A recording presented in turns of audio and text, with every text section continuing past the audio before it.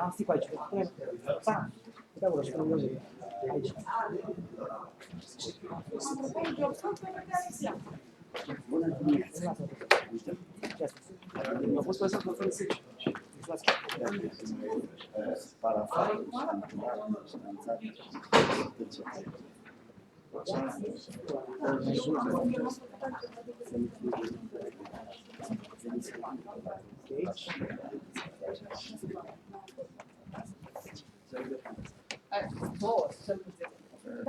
Identifică. Da, luați aici, să bineînțeles, vă alegeți oricare.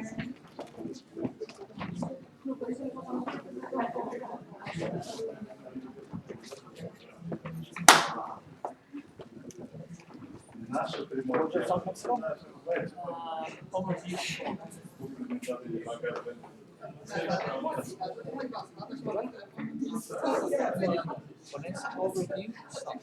One document?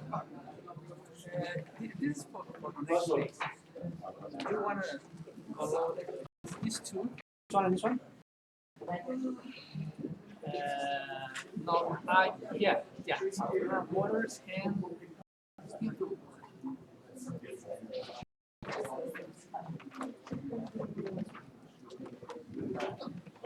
I use different names. So, it's not the PowerPoint. It's both of them.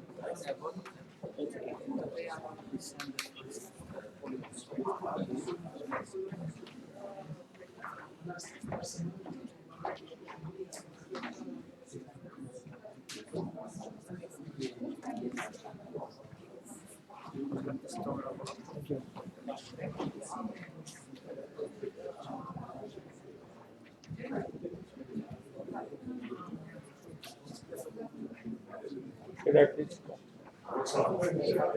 Yes.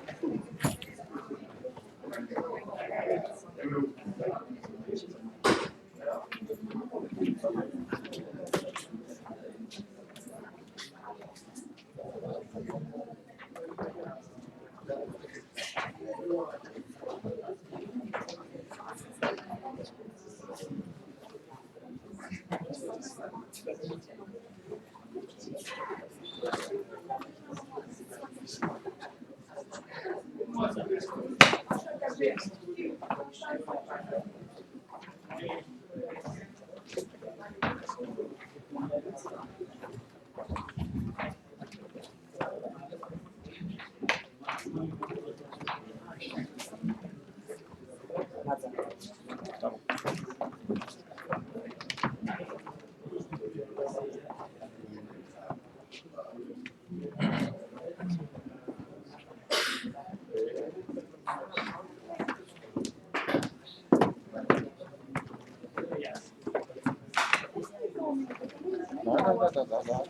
Te rog, nu stau eu pe urmera. Da, aici ai loc.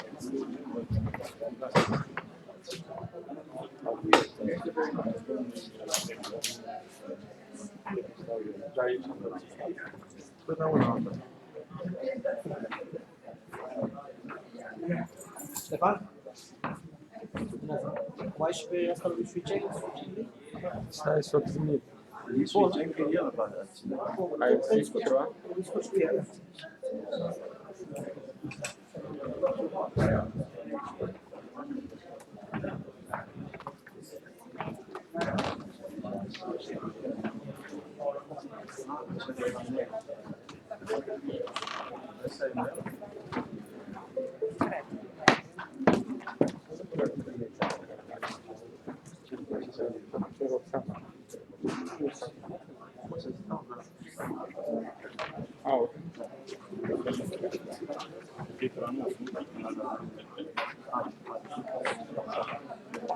Ați avut aventuri, da?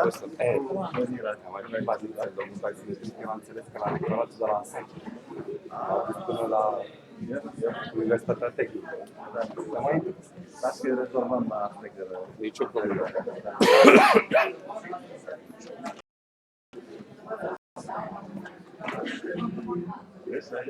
La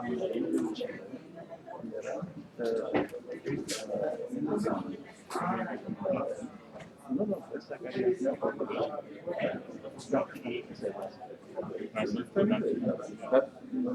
altceva.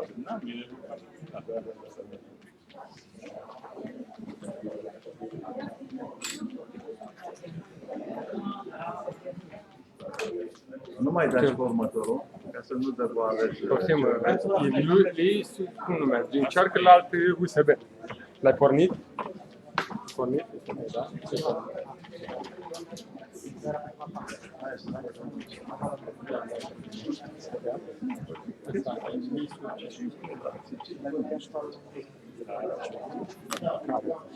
Dar la Alexandru al doilea, la mare. Nu, lisul cel de la primul. Dar dumneavoastră tot. Dumneavoastră asta a fost și la la unii la prezentarea.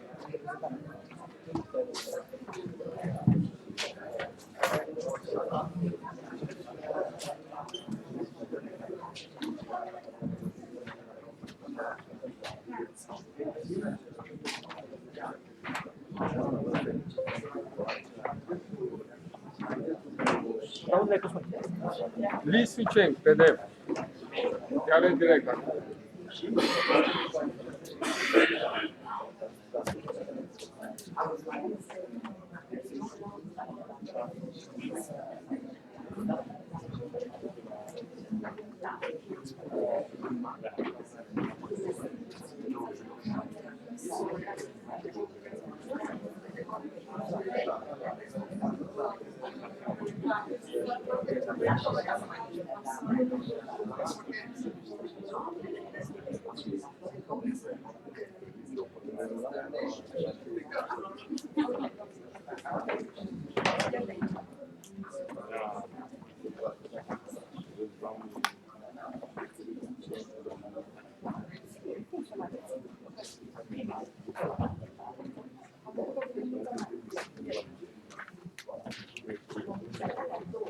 Da, chiar atât cu mâna mea, o să vedeți, e sigur. O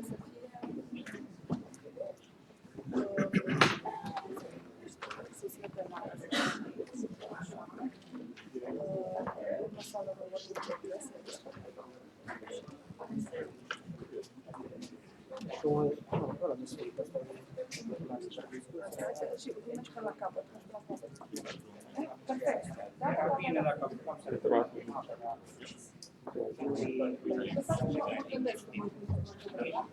acolo și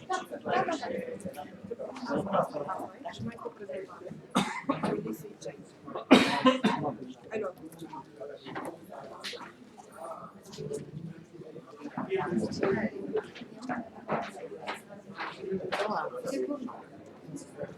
Care-i soțul? Care-i soțul?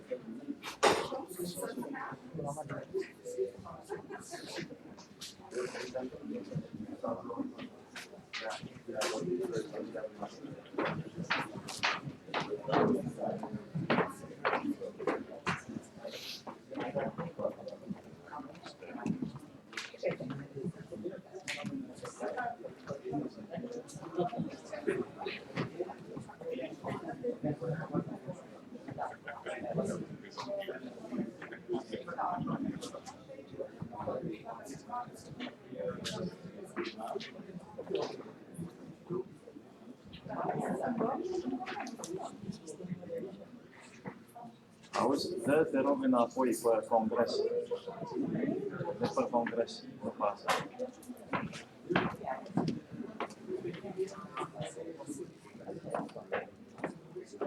Iarăși aici. Am văzut duplicate, da? Da, asta așa. Stai că Roxana e. Ce e aici? Ea e gata mai mic. Gata? Roxana, putem începe? Hai că pici. Sau Olivier? Something? Oui? À côté de nous?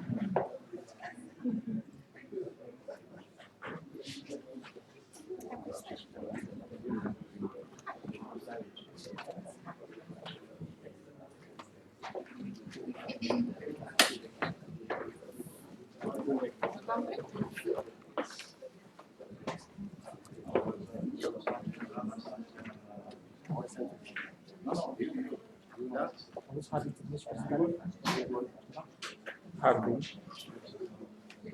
Nu, prezintă-te la chestiune. N-ai și pe alt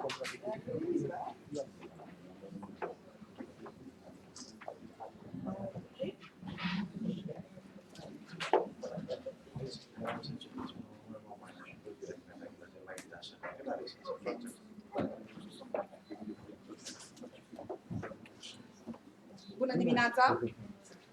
Good morning, everyone, and welcome. I would like to welcome you on behalf on the organizing committee, on behalf of Alexandru Ioan Cuza University, the university that organized this congress. And I would like to welcome all the participants. I don't know which direction from the globe I have to take, from Japan.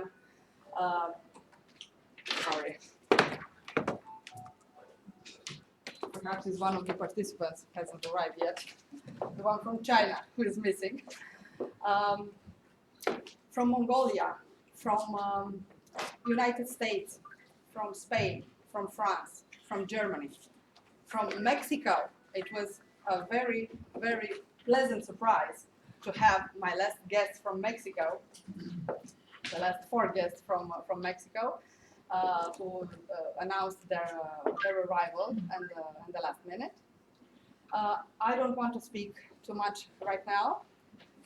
I just wanted to tell you that this is not our first international meeting that we are organizing. We have started our SALT journey, adventure, I don't know how to call it, in 2007.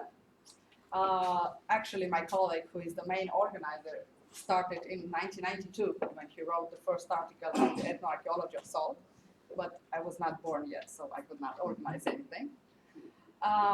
And in 2008, we have organized our first international colloquium on salt, ethnoarchaeology of salt.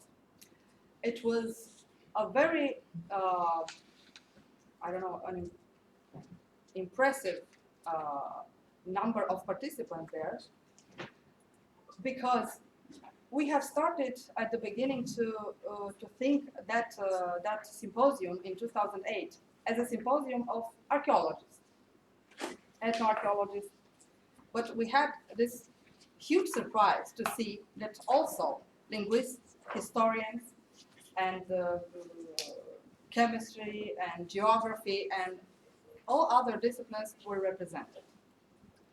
So in 2012, we have organized another symposium at national level, but on the anthropology of salt. It's a subject.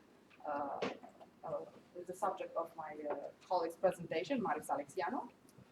And since the idea was successfully tested at national level, we said, okay, let's try to do it international. And your presence here is, I don't know, a guarantee that the idea was a success. I hope also the Congress will be at the end. So I would like to invite Professor Popa to present us a few words on behalf of the Alexandru Ioan Cuza University. Professor Popa is the former rector of our university. Please. Welcome to all of you, the oldest university of Romania, and I want to thank the organizer to take part of this conference. I'm a former rector, but you can see in the program there are 2 Popa. vice rector present, vice rector who couldn't come, he is excused. And I was Monday to tell a few words, not only on behalf of myself as supporter of the program in a former time, but also as representative of the university board at this opening ceremony. So I want to say again, welcome to our university, which is rather well known. As I said, the oldest university from Romania. It has, at the present time, more than 25,000 students. We have 15 faculties and departments of research. In one of these departments of research, there is a program, a special program to support interdisciplinary fields. So in this respect, the director of this department is present here and he will tell you more about this. What I want to tell you now is that this field interests me particularly because I'm a physicist, but I'm very fond of different applications of physics. So going on this line, I'm interested in supporting activity which could involve physical analysis and different other experiments where physics could bring the knowledge. I was extremely happy when Professor Alexandru came to me a long time ago to propose a project dealing with the analysis of anthropology of salt in Romania. So I was extremely interested in this, and I supported him. It would be a very good idea. And meantime, I noticed that a very important person in anthropology of the mankind made some maybe not mistakes, but just neglected the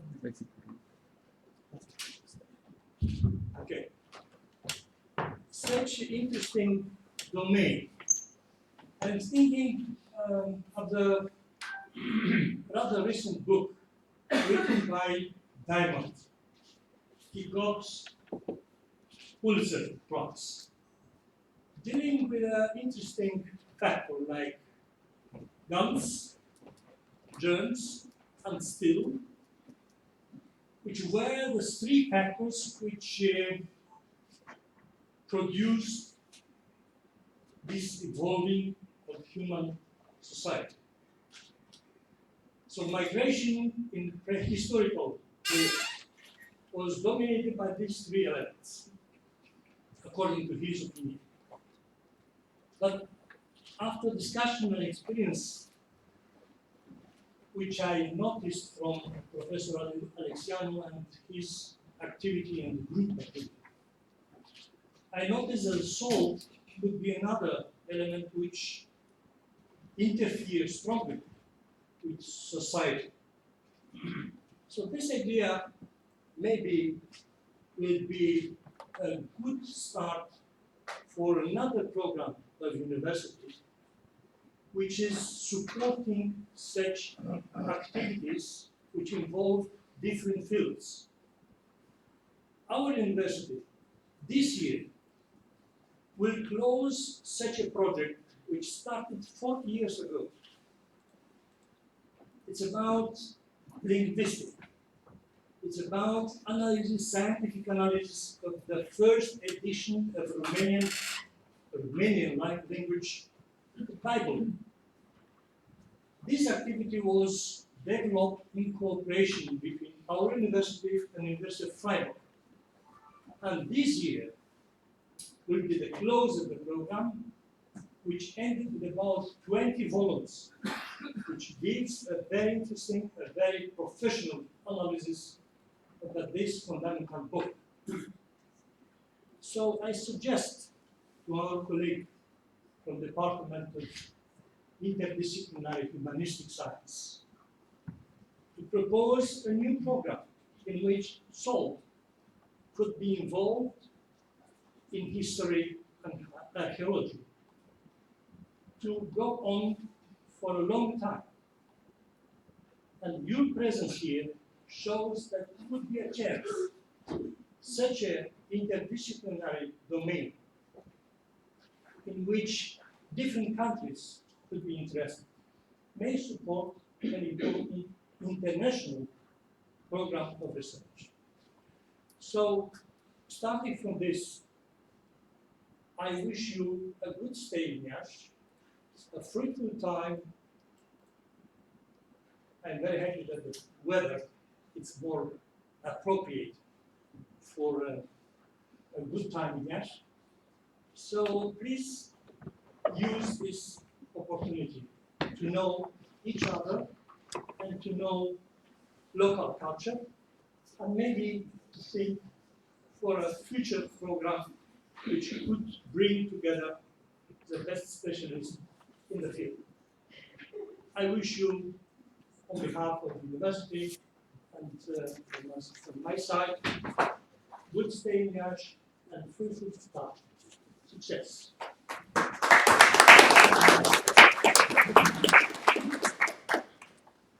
Thank you. Professor, I would like to ask Professor Tudor Lupian, who is the Director of the Department of Research of our university. Thank you. Hello everyone. As you probably know by now, the main organizer of this event, the Arheoinvest platform, is part of the interdisciplinary research department in our university.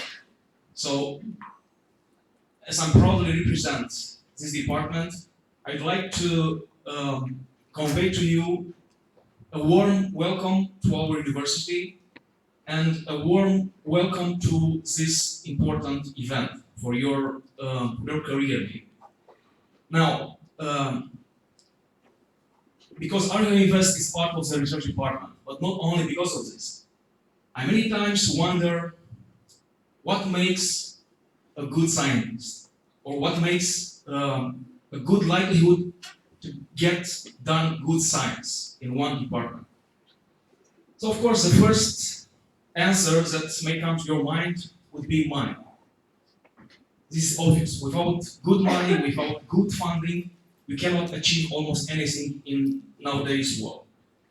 But besides money, my belief is that an important asset of any research group or any department or any university for that matter is people, human brains. Without good people, without motivated people who are able to put in practice bold ideas, new ideas, we cannot achieve anything, no matter how much money we have at our disposal, how much funds or how many research leading strategies. So what else do we need? Now we have the money, we have the people, so do you think we miss something or we have everything? So again, in my belief, I strongly reckon that we need at least one more ingredient, and this is a good environment, a productive environment in which good people with bold ideas, with some money at their disposal, can put in practice these good plans.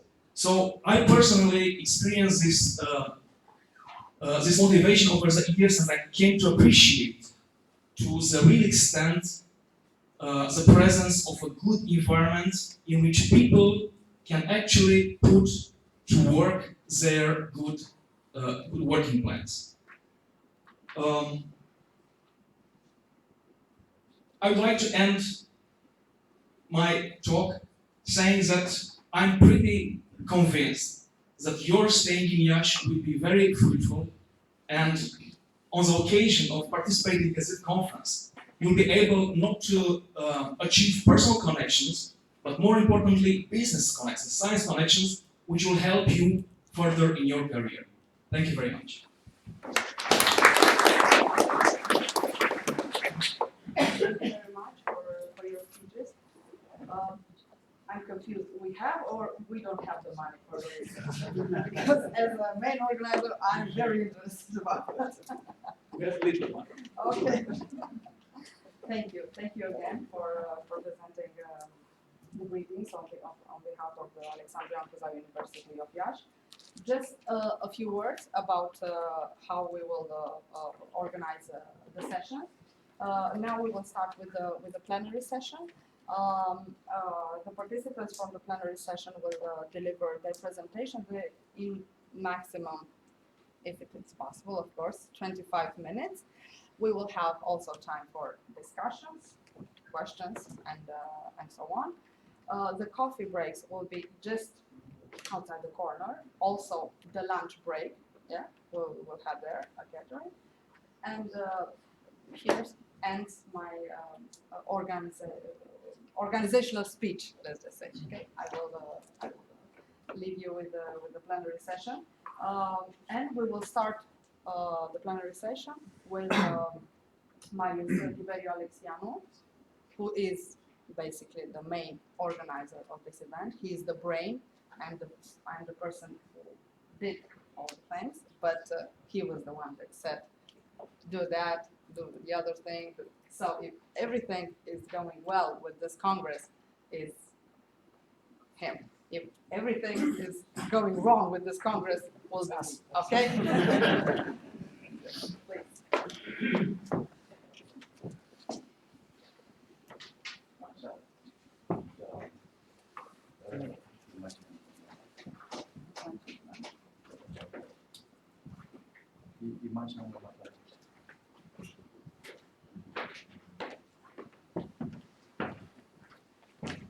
Je veux commencer ma communication. Je veux commencer.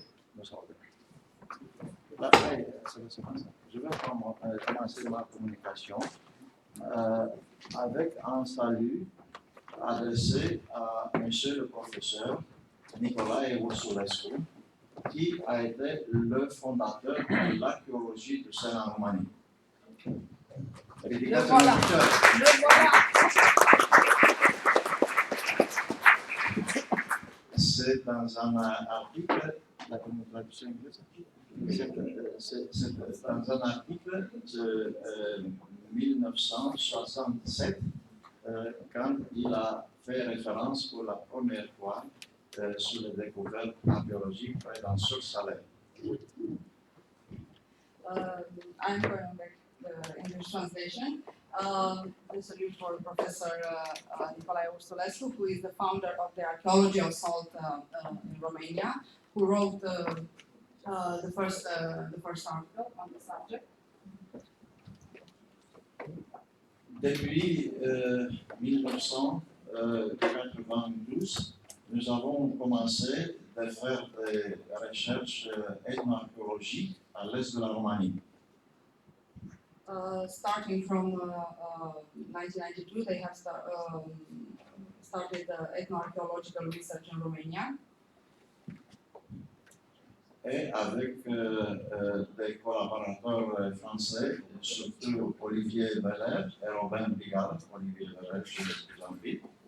With the French collaborators, Olivier Beller, and the other French collaborator is Robin Brigand, who is not present right now. Nous avons réussi à accomplir plus de 300 enquêtes ethnologiques. We have accomplished around 300 inquiries, ethnographical inquiries during the period of research. Au fur et à mesure que ces recherches de terrain ont continué,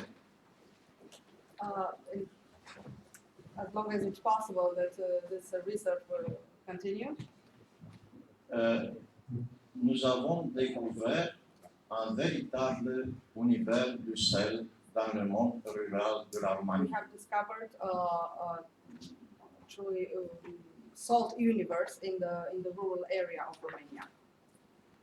Notre projet était centré surtout sur l'ethnoarchéologie du sel. Our project was basically focused on the ethnoarchaeology of salt. Mais les recherches de terrain nous ont montré que la réalité ne pouvait pas être comprise seulement par l'intermédiaire de la science nommée ethnoarchéologie. But the research field, they have demonstrated that there is not only ethnoarchaeology there. Et alors, nous avons un moment d'hésitation. Quoi faire? Faire seulement notre tâche d'ethnoarchéologie ou de comprendre le tout? So it was obviously a moment of hesitation if just limited ourselves to the ethnoarchaeology research or just extend the ethnoarchaeology to others. Et graduellement, nous nous sommes rendus compte que le mieux, c'est de ouvrir notre recherche vers une vision anthropologique de plus en plus prononcée. And basically the results of the ethnoarchaeological inquiries, they have led us to extend the ethnoarchaeology to the anthropology of salt. Comme nous avons déjà mentionné, en 2012, nous avons organisé un premier symposium à niveau national qui s'intitulait de l'ethnoarchéologie à l'anthropologie du sel. As I already said, in 2012 we have organized a national symposium entitled From Ethnoarchaeology to Anthropology of Salt. Et concernant quelques disciplines, on peut dire que nous avons eu un peu de succès car des collègues qui étaient philologues, qui étaient linguistes, et qui étaient ethnologues, qui étaient hommes de culture, ont donné des communications vraiment intéressantes. And it was a very big surprise that we had also participants from the linguistic, literary, historical area. Et alors, après 3 ans, après 2 ans, nous avons commencé à penser à organiser cette réunion scientifique centrée sur l'anthropologie du sel. After 2 years, we have beginning to start thinking about organizing this congress.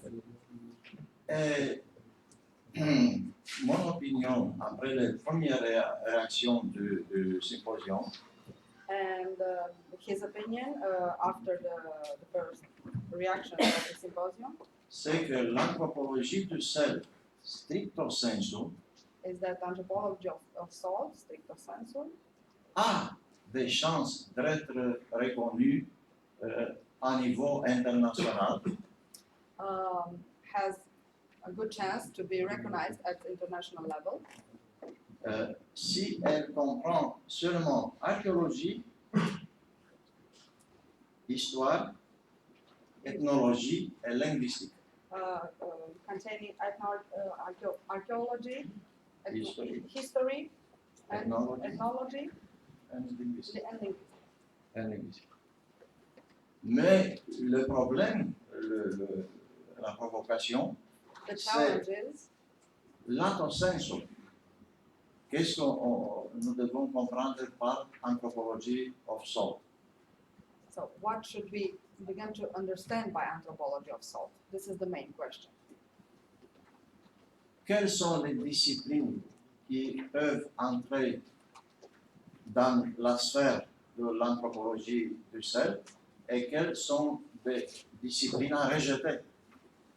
Which disciplines should we include in the anthropology of salt and which one should we left behind?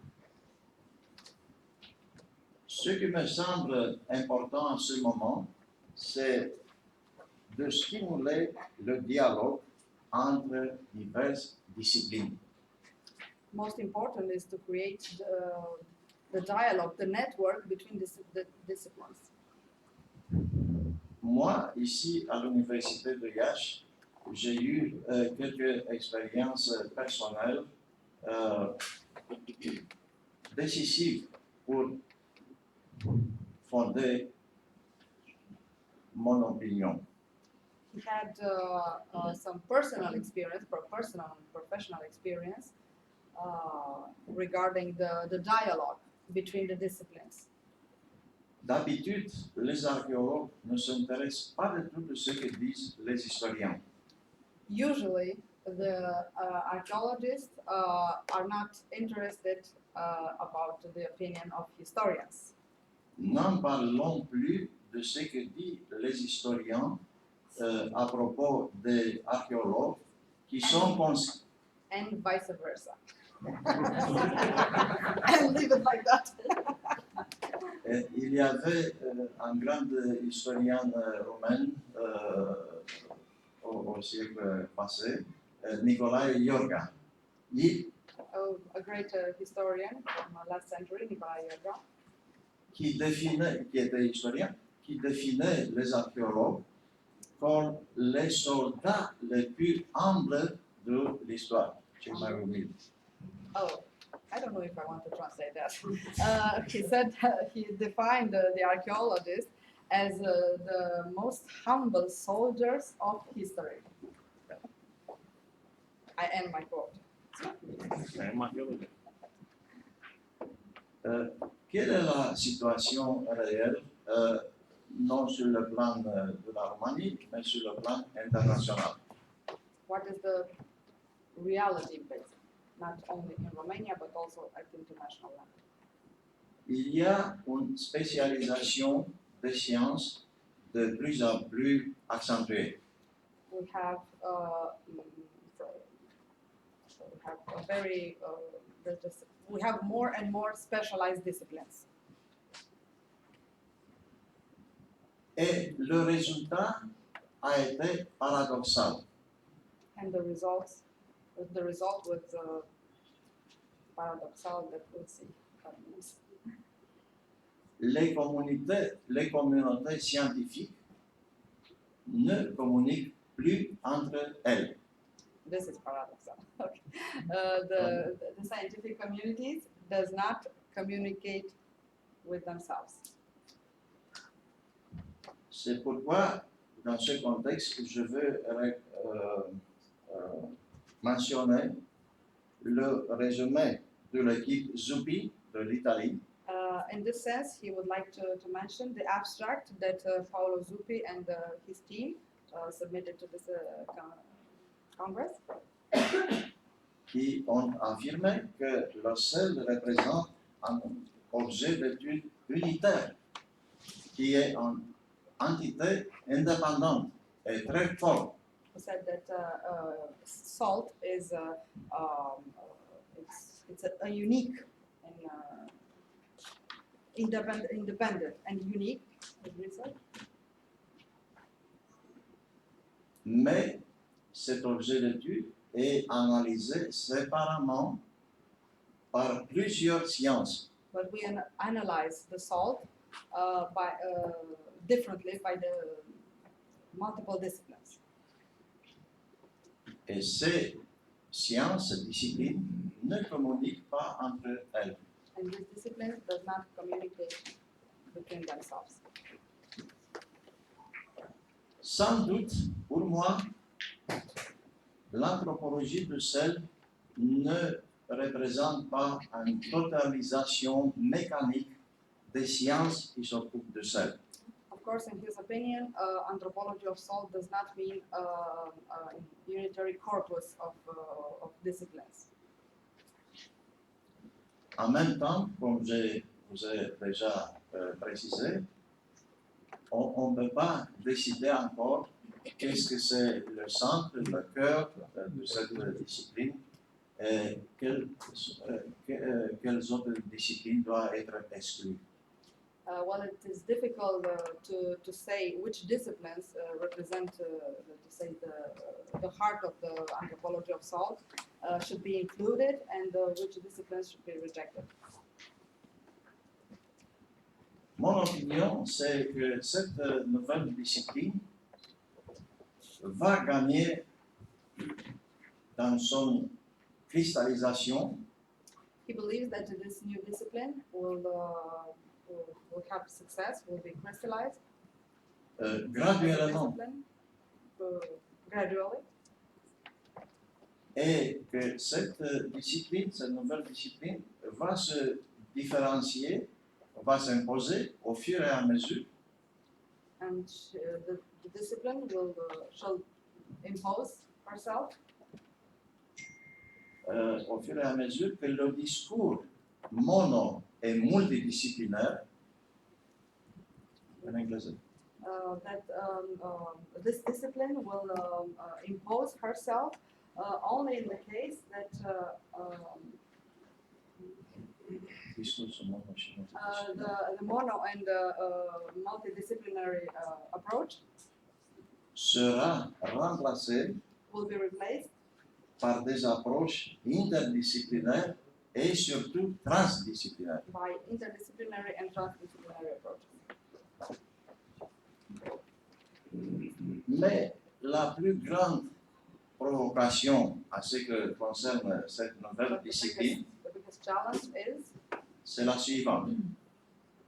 Cette nouvelle discipline a un certificat de naissance en 2012. this discipline has a birth certificate in 2012, Mais il n'a pas, jusqu'à ce moment, une définition. but has no definition so far. C'est pourquoi je considère que l'anthropologie du self, c'est plutôt une science de l'avenir qu'une science du présent. This is why he believes that this discipline, the anthropology of soul, should be considered more as a discipline of the future and not one of the present. Espérons que le futur congrès de l'anthropologie du self sera accompli, aura aussi où on va présenter une définition de l'anthropologie du self. He hopes that at the next Congress on the anthropology of soul, we'll have also a definition. Thank you.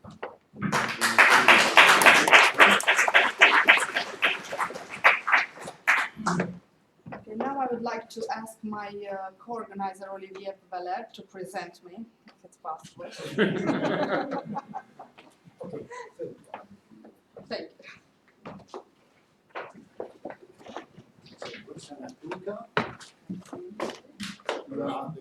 Sorry, before that, just a quick logistical clarification. So you have a microphone which you can use, but you have to hold it close to your mouth. Then you will have a pointer which has a laser included, and fast and forward and back buttons for the slide. So that's all. You have water in case you need it. So that's all. Thank you. And most important, a detail for the chairmen, okay? Because the presentation will be not the presentations from the plenary session. The other presentations should not be longer than 10, 12 minutes, but we will have, as I said, time for discussion and so on. So it's very important that we don't want to stop you to tell us everything you know, but we do have many participants, many communications, and I would like to ask the chairmen to keep their eyes on the watch. So when the person who presents has more than 2 minutes, just show them this one, and this one when it's finished, okay? Well, it is not my idea, of course. I have seen that in a congress in Menorca a few months ago, but the pressure was bigger there because the organizer did not make only for the chairmen this. They made for each participant. So imagine at a congress around 100 people, when they were raising this one, okay, but when they were raising this one and the person did not stop talking, what was the solution? They have figured out, they have put it in the program. Everybody started applauding. Okay, thank you. Merci Olivier. So, Roxana Kota, you are Who am I? I don't know who am I to say. Yeah, you are the co-organizer of this congress. You are the make the co-direction of the Ethnocide project. You are the chairwoman of this session, and now you have to speak. Merci.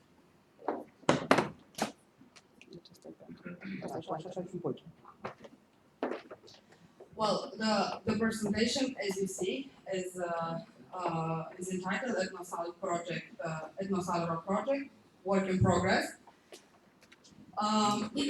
We have included this presentation in the plenary session because you need to know who we are.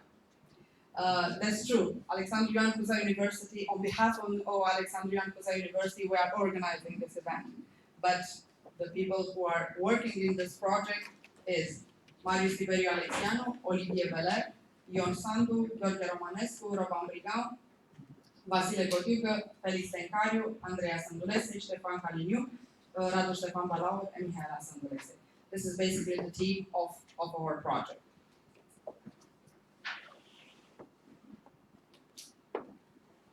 Professor Alexianu mentioned Professor Ursulescu's work, but before speaking about his work, I would like to emphasize what a professor from San Francisco University, Linda Ellis, said in a very important book, The Cucuteni Polyculture, a study in technology and origins. And she said that it is no accident that the longest area of occupation for Cucuteni polyculture happens to be a region noted for one of the largest salt formation in Eastern Europe. Also, John Andrish, an ethnoarchaeologist, said that one of the most interesting developments recently in Moldavian archaeology has been the emergence of evidence for site functionally specialized in the exploitation of salt as far back as early Neolithic, and the corresponding realization of the importance of the salt in the organization of Cucuteni society.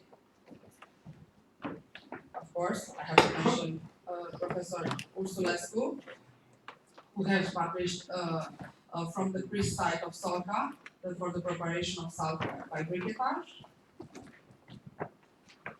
I had told you something about Cucuteni culture, one of the most developed culture from the European Neolithic, only just to have an idea about the pieces, about the pottery, Cucuteni pottery.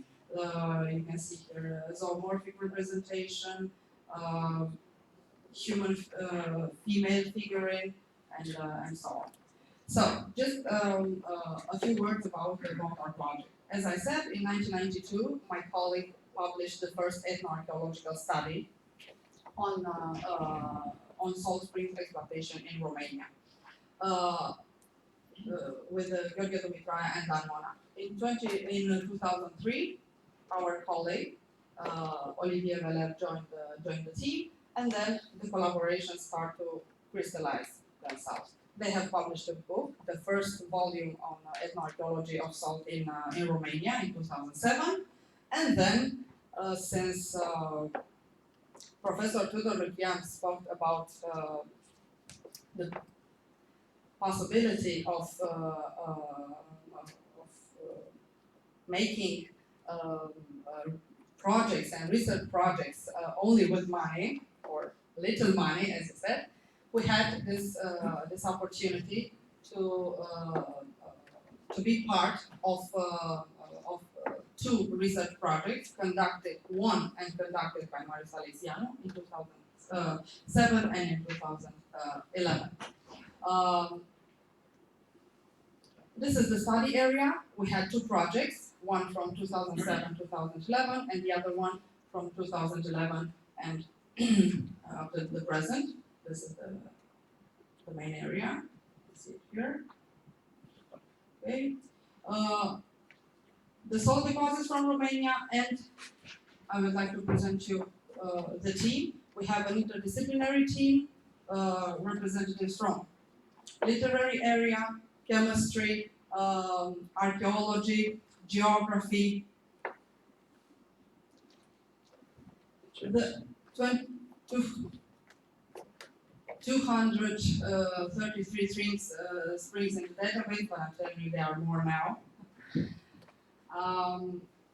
Why is salt so important in Romania? Because when you say salt, you don't say necessarily Romania. You think other deposits, more important in some other places of the world. But here at Poiana Slatini, they have been discovered the oldest trace of salt production evidence, probably worldwide. This is another salt spring. We said that this is a project. This is an ethnoarchaeological project. Well, ethnoarchaeological project should comprise, of course, ethnography. So we have started to build a questionnaire when we go to the villages and we ask people about the salt. You put them one question and they will answer from all the domains, everything. You ask them, I don't know, what age, at what age have you been for the first time at one salt springs? And they will tell you with whom, for what they are utilizing salt water and everything. So, in order to be organized for us, we have started to build this questionnaire with identification, the types: identification, special distribution, transport, utilization, personal, collective, commercial, meat, vegetable, preservation, and so on, halotherapy, hunting, crystallization of salt, frequency, trade and barter, symbolism of salt. So the inquiries were made at the salt spring, at the village, and at the sheepfold. Here are the captation facilities of salt springs. You can see the different types of captation. You have this one is the oldest one. These are the transport recipients. Of course, the wooden traditional wooden containers for wine are the oldest, but also you can see the plastic containers, the ceramic ones. And this is the transport. I don't know, many of you have arrived here by plane, by train, by bus.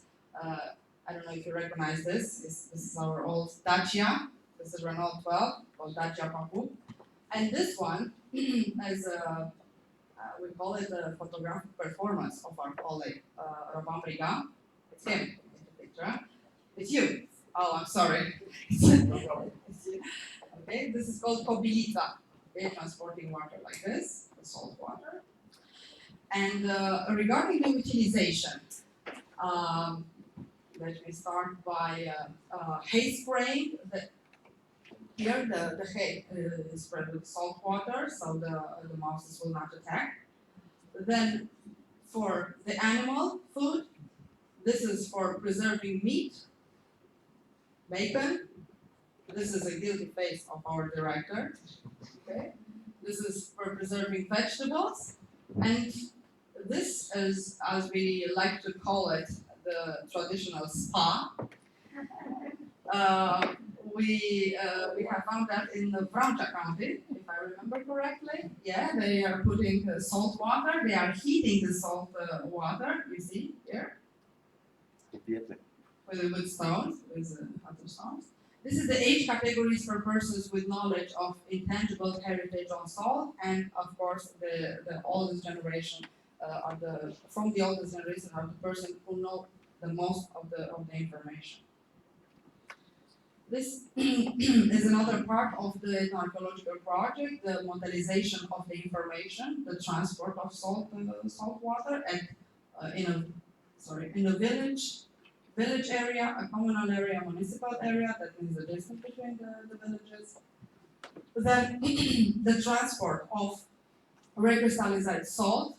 You can see that also we have the transport at large distances, this exchange. These are patterns of igneous salt distribution. The salt spring, if I will explain you just this one. C point. So we have the salt springs here, and they will go in with the fill containers to the villages, and they will boil it to obtain recrystallized water, recrystallized salt. This is a radial model for igneous salt supply. You can see up to 300 kilometers during the conflict or crisis, and during the peacetime. This is the radial model for natural brine supply, and you can see we have salt springs here in the middle, and then all the beneficiary villages up to 100 kilometers in the past and present. And the attractor and brine mobility. We have an important archaeological direction in the research project. So we have the salt springs here in the middle, and then you will see the radial model, the quantities, the frequency up to 100 kilometers.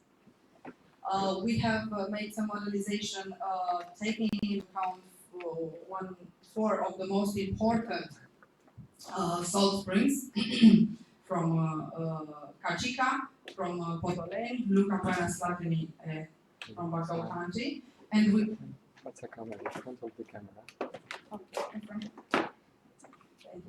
So I just want to show you just a few modelization for Neolithic and Neolithic, the archaeological sites, and the salt spring is in the middle. Also for the Neolithic, regarding the demographic explosion. These are more complicated modelization. My colleague Olivier Valère and the other colleagues will speak about that more detailed. You will see the radial model that I told you before.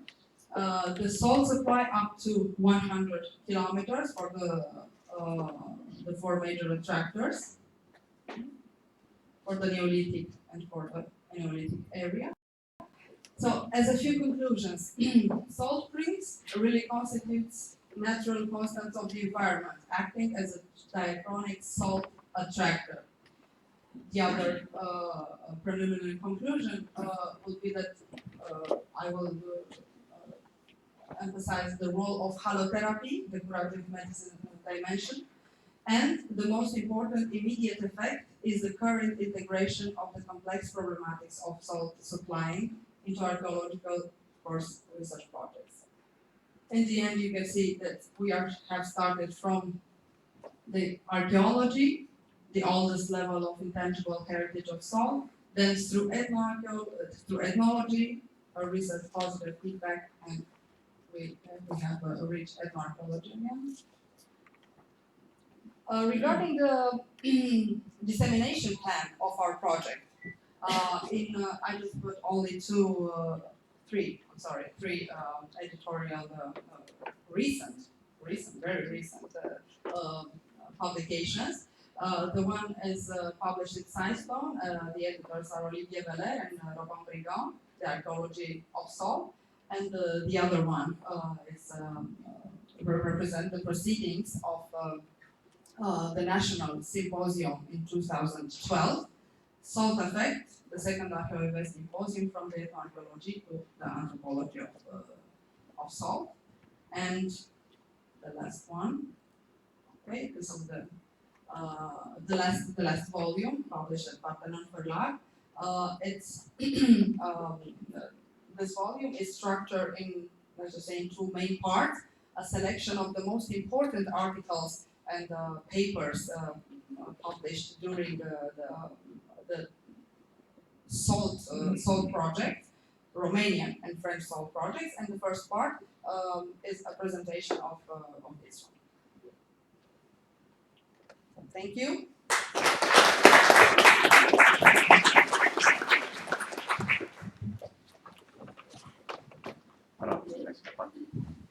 So thanks a lot, Rosanna. Thank you. I'm on vacation for me. Now we have to complete and to go in United States.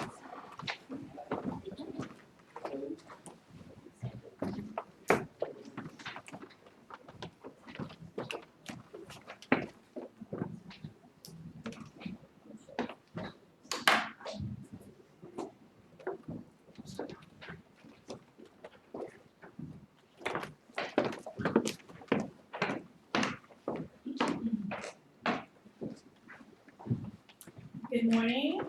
Bonjour.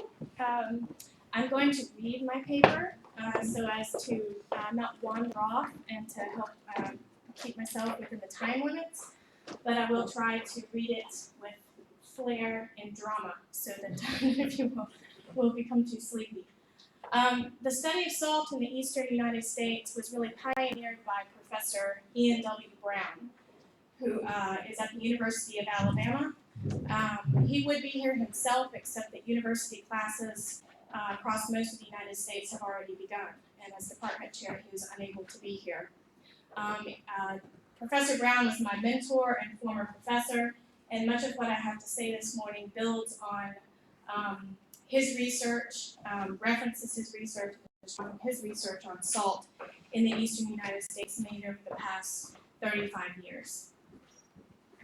Within the following summary of the cultural history and nature of salt production in the region, I'm going to include brief information about several recent excavations.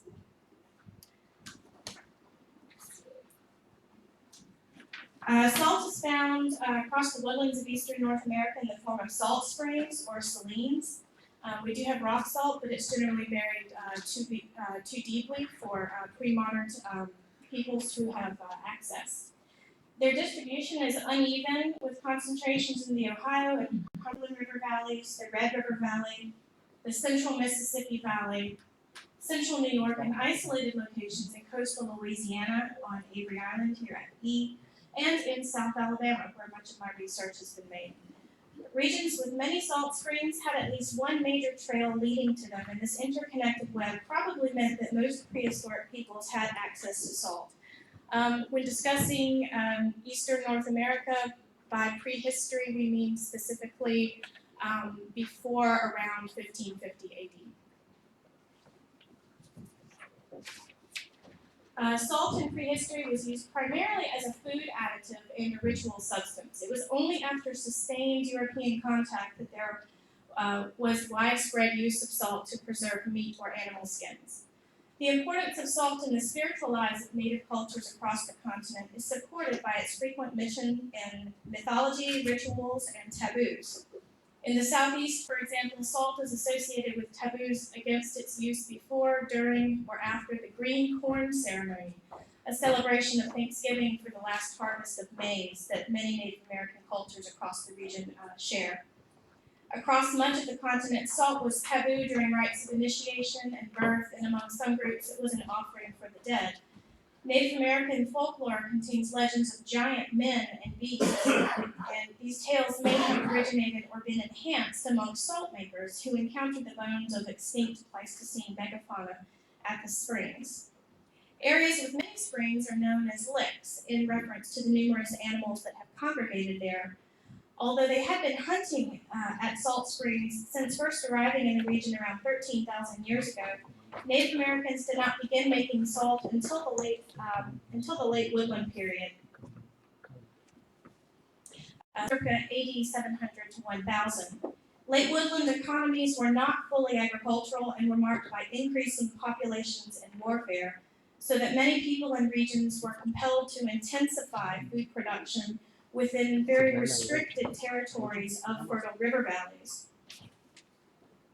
The significant increase in dental caries alone demonstrates a heavy reliance on maize. Thus, it is not surprising that the earliest evidence for salt production dates to this period. Late woodland salt production seems to have been an opportunistic activity for anyone with access to salines, and so far there is no evidence for standardized or specialized methodology indicative of more intensive production, particularly for trade. So there's no evidence that late woodland peoples traded salt, though more excavations may yet reveal some indication for this.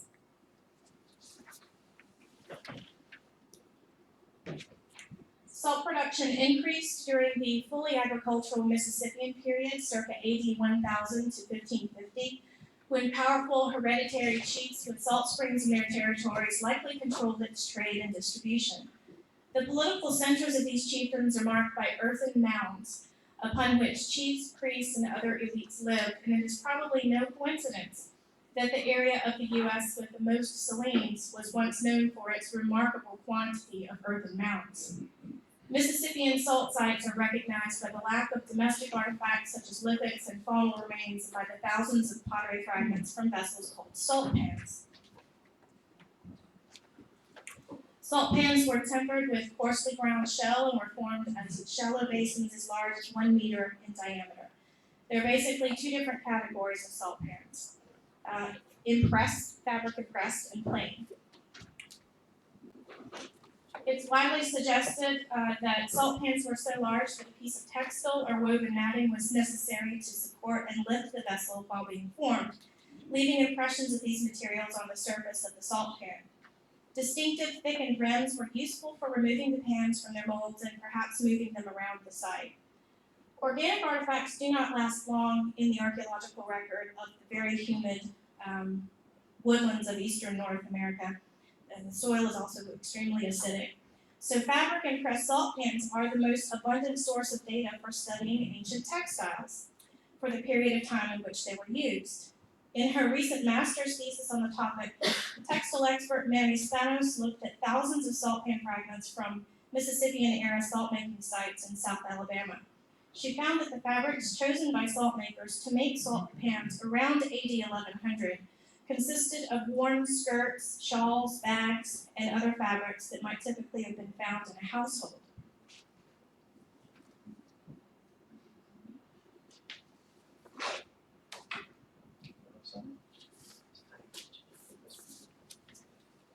And these fabrics include a very diverse range of coarsely woven, utilitarian, and very finely made complex structures that might have taken weeks to complete. In contrast, salt pans from salt-making dating several hundred years later display no diversity in fabric impressions and represent only coarse utilitarian fabrics with a very low labor index. One might conclude that at the few early salt-making components in the region of Southwest Alabama, early salt makers were using discarded household fabrics to make salt pans. Over time, the number of salt-making components increases, and salt pans are made with a fabric that Spanos believes was constructed specifically for making salt pans more efficiently, presumably to meet an increasing demand for salt.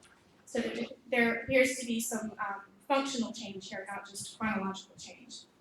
The study of fabric impressions in salt pans presented an unexpected opportunity for insight into the scale of salt production during the 11th century, and I hope that similar studies of fabric impressed salt pans will be undertaken elsewhere in order to test this idea.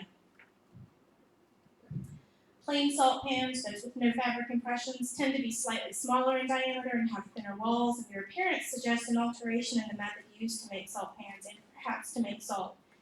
At one site, for instance, plain and fabric impressed pans were found in different areas of the site, the former being embedded in the ground on top of a terrace or hillside.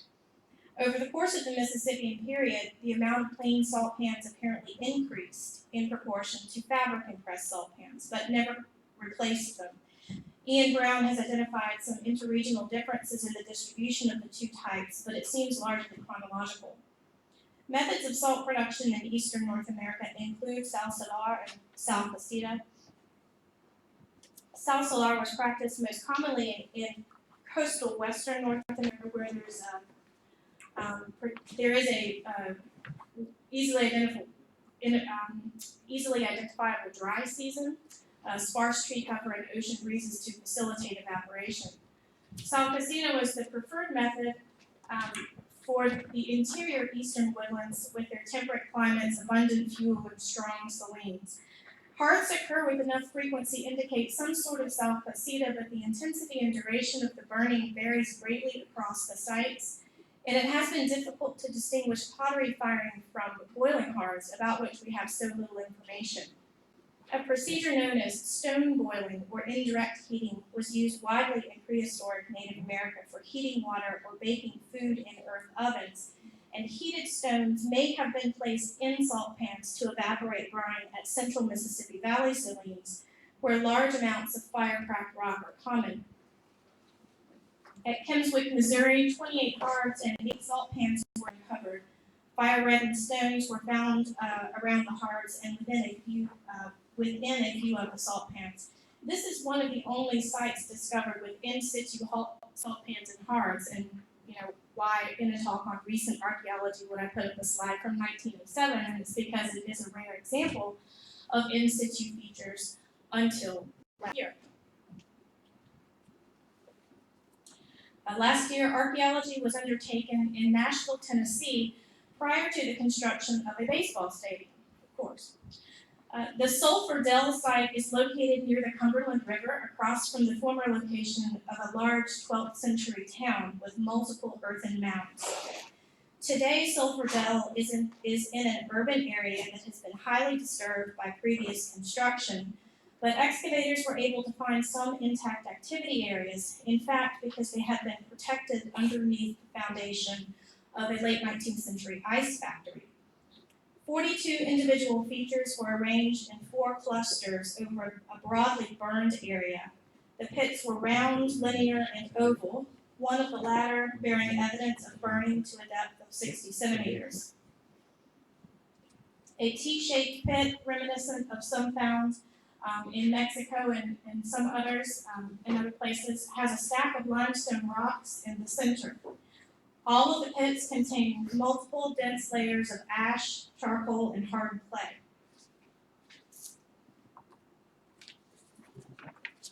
All of this would be seems indicative of in situ burning. And one of the pits contains a large portion of a plain salt pan, still resting in a hearth. You can see that in the upper left. There's currently considerable discussion about whether the pans were heated indirectly or directly, and the methods could have been used simultaneously to increase efficient evaporation, but it seems clear that sal cocida was employed for at least part of the process. Thousands of fragments from fabric-impressed pans from Sulphur Dell display a wide range of fabrics, supporting the excavator's contention that the site dates to the early agricultural or Mississippian period, circa AD 1100 to 1300. The huge pans are up to 40 millimeters thick and 1 meter in diameter, certainly some of the largest ever recovered in the region. Deposits of raw clay and mussel shells indicate that the salt pans were being made on site. Historically, people have reported fabric-impressed potsherds being distributed over a wide area around Sulphur Dell. Much of the area is now destroyed or buried beneath downtown Nashville, but the presence of a large salt-making site and a multiple mound site across the river indicates that this was once a significant center of salt production. The Sulphur Dell site excavations revealed another type of feature that is frequently associated with salt production sites in the Ohio and Cumberland River valleys. This 1 meter diameter basin-shaped pit is one of 2 that contained large pieces of limestone placed in flat or upright positions. It bears a close resemblance to the thousands of stone box graves or stone-lined graves that were common in the region during late prehistoric times. As you can see in these maps illustrated by Ian Brown, the distribution of Selene's and stone box graves bears close correspondence. Particularly interesting is that salt makers seem to often have chosen to use those large fragments of salt pans instead of stones to line their graves. Because of their oxidized edges and lack of human bones, the excavators at Sulphur Dell classify the pits as previously disturbed stone box graves or hearths. It seems very unlikely that Native Americans would have used an existing grave as a salt boiling hearth, and unfortunately, we may never know from this site, because after these limited excavations, which were allowed only by the good graces of the city of Nashville, the site was covered with sand and reburied and now sits underneath the new baseball stadium.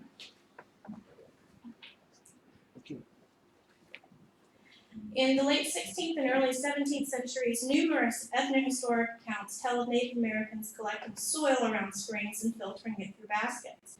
It was at this time that salt pans were abandoned in favor of shallow bowls and jars.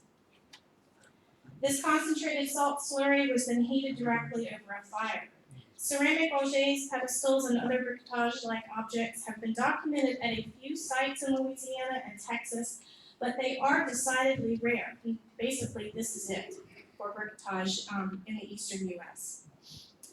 Instead, rocks and stacks of broken pottery are more commonly found in association with production at sites of this era.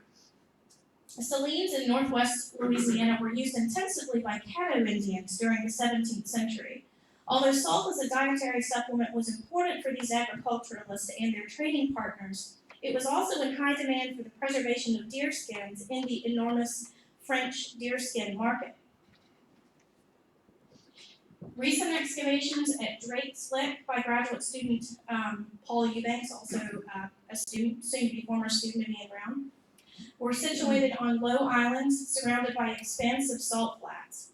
5 1-by-6-meter trenches and several smaller tests yielded numerous features and over 15,000 sherds from small bowls. These thin-walled hemispherical bowls have plain surfaces, plain exteriors and interiors, with occasional scraping marks on the interiors. Deposits of pure clay and mussel shells suggest to Eubanks that the bowls were being made on site, and he posits that the narrow range of diameters averaging around 20 centimeters indicates that wooden or clay molds were used to produce a fairly standard sized bowl. What we may be calling standardized here is going to be much different from true industrialized type sites in other areas. At Drake's Lick, thick deposits of pottery around hearths, soot deposits on vessel exteriors, and a lack of stone or clay pedestals indicate direct boiling supported by broken pots, perhaps until the salt was nearly dry. The large amounts of broken bowls and scraping marks lend support for this hypothesis. The brine being boiled most certainly was created by filtering sand from the surrounding salt flats through baskets, a common practice throughout the world. We're fortunate to have an eyewitness account from a 16th century Spanish explorer who accompanied Hernando de Soto in nearby present-day Arkansas. And he reported, the salt is made along by a river, which when the water goes down leaves it upon the sand. As they cannot gather the salt, they being the Native Americans, without a large mixture of sand, it is thrown together into certain baskets they have for the purpose, made large at the mouth and small at the bottom. These are set in the air on a ridge pole, and the water being thrown on, ceramic vessels are placed under them wherein it may fall. Then, being strained and placed on the fire, it is boiled away, leaving salt at the bottom. While the work at Drake's Lick has not necessarily revealed new technologies of salt making in eastern North America, or perhaps new to many places in the world where this is practiced, we see in this slide, for instance, a graphic representation of the identical process being used in 16th century Michoacan. The Drake's Lick work is the first well-documented excavation of undisturbed salt production features of this period and type. The standardization described by Eubanks, whether intentional or simply the result of repetition, is likely reflective of the large historically documented market for Caddo salt among French colonists in the region. By the late 18th century, ethnohistoric accounts of many Native American groups refer to their complete dependence on Europeans, Americans, or alternative sources for salt.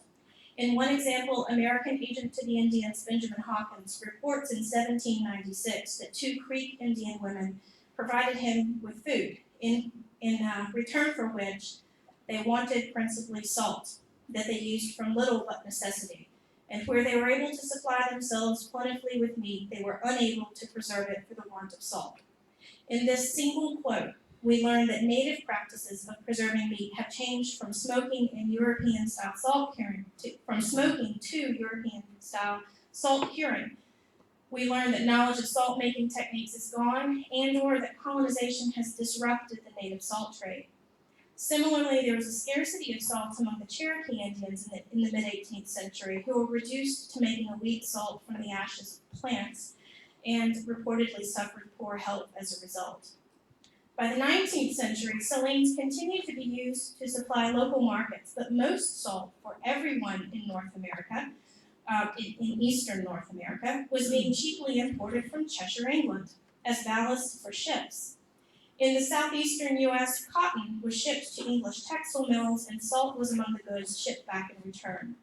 This exchange was interrupted during the American Civil War when southern ports were closed in 1862 by the U.S. Navy, thus preventing any salt from entering. A great salt famine threatened the South's ability to cure meat or tan leather just at the time of increased military demand for those products. Existing salt works, like those in Virginia, had elaborate furnaces that were supplied with brine from nearby drilled wells. Slaves from towns and farms were leased to the salt works and tended furnaces 24 hours a day, 6 days a week, though most slaves were tasked with clearing surrounding forests for fuel. Still, the demand for salt was not met. In response, the governments of southern states with salt springs established salt works to supply their own soldiers and citizens. Only on Avery Island, Louisiana, was rock salt discovered and mined, and that mine is still operating today. At Alabama Salines, most slaves were tasked with clearing surrounding forests for fuel. Individual citizens leased access to salines and hastily constructed their own salt boiling furnaces, sometimes using whatever materials were available. These long, battered pieces of steel are 2 halves of a steamship boiler, likely salvaged from a river bottom and reused as a boiling pan. It was set into a stone and brick lined trough with a firebox at one end and a stone chimney at the other, and shows remarkable effort for what many at the time hoped would be a temporary shortage. When news of the Civil War's end reached the salt works in 1865, the salt makers fled. It was the last time that salt was made in the South on such a scale. In the Northeast, meanwhile, making salt became fully industrialized, and great cities such as Cincinnati and Syracuse were developed in part because of their proximity to salt. So, in summary, work in the eastern U.S. Thus far has defined the geographic range of pre-contact salt production sites, and we have a well-developed inventory of the tools used to produce salt, such as salt pans, bowls, and jars. But until the past few years, archaeologists have had little success in isolating intact production areas and features. In fact, I feel like we're really still in the data collection phase, not so much in the synthesizing and theorizing phase. So many salt production sites were disturbed or largely destroyed by industrial-scale 19th century salt-making activities that finding earlier intact deposits is a challenge.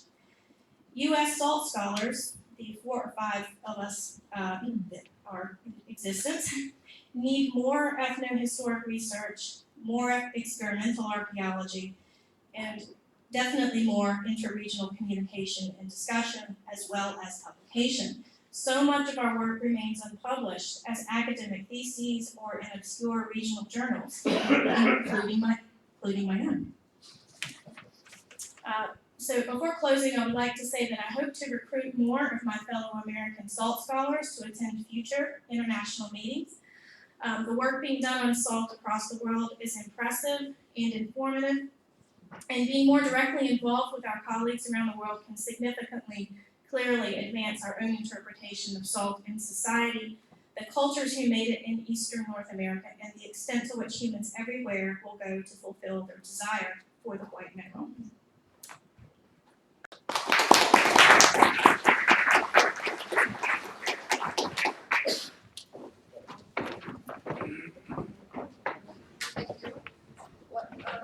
Our next presentation, unfortunately, Professor Lee Cheng, not able to join the Congress with the last minute problem, but he sent the presentation, the PowerPoint presentation, and I would like to ask my colleague, Stefan Kalinin, to make it.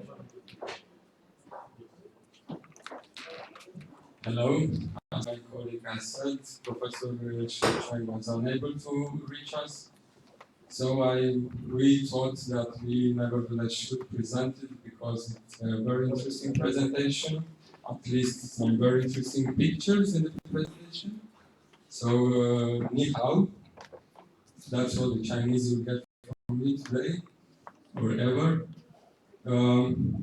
If it would be possible to have the entire, it's better this way. So, this is, did you know that salt is an outstanding precious resource? So much so that in the ancient Chinese world, salt was regarded as the major treasure of the city, whose importance is reflected in the structure of the simograph salt. Next, please.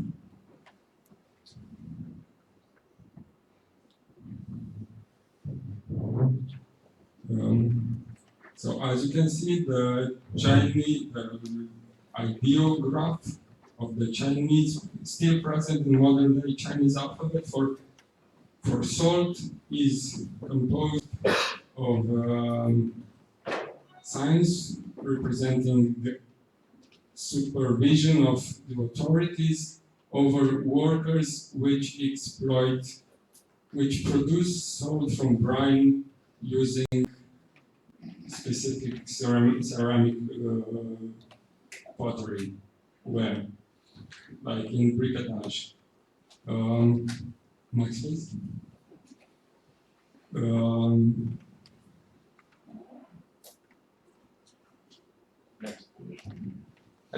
I can read it if you can. Next, please. So I think this is what Professor Shi Cheng meant to allude, was something in the lines of what in evolutionary biology is called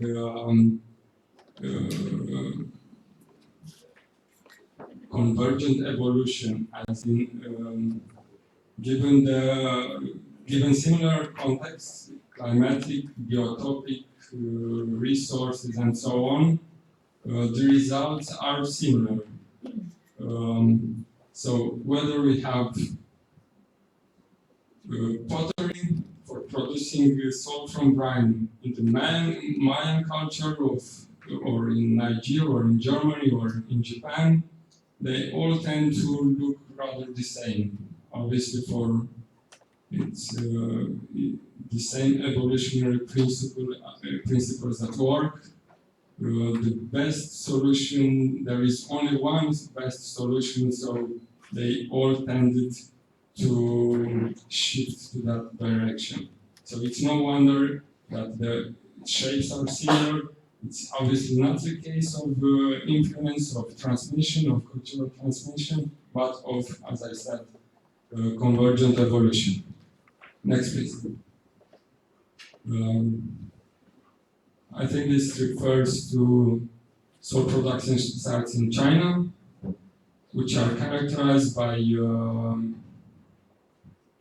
return resources near the site, very uniform layer of bricolage around them, standardization in terms of techniques and methods used for salt exploiting,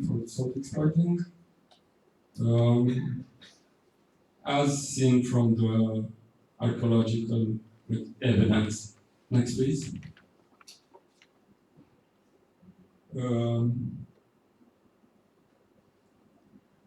Tell me when you're finished reading.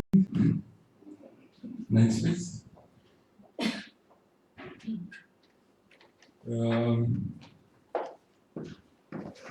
I think these two slides underline the importance held by salt production, since it seems to be very well represented in ancient historical writing, in historical sources. So obviously, the ancient Chinese civilization placed a great deal of importance on this subject. Next, please.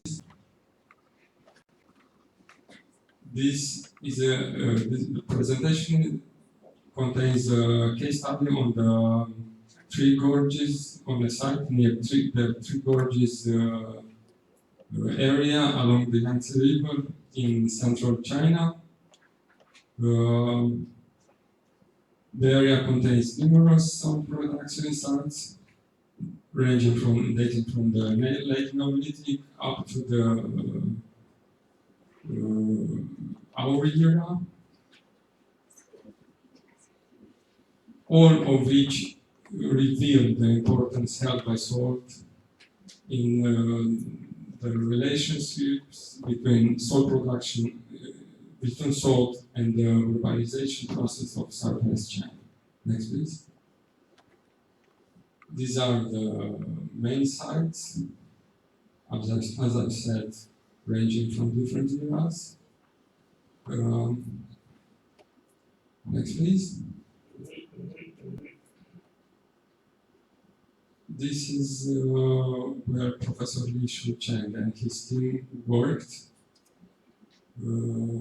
These are images from 1999. You can see the thickness of the archaeological deposits and the complexity of the structures related to salt exploitation.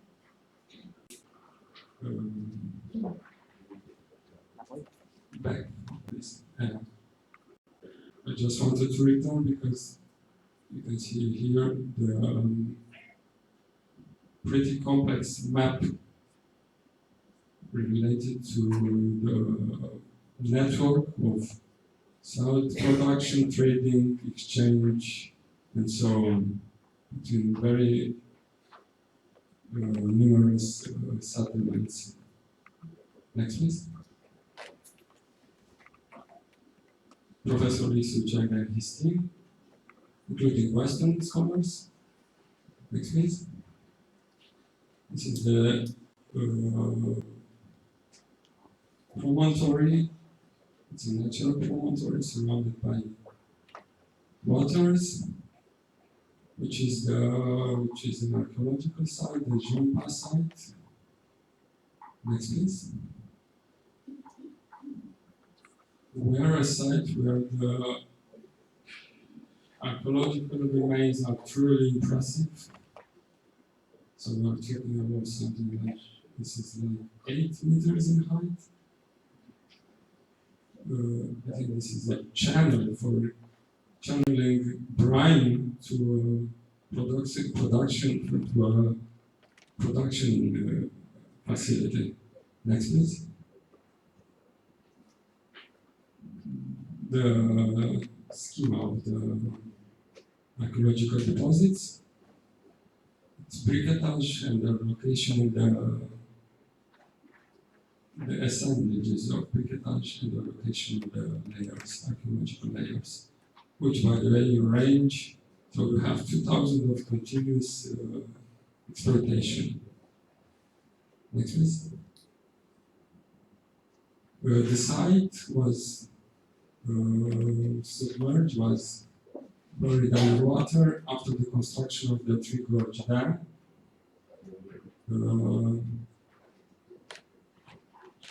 Next, please. Materials from the site. Very familiar shape for all of us. Next, please. Very complex. So, Chinese made in China 2,000 years ago. Mass production, as you can see. Next, please. And these are workshops, salt workshops for the Ming and Qing dynasties.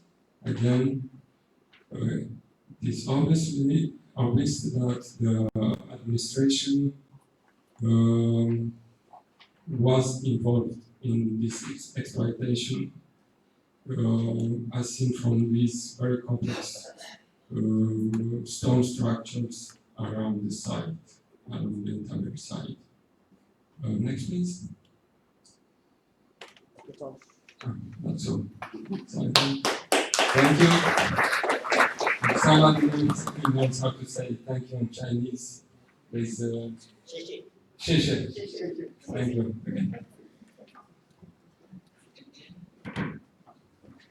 Thank you, Stefan, for the presentation. I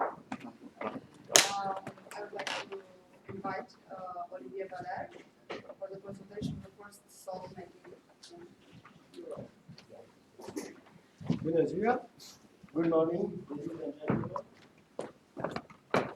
So in this short paper, I try to do a quick assessment of our approaches in Europe about salt archaeology. Oh, sorry. So in this short paper, I will try to do a quick assessment of our approaches in Europe about salt archaeology, through the methodological point of view and the principal results related to more to prehistory and more to Neolithic times.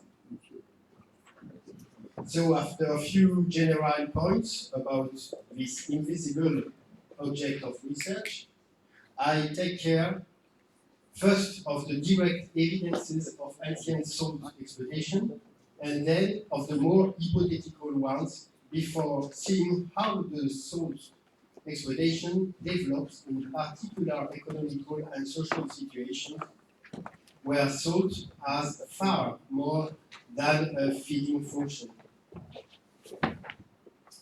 We consider that salt has created behaviors going from simple gathering to a real industry aiming at separating salt from its natural support, such as waters, rocks, soils, or plants. The basic process to obtain salt,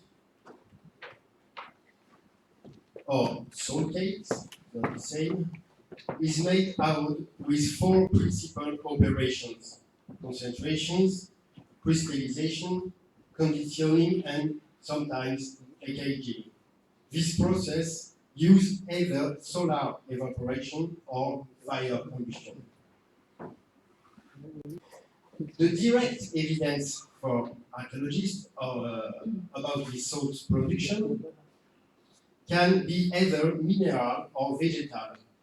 We will present successively the remains of fire clay, the more common, the ceramics, the stones. The name is a French name, the general name is briquetage. The structure, wooden wells or the leaching pits, the case of rock salt extraction with the stone tools, and the charcoal accumulation. For the indirect evidence, we can notice three main types of indirect approaches to understand the salt production and its socioeconomic states: distribution and settlement patterns around the salt resources with density or typology of site, the exchange dynamics with density or type of imported objects, and the dynamics and interaction with the natural environment, like evolution of the forest cover, dynamics and coastal geomorphology, or climatic proxies. So, the more common direct evidence is the salt mound, the salt containers. The use of fire clay containers to pack and mound salt exists in many temperate or tropical zones in the world. Will it be in Mexico? Will it be in Mexico before the conquest, like here, or in nowhere place in Africa, in West Africa, for example? The deposits left by this production are very voluminous. Here, you have an example in Sayula, in Mexico, in the Cuenca de Sayula, and here in Catholic settlements for salt production near Varna in northeast Bulgaria. Numerous studies have been made for salt production for the European Bronze and Iron Ages, especially throughout fire clay artifacts known as briquetage. But relatively little attention has been paid to the origins of this production. The archaeological evidence with briquetage showed that salt was intensified from the middle of 5th millennium BC, like here in Bulgaria. Use of fire is crucial to producing salt. This requires special knowledge and expertise, namely on change in the mineral or in the material state and on the molding. This is probably the reason why briquetage appeared in the earliest metal working societies, like in Central and Eastern Europe, who also molded copper objects. This particular single-use ceramics have the same general characteristic throughout Europe and throughout the world. Clay is from local origin. The inclusions are many and sometimes of important volume. The temper is sandy or vegetal, the shape open, the forming very quick by cooling or modeling. The finger, vegetal or even textile prints are frequent on the external walls, but the internal smoothing is very meticulous. And of course, the fragmentation is very important. But the function of these particular containers is often debated for the Neolithic times, and so we have developed a specific protocol of chemical analysis in order to demonstrate or not this hypothetical function. In this example, the ceramics here comes from the ditches of large enclosures like this, like here, located around the salt marshes of Western France. Here is the actual salt marshes in the Western France, close to Atlantic coast, and it's from the end of the Neolithic, around 3000 BC. This ceramic is very normalized. It's small containers, rapidly modeled with local clay, and this type represents about 50% of all the corpus digging in this type of enclosure. They have close technological characteristics to the briquetage from the Iron Age, for example. The very large number of this type of ceramics and their technological and morphological homogeneity so provoked immediately a debate about their function. So now, using chemical analysis by X-ray fluorescence, we revealed a more important concentration of chlorine in these ceramics than in the domestic ones.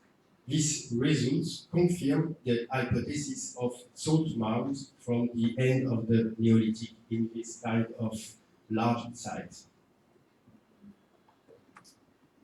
This salt production seems to exceed the local needs in the diffusion of these specific forms to more.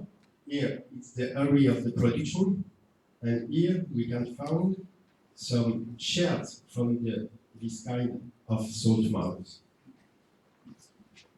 So we can find some pieces, some shards from the rim of these containers, more than 100 kilometers from the production sites. So it's the first evidence for the trade. Some shards, in fact, rims in particular, have stuck to the salt cakes and can be recognized on the consumer sites. The abundance in the enclosures and the salt diffusion show, in this case, an organized and dynamic production. Moreover, the climatic and environmental conditions necessary to the salt production were gathered at that time at the bottom of some of these large enclosures. However, without any exploitation structure, now covered ecological process or the chain opératoire, is still hypothetical. Another direct evidence for archaeology of salt, but extremely rare, are the wooden wells. Here, discovered under the foundation of a Roman thermal bath in Burgundy, in France.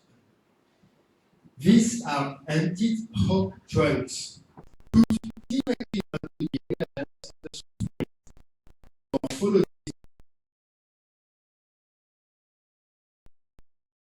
to feed the cattle. In France, it also exists wooden wetton elements covered by more than 9 meters, in this case, on the salt springs of Moriez in the Alps of Provence. These small sticks here, defined here, are more than 9 meters deep. These small sticks stuck into the ground have been dated around 5,600 BC. We have, for instance, an evidence in this case of settling on the spring, but no salt production is different. Now, a new direct evidence has recently been highlighted in France and Spain. It's the leaching pits.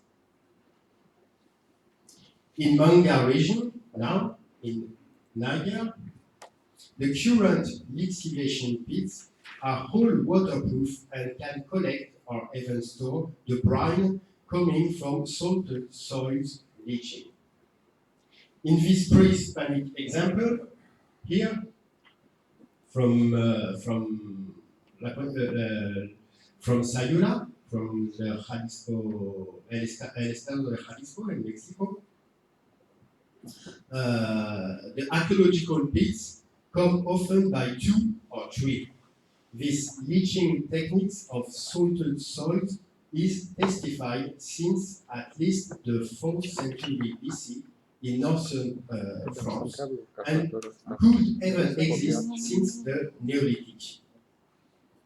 Here, a recent hypothesis suggests to review coastal Neolithic settlements of the end of the 5th millennium BC in western part of France, near Guérande, as a salt exploitation workshop, thanks to the marine sand leaching of these numerous waterproof pits, working as two, like in the Mexico situation. So let's now present another direct evidence in the particular case of rock salt extraction.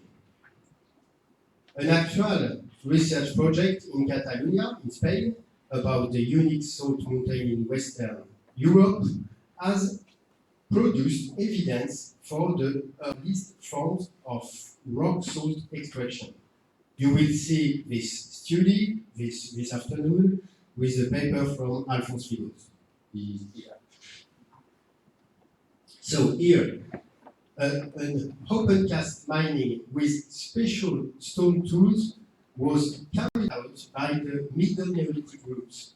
The absence of fortified sites suggests that salt was freely exploited and not reserved for a small group of local specialists.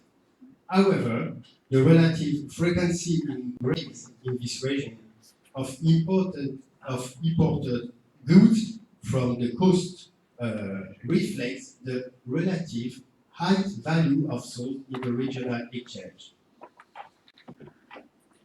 Let's also highlight the ancient discovery of the famous Hallstatt salt mine in Austria, of a serpentine axis here, and an antler peak here, found outside archaeological context, but close to the salt outcrops at the top here. It's hard to precise the exploitation parameters, but a radiographic date on the peak confirms these tools are from the first half of the 5th millennium.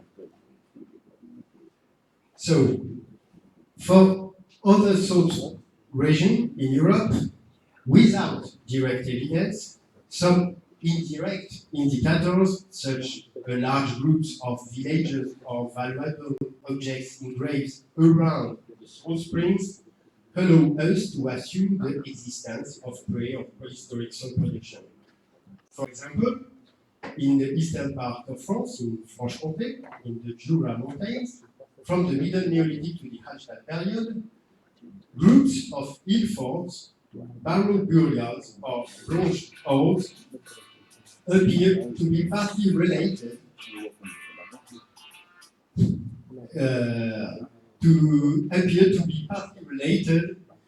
the location of salt springs. But the general lack of direct evidence, like briquetage or pottery used for saltwater concentration, does not provide any proof of salt springs exploitation before the Middle Age. So, how to get direct evidence in this case? During 4 research expeditions in Indonesia, New Guinea, in Papua now, with Pierre and Anne-Marie Petrutin from the CNRS in France, we had the opportunity to study present-day techniques of salt spring exploitation without any containers, without pottery, without clay. In this case, certain plants, a specific one, are soaked in natural brine, here is the brine, during one day and one night, and then burned, here. The salt crystal formation are unpicked and from the ashes, and finally compressed in the form of packets or cakes with plant wrapping. Here. And here you have the salt cake. This ethnological model shows that salt exploitation can leave very few archaeological traces, only abundant charcoals in this case. Thus, an effective approach is to recognize and date charcoal accumulation in the infillings of marshy basins associated with salt springs. This ethnoarchaeological approach has been tested in the French Jura by systematic drillings in each salt basin, some drill with an auger, and some drills core samples with clay and charcoal up to 11 meter depth, pollen and charcoal diagrams with radiocarbon dates revealed prehistoric production by salt, by fire, and its non-linear evolution.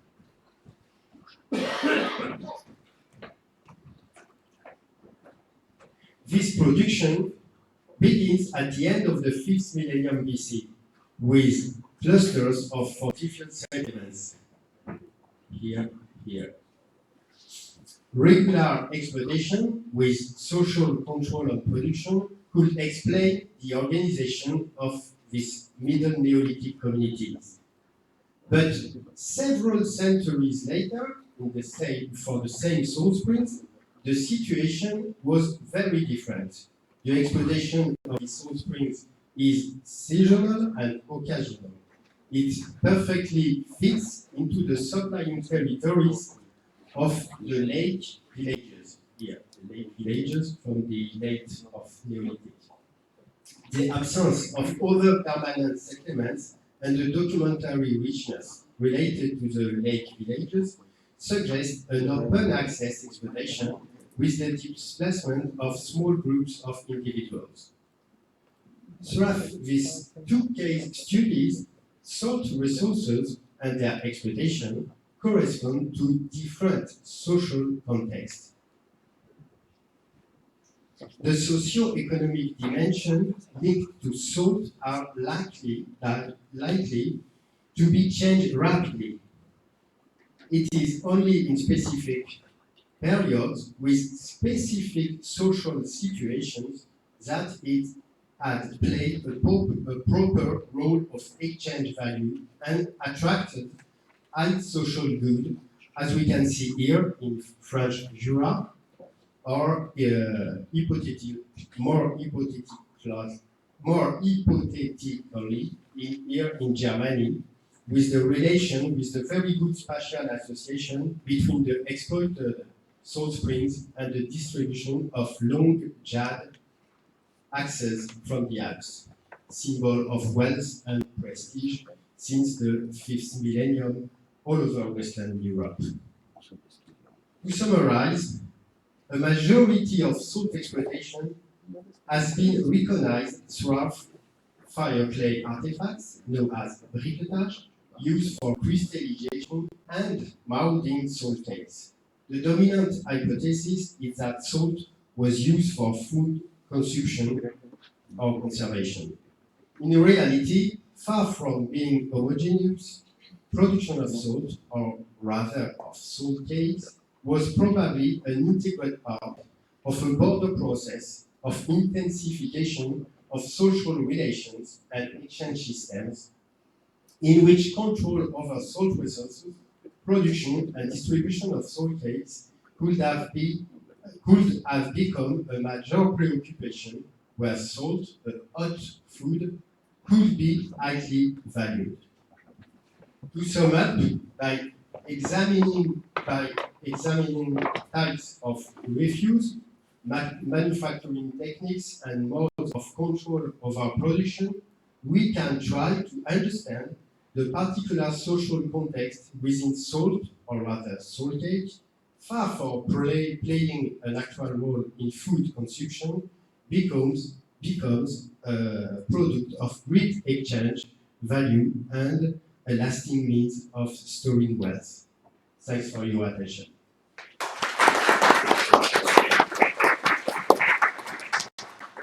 Thank you, Olivier. Our next presentation will be delivered by Takamune Kawashima. I'm very glad that a few months ago I succeeded convincing him in Japan to come to Iași, and we will have a small change in the program, but I think you will find it a very good change. We will have the coffee break after the presentation, okay?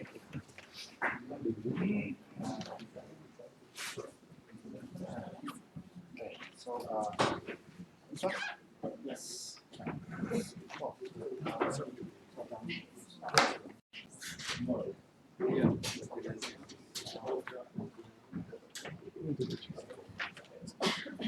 Okay, so first I have to say thank you to Professor Alexandru because he came to Japan and invited me to this conference.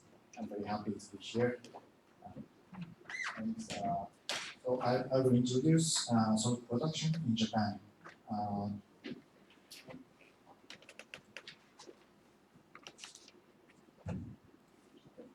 The important character of salt production in Japan is that the material for making salt has been seawater since the historic period. There is no rock salt in Japan. Well, there are many hot springs, as you know, which contain salt, mostly natrium. Inland salt production is scarcely known, only known in the early modern period. The oldest evidence of salt-making pottery was found at late Jomon sites around 3,500 BP. The shape is just simple, deep jar or pot, and with small flat bottom, or pointed. Size is like the height is 20 to 25 centimeters. Diameter is also 20 to 25 centimeters. Outside is roughly finished. You can see the coil of clay in some regions. In other case, it's scraped outside. It's scraped.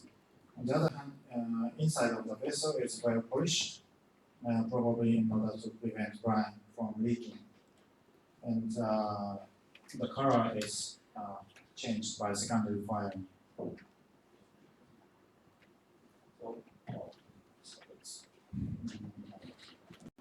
Seeing this map, salt pottery was distributed in the eastern parts of Honshu Island, and there are some regional and temporal differences on shape and finishing of salt pottery.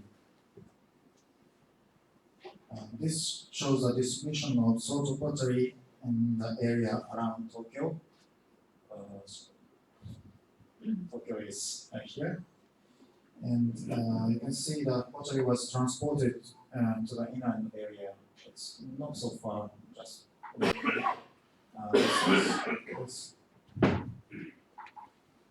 then production sites were distributed only in this area, but we don't know because the base in Tokyo is nowadays it's land, so probably under the lands we have some more production sites, but probably mostly these potteries are brought from this area.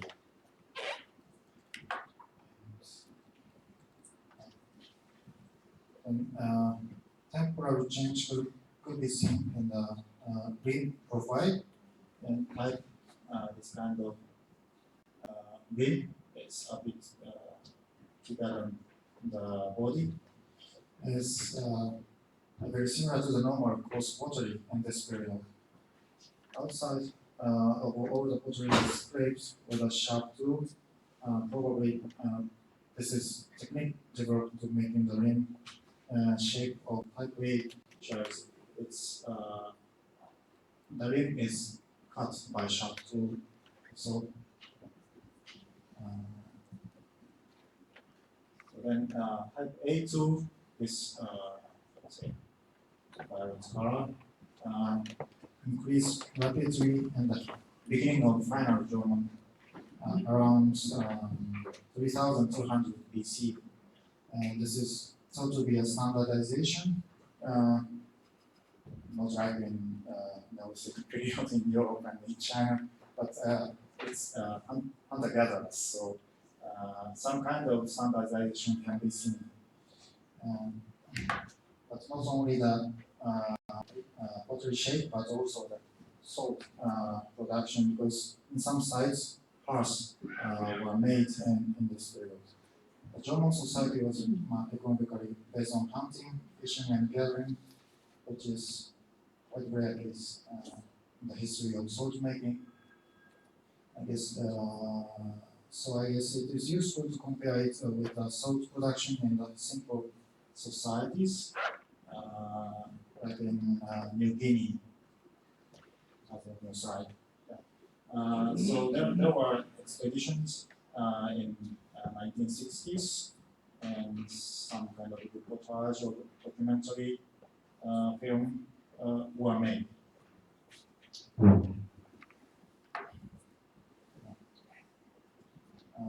So this is the case of ammonia. They put non-salty goods to the salt ponds, then take them to ash. It's very similar to the example is already documented. From the ash, they grab the salt fritters to make salt flakes. And so this is reported Japanese expedition, and she reported exchange activities during this his stay at Bukimba village for 34 days. Although there are some salt springs and salt was made around them, only the salt from this kumpa was widely distributed, traded, maximum 300 kilometers. It's very wide,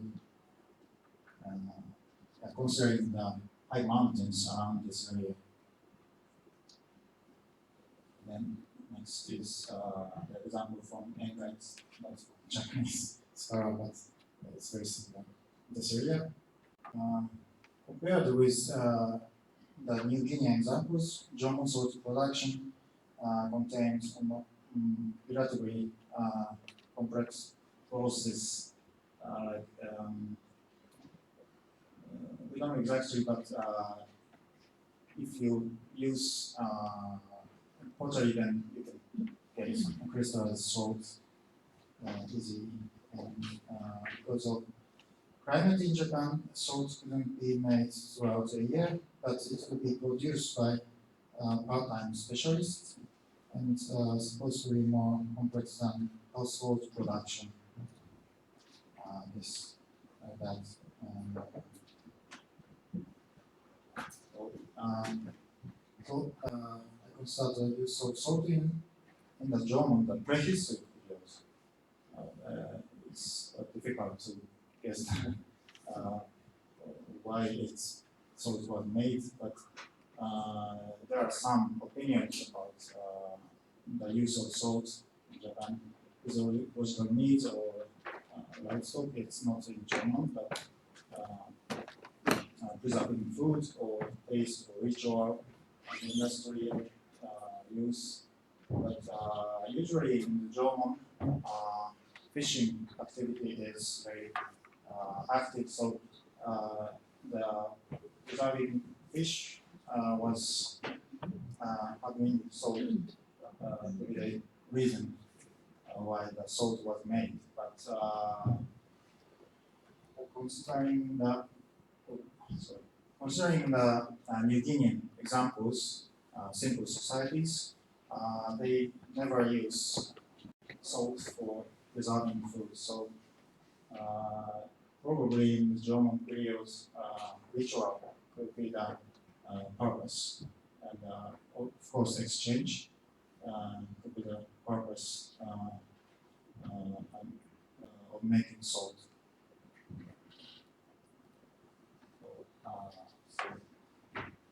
Next, we show the Iași period. After the introduction of the agriculture in Japan, the Iași period, actually it's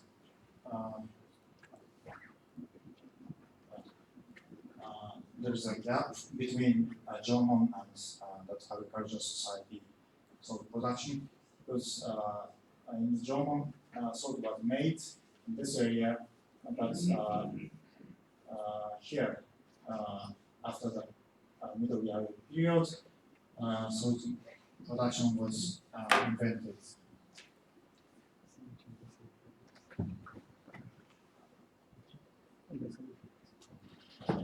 So you can see the shape of the salt pottery, and these are a bit different from this, because most of them have pedestals. So it's a different tradition. Yes. And then there are some scenarios, but there is no direct connection between Korean Peninsula and Japan. So there is no salt pottery in Korea, so probably it's invented in Japan, but we need further information. So this is the house from Iași period, agriculture, and this is from John in the same scale. Probably, but this, I don't know, this house could be more summarized, I guess. In German, it just people made just tweets and they burn down the salt water. There are some pictures of the house. Over 60 to 70 pottery were used in one operation. Also, salt pottery, importantly, salt pottery at the beginning of Yayoi salt production was found from the ritualized context, like with these vessels. And also it's apart from the sea coast, so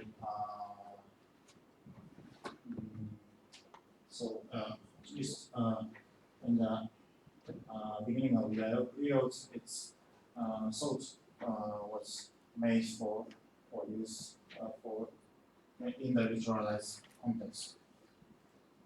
So such tradition lasts till often and later period. And interesting there, they are associated with gray horse or horse teeth. So it's some kind of connection between livestock and salt. And in this period, so seaweed was used to concentrate seawater. So as you can see, we put seagrass to seawater, and then again you need to dry it, and then you put it to the seawater again. So then you can get concentrated brine.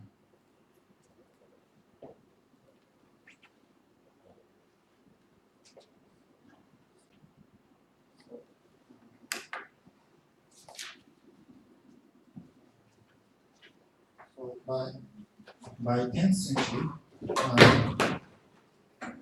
century, salt production was forced by central government, and it spread to the Honshu and Kyushu island. So it covers most of the ancient Japanese territory.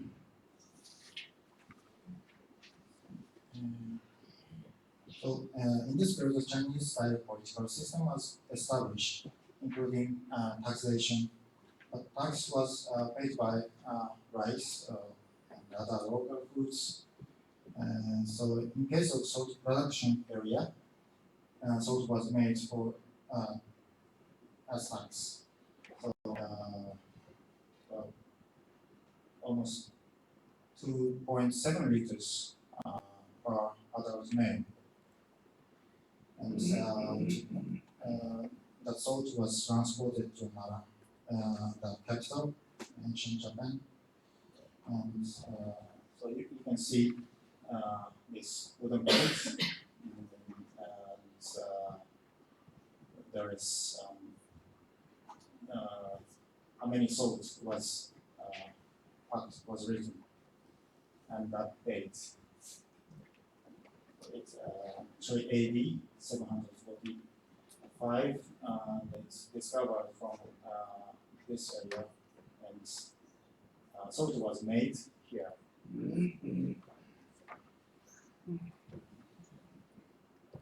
So in the 9th century,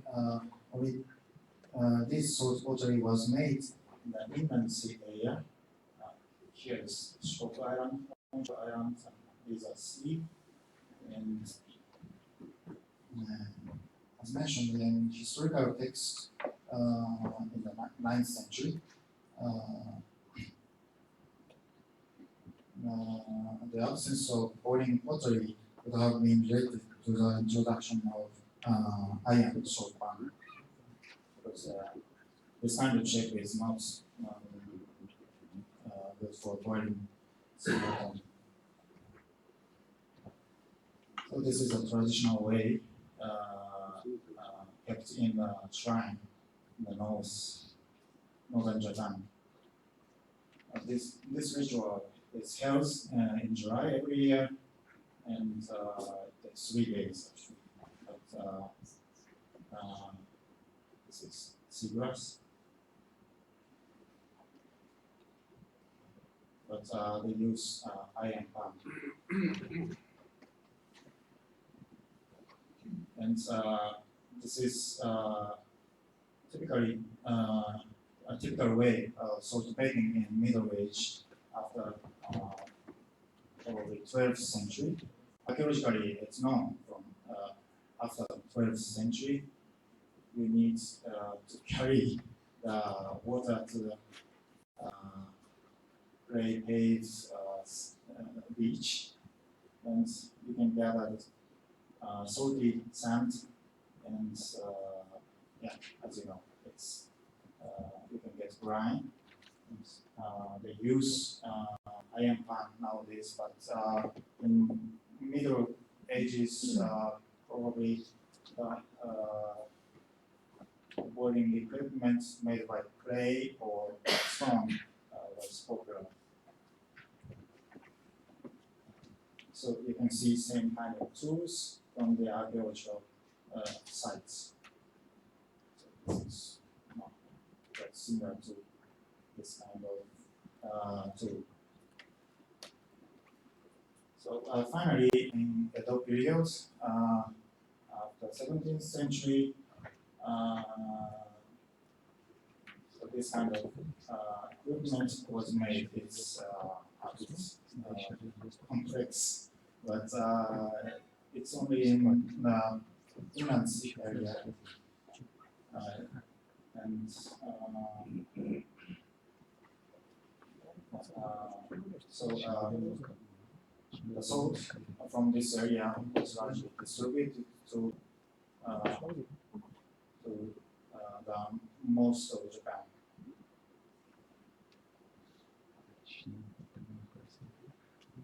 In this method, you don't have to spray the seawater on the salt, sand. So the seawater goes through the sand, and on the surface of the sand, salt was crystallized. It's easier, but it takes time to make this sand terrace. So that is a brief explanation of Japanese salt production ways, and thank you very much.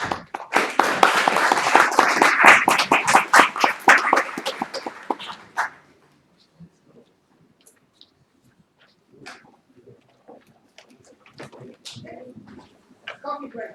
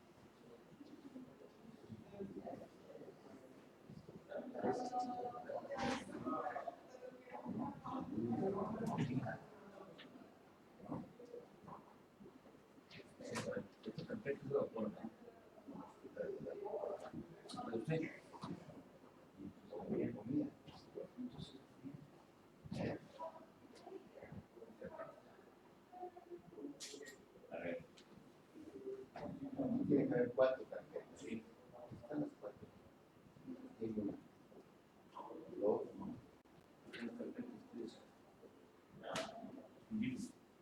A ver. Ok, 1. Ok, 2. Ah, ok. 4. 4. Hello. Congratulations. Coffee break. Yeah, Thank you for the photos, beautiful. Good. You know the flagger, I know. I have one, I have a fake one. I know you have everything. I know you have everything. I need. Try to think of everything. Perfect. Thank you very much. Deci cred că nu l-am, dar să vedem. Maybe I will tell you. If you want, if you want. I have it. Michael, tu ai fonduri, voi fonduri azi care ți-am zis eu. Acum ai calculatorul ăla. O să pe calculatorul ăla sau Nu, că pe asta spun. Stai, Magda nu are Are acum mâine. prezentare, are mâine. De aici, după aia, vor trebui copiate Hai să două vedem, fonduri. Stai puțin să văd dacă se afișează, că e posibil să fie un icon și atunci să transfer în altceva. Deci asta este. Perfect. Da? Dacă ai făcut bine, deci mâine e a doua secțiune. Ai făcut și bine. De nevoie, nu stai niște că mulți s-au adaptat pe parcurs, așa. Nu ne-am văzut. Care?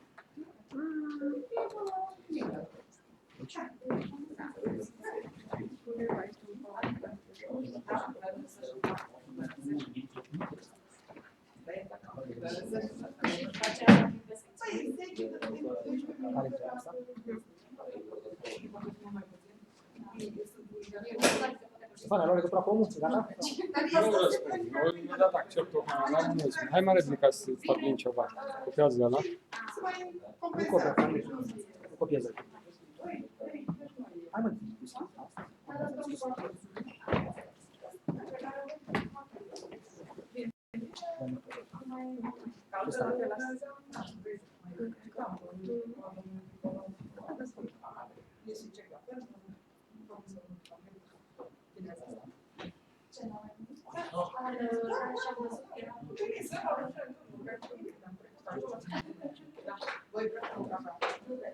Times New Roman, variantă, Times New Roman, variantă, nu include și un font. Perfect. bun. Dacă copiați, dacă tot lați. Nu, lasă să nu încurc acum, mâine. Mâine, Nu, mâine, că stai că mai sunt îmbunătățiri, au învăț acum, ce să mai spun, ce să mai Înțeleg că nu ce acum. Am pus numai 5 slide-uri, dar cred că merge și până la 20 am pus. Mulțumesc frumos. Deci, eu zic să facem așa mai deconectez toată asta. Hai la tine. Păi, tu proiectezi primul ăla de la sine. Poți să spui asta, la mine am și de asta. Nu e nevoie, că eu trebuie să conectez camera web. Să ne vadă el pe noi. Mă rog, Exact, oricum nu e. să-și vadă ce să facă. Când el s-a spre sală. Nu e. Conectezi la sală, da? Să scap de grijă. Nu aș putea să-mi vizit și obligații. Vorbește și Mihaela și lasă eu Mihaela că să fie. Mihaela Nu știu. Roxana. Când pleci? Da. Cum plec? Se poate de mai târziu, nu știu, aș vrea să plec pe 24. Ah, bun. Vorbim mâine? Nu știu, am văzut cea dintre la cutii. El are să-mi tragă eu. Pe atunci astăzi când am văzut în vlog... Era pe aici. Păi știu, dar a dispărut la un moment dat. Bun, acum am pus ceva. Păi și instructajul, deci asta în care tu erai cu instructajul, înainte și înapoi, nu? Așa. Înapoi, înainte, nu? Și laserul ăla, da. Și care-i laserul ăsta? Da. Voi. Deci deja n-a apărut. Chiar aici să vezi. Unde mă dau aici? La Skype. Arheoinvest. Skype name, da?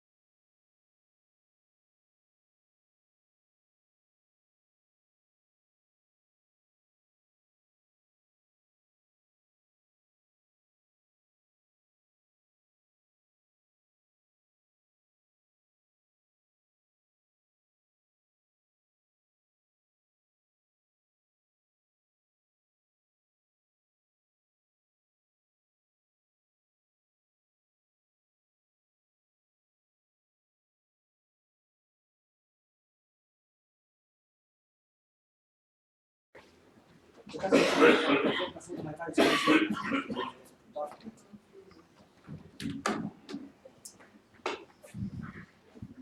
As you see, Anthony, I'm the president of this meeting. Și care? Acum să vedem. Closer. mai aproape. Și mai aproape. You hear me? You hear me, Anthony? Yes, I hear you. Okay. So, we are waiting for your story about your famous book about salt in prehistory, in history, and I'm sure you have many things to say to tell us. You're welcome. Yes, I'm ready. Are you ready? Yes, we are. All of us, we are ready. Okay, right, well.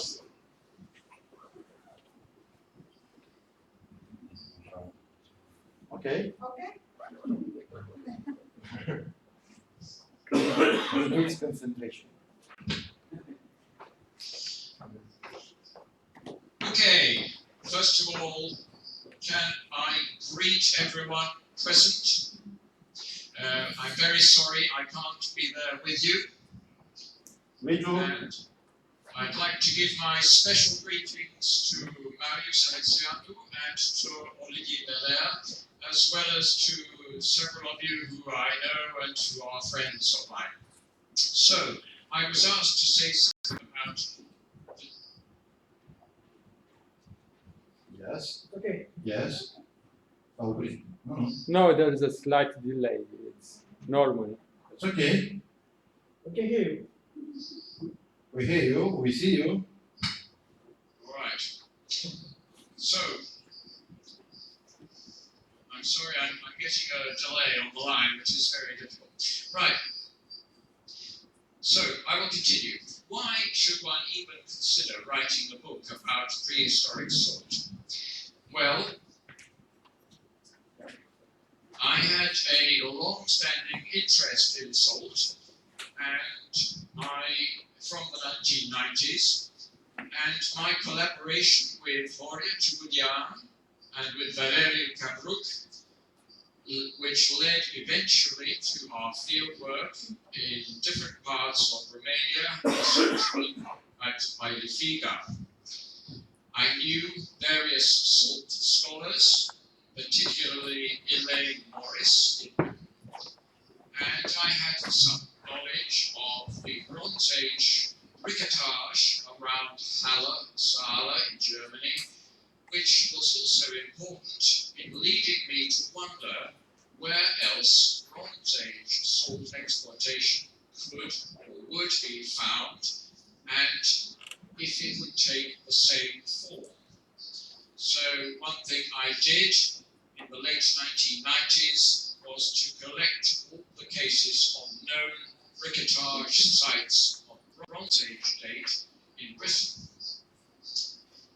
In 2001 and 2002, I was able to visit Neolithic sites in Moldavia with Valeriu Cabruc, so I had an interest in and some knowledge of the Neolithic situation.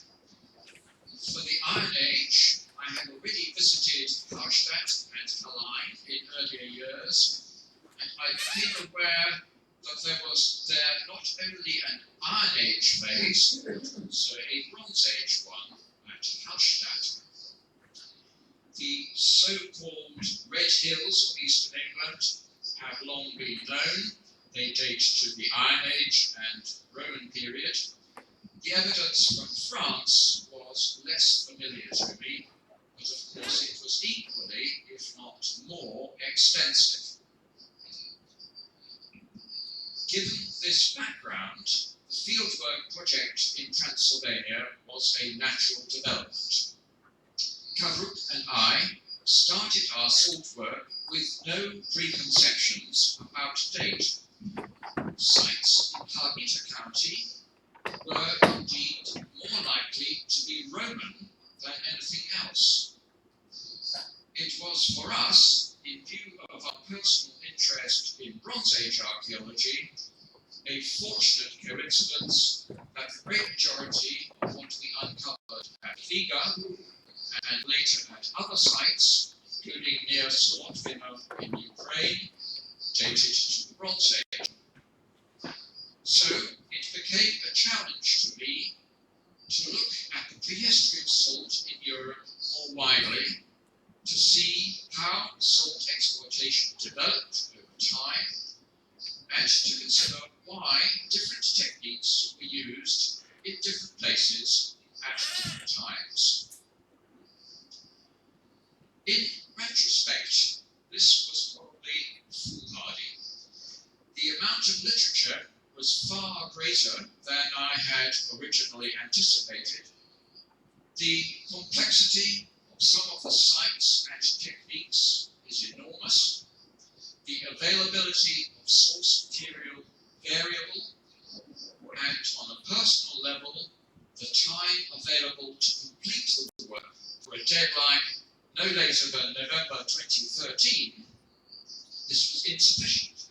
That deadline was set not by academic considerations, but by the necessity to submit the work for assessment in our British Research Excellence Framework, carried out in the UK in 2014. Realised, of course, that Mr. Salt himself, Olivier Belair, could probably have written a better book than I did, and you should ask him why he hasn't. Even where I felt most confident, the Bronze Age, the materials were often hard to understand, and I admit to one shocking mistake in the opening chapter, as well as some incorrect statements about the geology of salt. Of the other periods, I freely admit I did not do full justice to the Iron Age. The amount of material, especially from France, is so enormous, and some of it only really understandable through personal inspection, personal involvement, that an outsider relying on published sources can do no more than get an overall impression. Nevertheless, I hope I managed to make some sense even of the Iron Age, not least thanks to the help given me by Cyril Marsigny, Laurent Olivier, and others. For Britain, the advice of Elaine Morris and Janice Kinori was invaluable in this respect. For Hallstatt, that given by Hans Reschreiter and Kerstin Kovarik. Others who gave me much assistance by reading chapters and supplying materials included Vasil Nikolov, Esther Banfi, Clément Gilles de Castro and his team working in Villa Farfila, Alphonse Miguels and his colleagues at Arbona, Nina Knoblach, and Peter van der Broeke, who read the entire manuscript and saved me from many errors. I would also like to remember the help and knowledge of our friend Dan Monach from your own city of Iași, who sadly died in September 2013, and I'm sure would have loved to take part in the meeting today. I well remember our trip to Turkey in 2004, where the Tuzgölü in Salt Lake made an indelible impression on us. If there was something new that I think the book achieved, it was first of all the fact that I believe I correctly identified the different production traditions by area and period, what I called the briquetage zone, the solar evaporation zone, the mining zone, and the trough zone.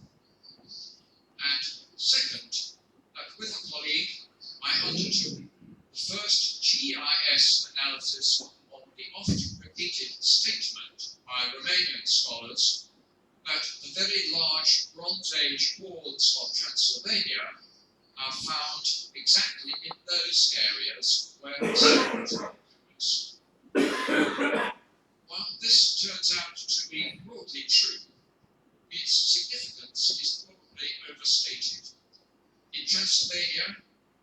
in some other parts of Romania, you are never far from a salt source, so the location of ord is almost bound to be close to salt somewhere.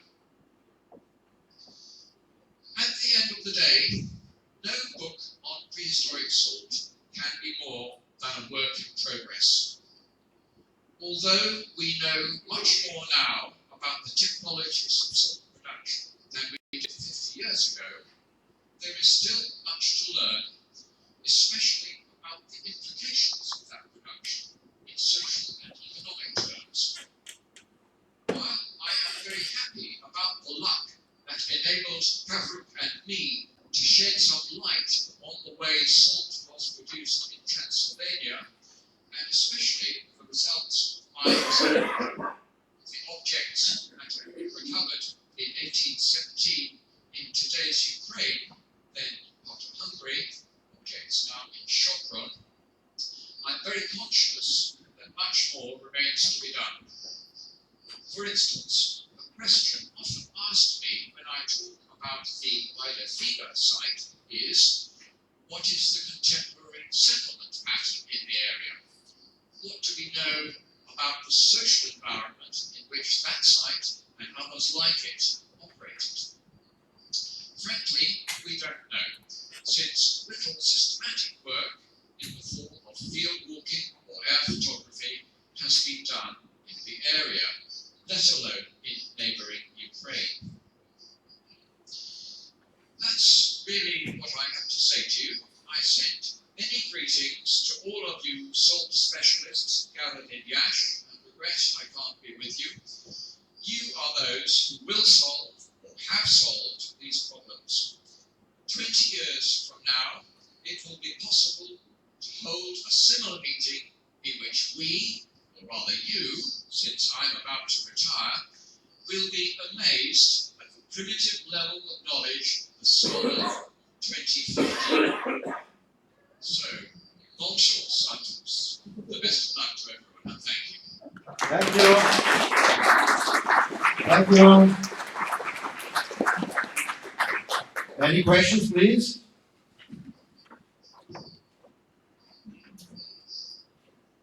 Thank you for your talk and for your book. It is a great book, Anthony. Thank you very much. Thank you. Thank you. If that's all, you can. No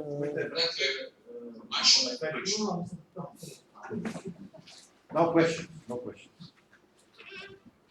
Okay, bye-bye. Bye bye. Bye bye. You are still chairman. Yes.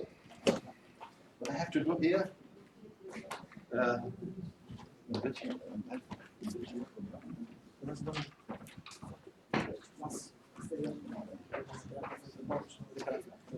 So, of course, I'm very honored that I'm the president now. And I was said that to invite Mr. Blas Costello. You. Welcome. Thank you very much. With Anthropology of Salt in America, past and review. Thank you.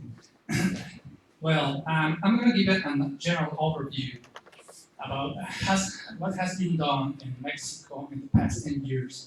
Although I'm going to talk about more than 10 years ago, because that's necessary. First of all, I want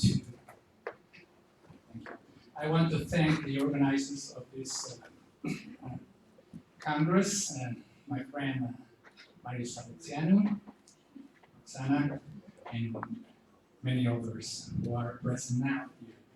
Well, let's go directly to the presentation, and you're going to see a lot of nice pictures. I hope you like it. And well, first of all, the background of the studies of salt in Mexico are related to this book, was published in 1928, almost 90 years ago, and is still the reference for any studies in Mexico. It is focused on the history of salt in different areas of Mexico, in the coast or inlands, etc. It was written by a historian, Miguel Otonde de Mendizábal, and after this publication, more than 50 years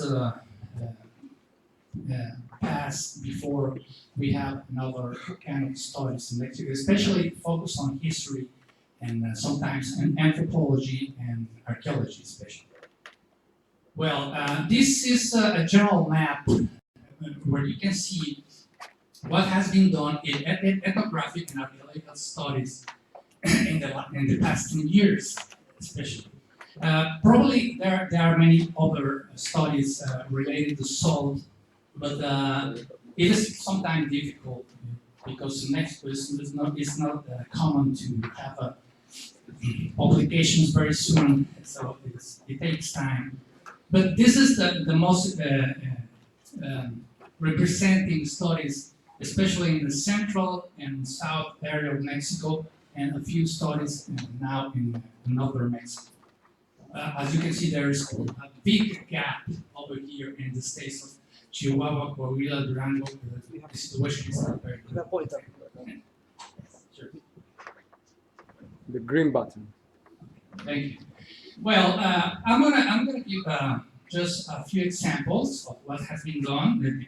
This is an example of historical studies in the last years. In the Salinas Peñón Blanco, this is in the central northern state of San Luis Potosí, in Mexico.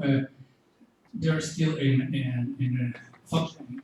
This sal works, and there are some historical archives in there. And people has been working on that. There are some publications already.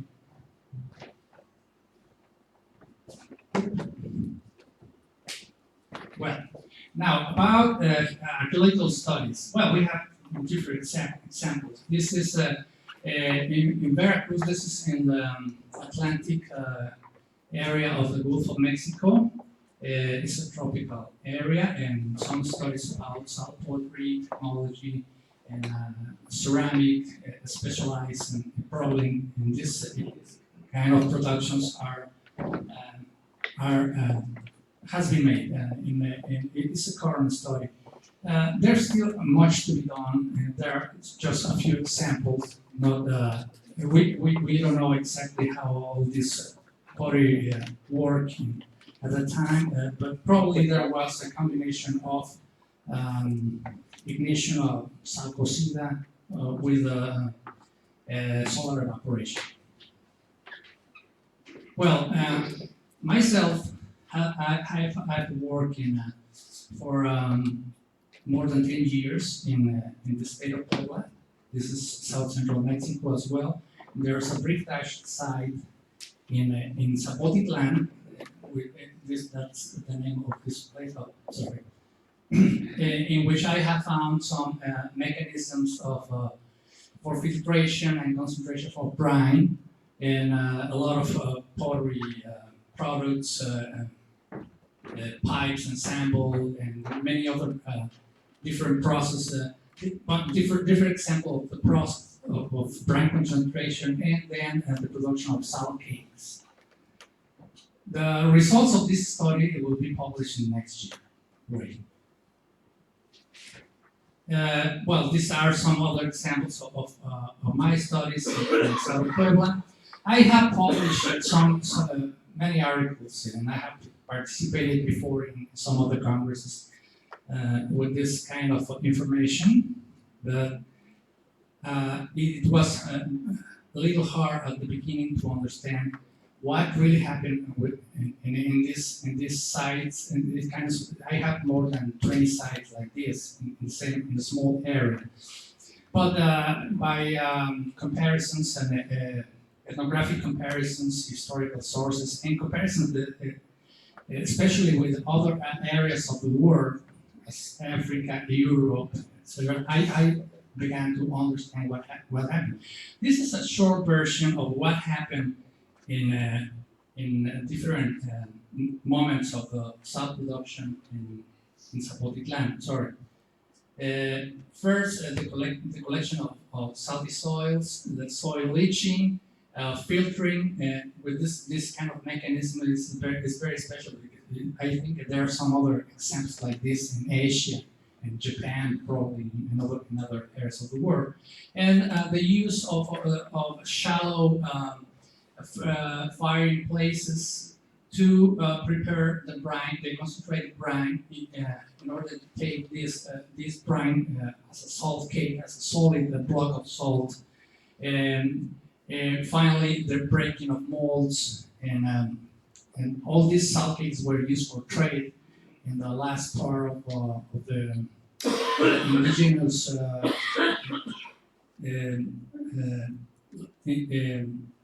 period of time before the Spanish conquest.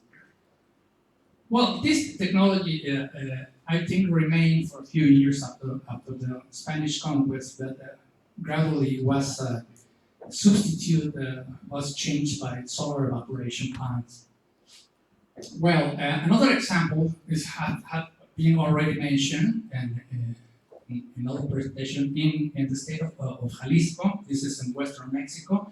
This is another example of the exhibition of soils and production of salt cakes that has been documented in the last 10 to 15 years by Catherine Ioan. It is already published, the results of this investigation. And in the state of Veracruz, we have an example, not archaeological example, but an ethnographic example. It's very interesting. It's the work made by Jorge Ceja, one of my colleagues, who is, he was supposed to come here to the conference, but I think he couldn't do it. And he has made some ethnographic work in production of salt by the ignition of brine in this kind of wells, water wells. These water wells has a very concentrated brine, so it takes more 5 hours, something like this, to have a crystallized salt. And they made also some kind of salt cakes by using these ink containers, but they need to take more than 24 hours, I think, to have a solid block of salt like this. And sometimes they make this kind of salt cakes, but they do it by pressure into a bag. Okay, another example of pretty much the same kind of process is made in South Mexico and in the state of Chiapas. This is a place called Ixtapa, which means over the salt. And this is made also in a bag made of this, we say matte bags and by pressure. You can see these persons putting the crystallized salt previously made in a fireplace and putting it into the bag. This is the water well. This is very recent. We don't have much publications about this. It's only known for general news or communication, academic communications. And Nesquipayac in central Mexico more than 30 years ago was a good example of some research already published by archaeologist Jeffrey Parsons from the University of Michigan. And he made a very extensive ethnographic work over here. It's a salty soils.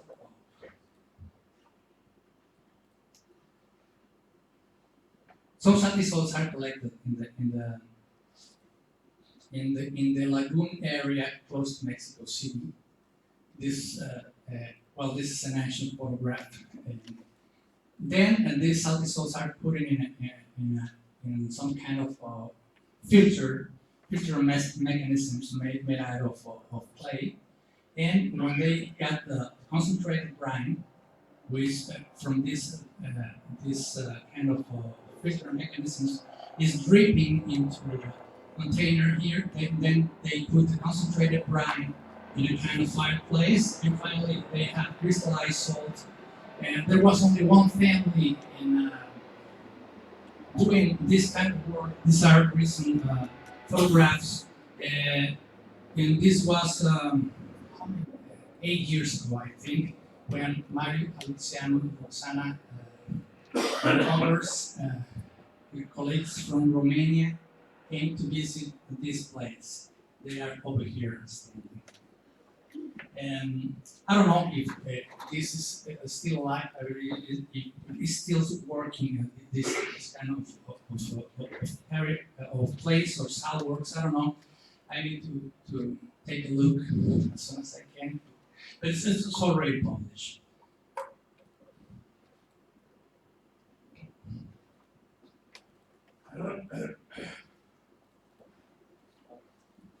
Okay, this is the book, and this is the last process of firing the concentrated brine. Okay, 10 years ago. Well, another example of soils leaching, it comes from the central west Mexico area of Cuza. There is a lake over there, and there are this kind of filtering mechanism made out of wood. This is the process pretty much. This is already published by my colleague Eduardo Williams from Mexico, and what they got is yellow salt, crystallized salt. The brine, the concentrated brine, is made into solid salt by solar evaporation in this kind of large hollow chunks. And this is still working. Okay, another example of this kind of technology using these filter mechanisms used to be in the coastal area of Cuyutlán Lagoon, next to the sea in the Pacific coast of Colima, Mexico. This is already abandoned because this is an example of the old mechanisms used to take the concentrated brine made out of salty salts in this lagoon. What happened here is that the people started to use plastic in the evaporation pans, and very rapidly the use of this ancient filtering mechanism disappeared. This is the book by my last friend, colleague, Juan Carlos Reyes, who made the research in this area. The Museum of Salt is still working there, and these are the examples of the use of plastic, big plastic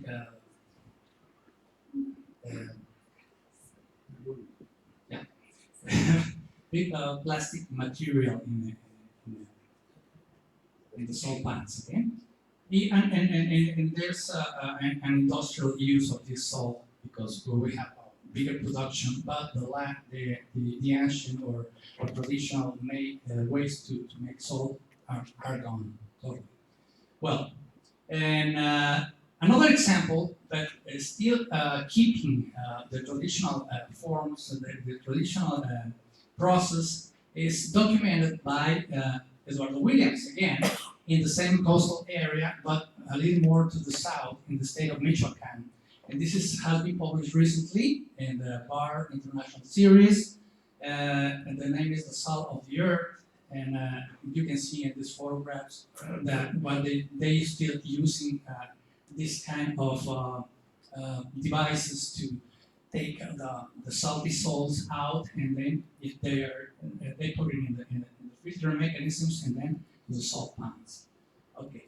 And okay, let's move to central Mexico. And what we have here is an example of solar evaporation in small GUM and slab containers. This is our small basins made out of a flat stone, and they what they use is the gum from trees, and they have these small basins as containers, and they use solar evaporation. The water, the natural brine, is taken out of from the bottom of the river, and they have different products. And this is an ancient photograph in the local museum, and well, they have different ways to dry the salt. So what I have been looking at all these years is that in different regions of Mexico, when the salt is already crystallized, what they do is to move the salt in order to get the salt dry. But they have different kind of designs, let's say. And I think this is something of a local taste, what they like to do. You know, they use the salt in an artistic way. It's not, it is already published. There is a recent thesis and some local studies, but it is still needed more publications about this.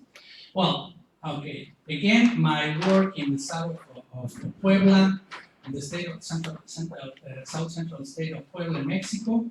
But in this case, this is my ethnographic work by the use of solar evaporation pools, and they are taking the brine from this kind of water wells made out of this kind of stone walls, and sometimes it's a stone wall, sometimes it's an open wall, open water well.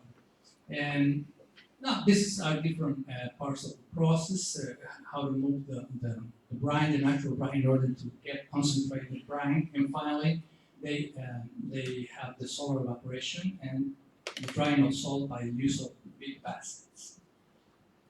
This is going to be, this has, I already have published some articles about this. You can see it in the internet and academia.edu if you want to check this out. Okay, another example, there are some other examples in the same mountainous area of South Puebla and the state of Oaxaca. They are next to each other. And these are the small towns with this tradition of solar evaporation that I think it was introduced after the Spanish conquest in the 16th century.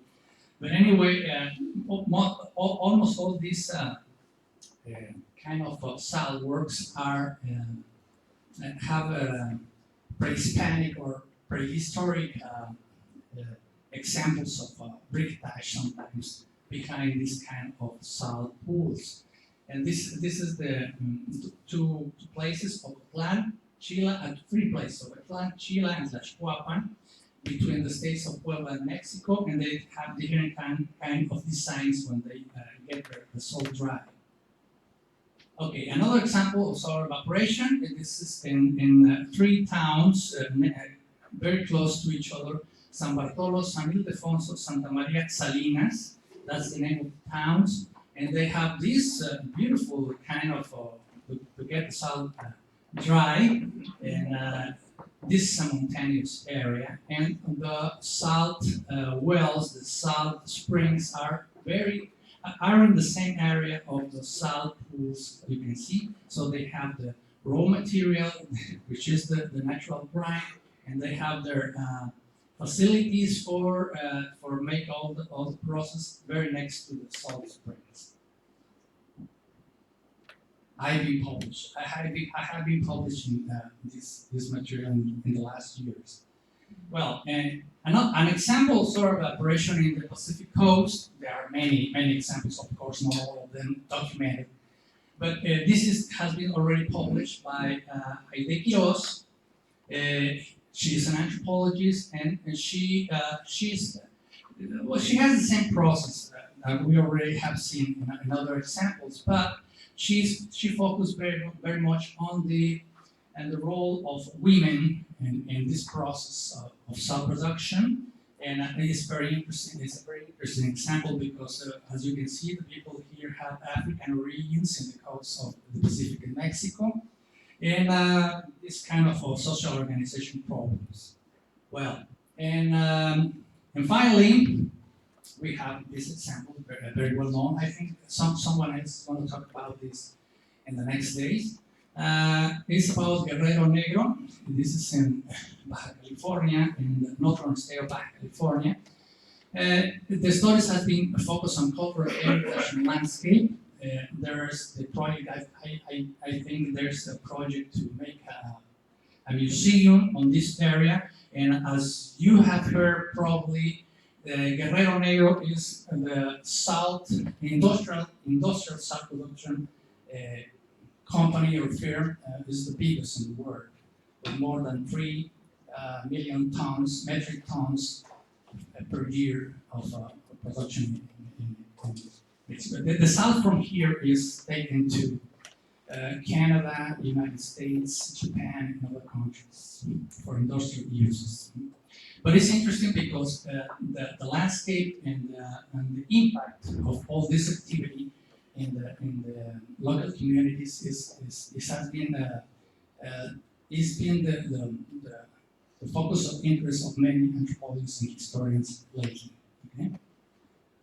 And I think, well, we have some other publications. I cannot talk about all that has been done in salt studies in Mexico, but we have historical studies, in some cases about related about the mines and mines studies, some historical studies. Well, this is a publication very well known of all of you by Jesus Carrasco and Katia Hueso, and we had 2 congresses in Mexico in the 90s years. This is another publication in many of the colleagues participated in this, and a good thesis, some other small publication, local publication, not very well known for all the public, and this was also a very important study in Mexico for the salt industry from the 16th century to the 20th century by Ursula Eva, who made an excellent work in the last years. Well, I think that's it. Thank you very much. Thank you. Any questions, please? Thank you. No questions. Okay. According to the program, this coffee break now. Yes. Anthony Harvey. And now, Duam Senate Jaff. You probably yes. Thank you, Ralph.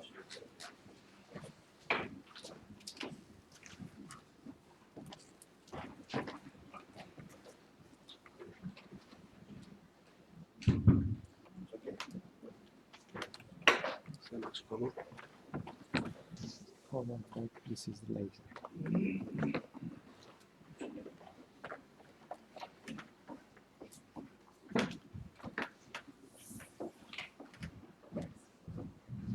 Thank you very much, Chairman.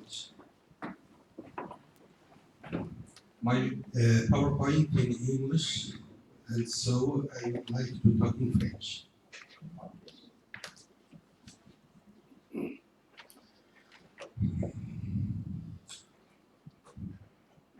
Le sel, l'utilisation, trapis et remèdes magiques chez les groupes ethniques mongols. Next, please. Give it to me. Vous regardez ici la carte de Mongolie. La Mongolie se trouve entre la Russie et la Chine.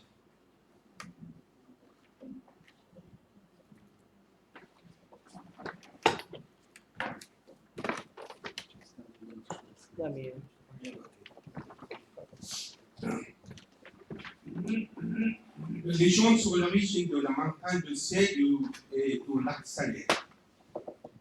Dans l'histoire et dans les légendes mongoles, qui sont une très intéressante source et réelle sur l'origine du sel, l'on considère que le sel n'est pas une ressource naturelle. Au contraire, il le voit plutôt comme une création de l'homme et de l'intelligence humaine. Dans des exemples se trouvent à haute origine, frontalière lointaine de l'ouest de Mongolie, dans le district d'Aoste. Il s'agit d'une version de légende sur l'origine de la montagne salée. Il était une fois un homme riche. Voilà.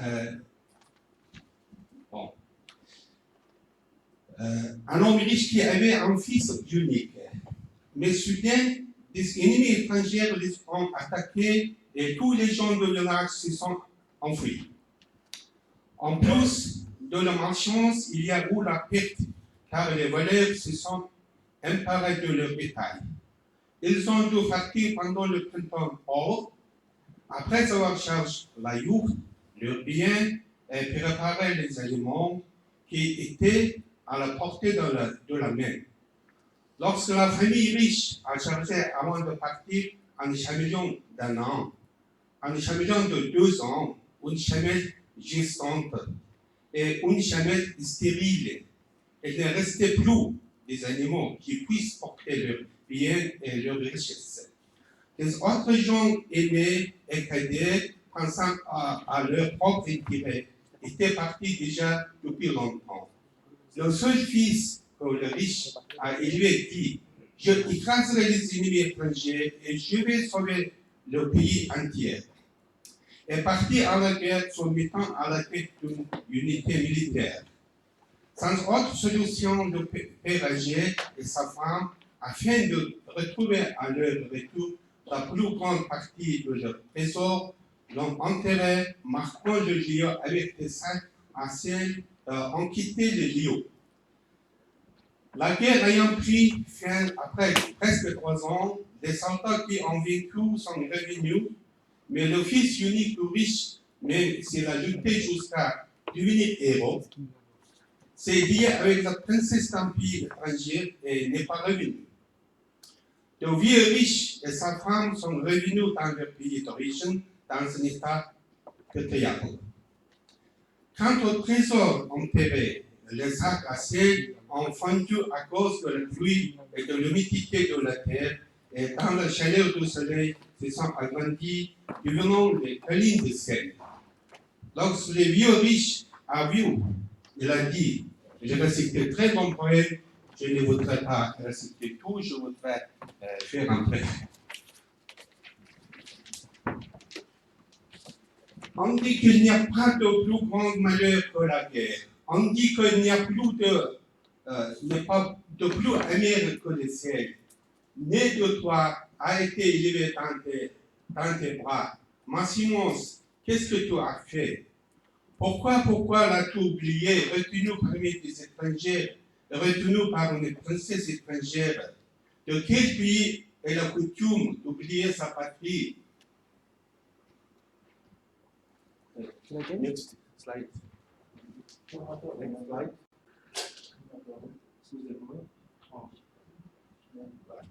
This one?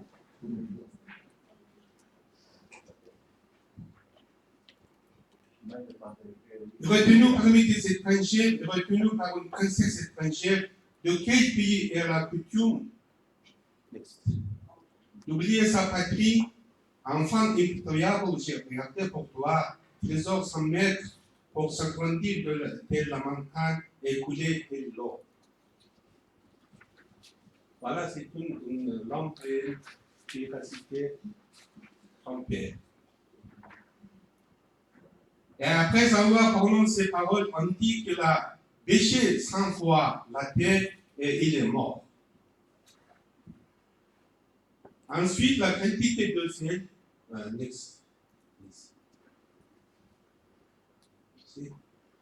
la quantité de sel s'est agrandie et devenant rocheuse et à l'origine de la montagne d'Aoste. On dit que la montagne n'est pas formée seulement du sel, mais elle contient des couches de trésors.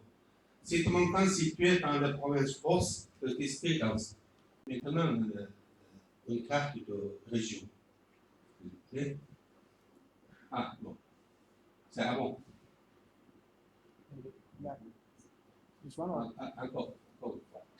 Voilà, vous regardez, c'est la carte de Mongolie. C'est au nord-ouest du pays, il y a une région qui s'appelle Oxa. C'est Mongolian Far Western region. The next.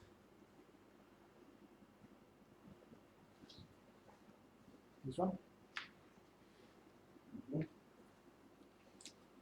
La partie intéressante de cette légende est la triple description à travers une métaphore comparaison entre la mer de la guerre, le goût amer du sel et la destinée amère d'une famille. La guerre sépare la société, apporte la séparation et le désespoir au sein des familles qui se déchirent de leur vivant. Le sel est représenté par les larmes des personnes qui souffrent de tristesse et désespoir. Aussi, les Mongols disent que la séparation la plus dure est la séparation entre les vivants. Next. Mais il y a une autre légende concernant le lac salé en Mongolie.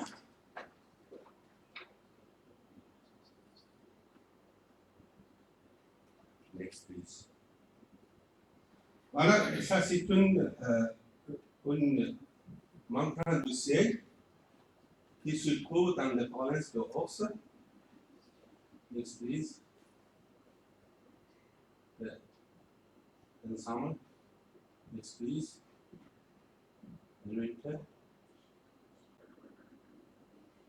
Merci.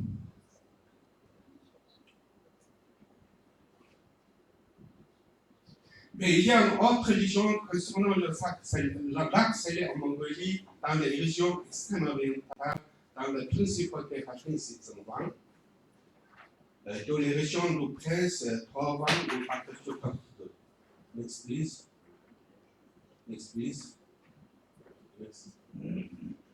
Next.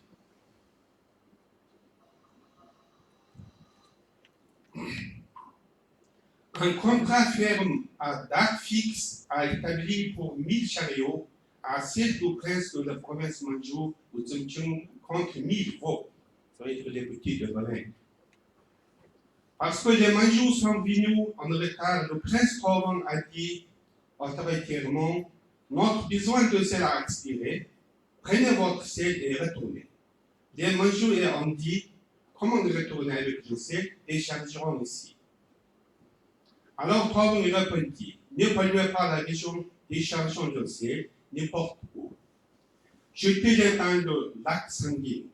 Ainsi, un des lacs de la région a été salé et de nos jours, on y trouve l'usine de sel du lac sanguin. Next, please. Voilà, c'est la région de l'extrémité de l'Est de Mongolie, où est le lac salé. Dans cette région, le sage seigneur Trovan qui a fait le contrat avec les Manjous a profité du fait qu'ils ne se sont pas présentés le jour fixe pour déverser un millier de chariots à sel dans le lac non scellé sanguin. Ainsi, les habitants qui apportaient le sel de loin pouvaient avoir du sel pour leur nourriture plus facilement. Ainsi, ces légendes mongoles sur l'origine de la montagne sel et du lac salé véhiculent l'idée que le sel est la création de l'intelligence humaine au plutôt qu'un minéral naturel.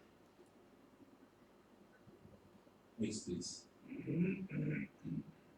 Voilà, ça c'est un portrait d'une sage seigneur qui s'appelle Trovan ou Pakistan. Next, please. Voilà, c'est le Salt Lake. Next, please. L'utilisation du sel. La consommation du sel parmi les groupes ethniques mongols est très variée. En effet, les Dornoks de l'Est, il n'y a pas de sel dans leur terre. Mais par contre, ils en utilisent beaucoup dans la préparation de la nourriture. Les Mongols de l'extrémité ouest, les Bayats de l'Ouest et les Arabes aussi n'utilisent pas beaucoup de sel dans leur alimentation, mais utilisent beaucoup de sel dans leur terre.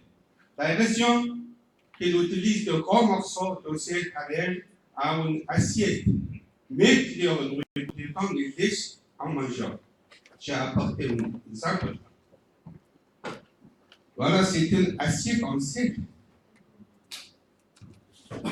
Par exemple, quand on mange de la viande, on laisse l'assiette, on mange.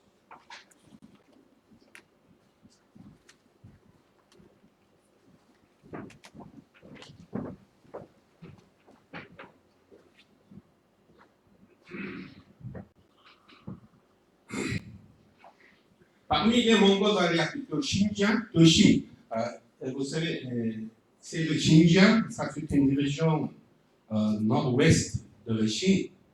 Là-bas, il y a quelques ethnies groupes mongols.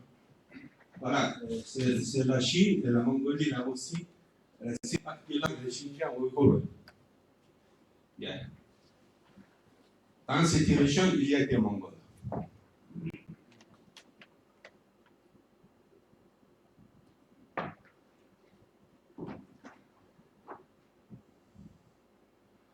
Les Torwots utilisent le sel en abondance, les Ouïs utilisent avec soin, montrent du respect et de restriction quant à son utilisation à cause de la distance à laquelle se trouvent les mines de sel.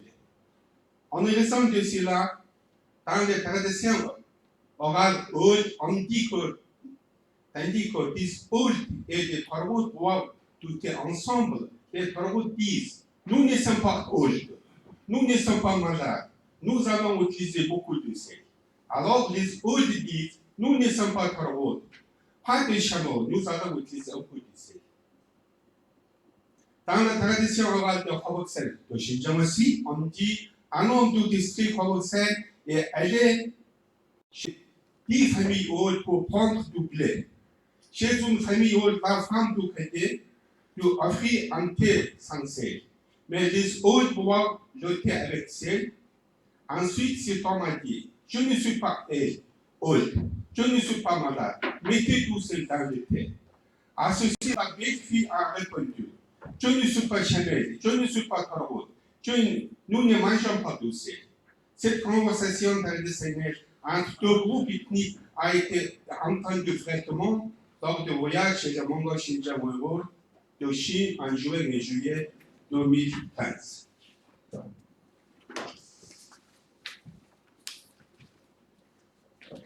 À l'époque de Torwots avait la particularité de vivre dans une région riche en sel. Les Torwots de Hoboksel disent à Hoboksel sont 3 grands lacs salés. À Drin-Dapsung, à Rin-Dapsung et Shirosne. Dapsung, ça veut dire en mongol, c'est salé. Sont 3 grandes mines. De ces mines, on extrayait du sel propre et de bonne qualité. Dans le premier temps, on trouvait grande quantité de sel dans le désert de Gobi.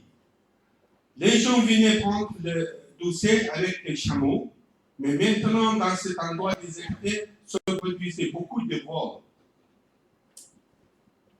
C'est pourquoi les gens formaient des groupes d'20 personnes qui y allaient généralement en automne. On pouvait y aller aussi en printemps et en hiver.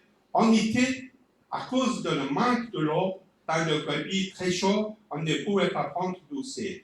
Les personnes âgées disent, lorsque les gens allaient prendre du sel.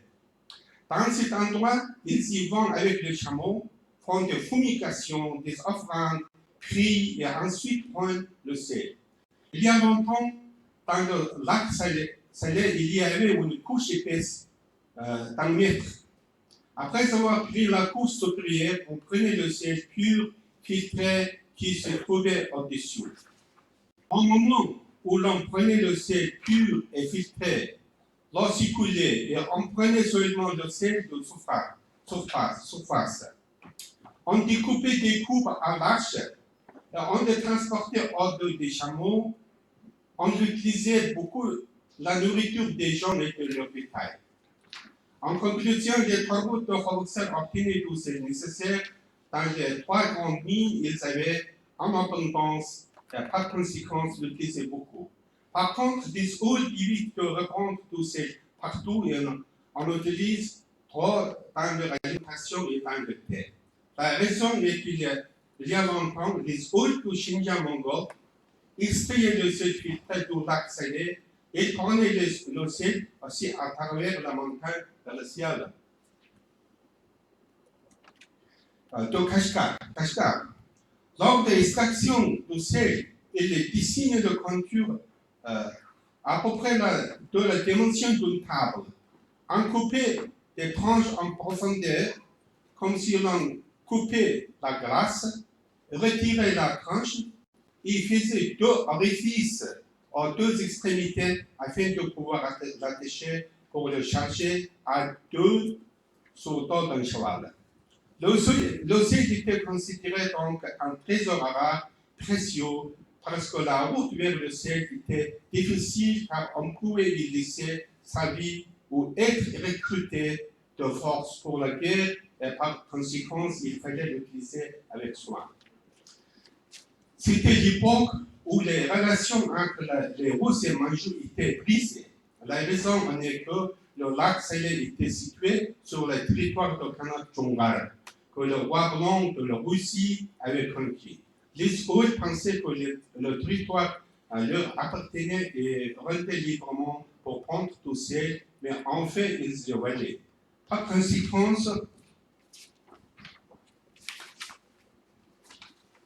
nombreux ont été tués à cause du sel.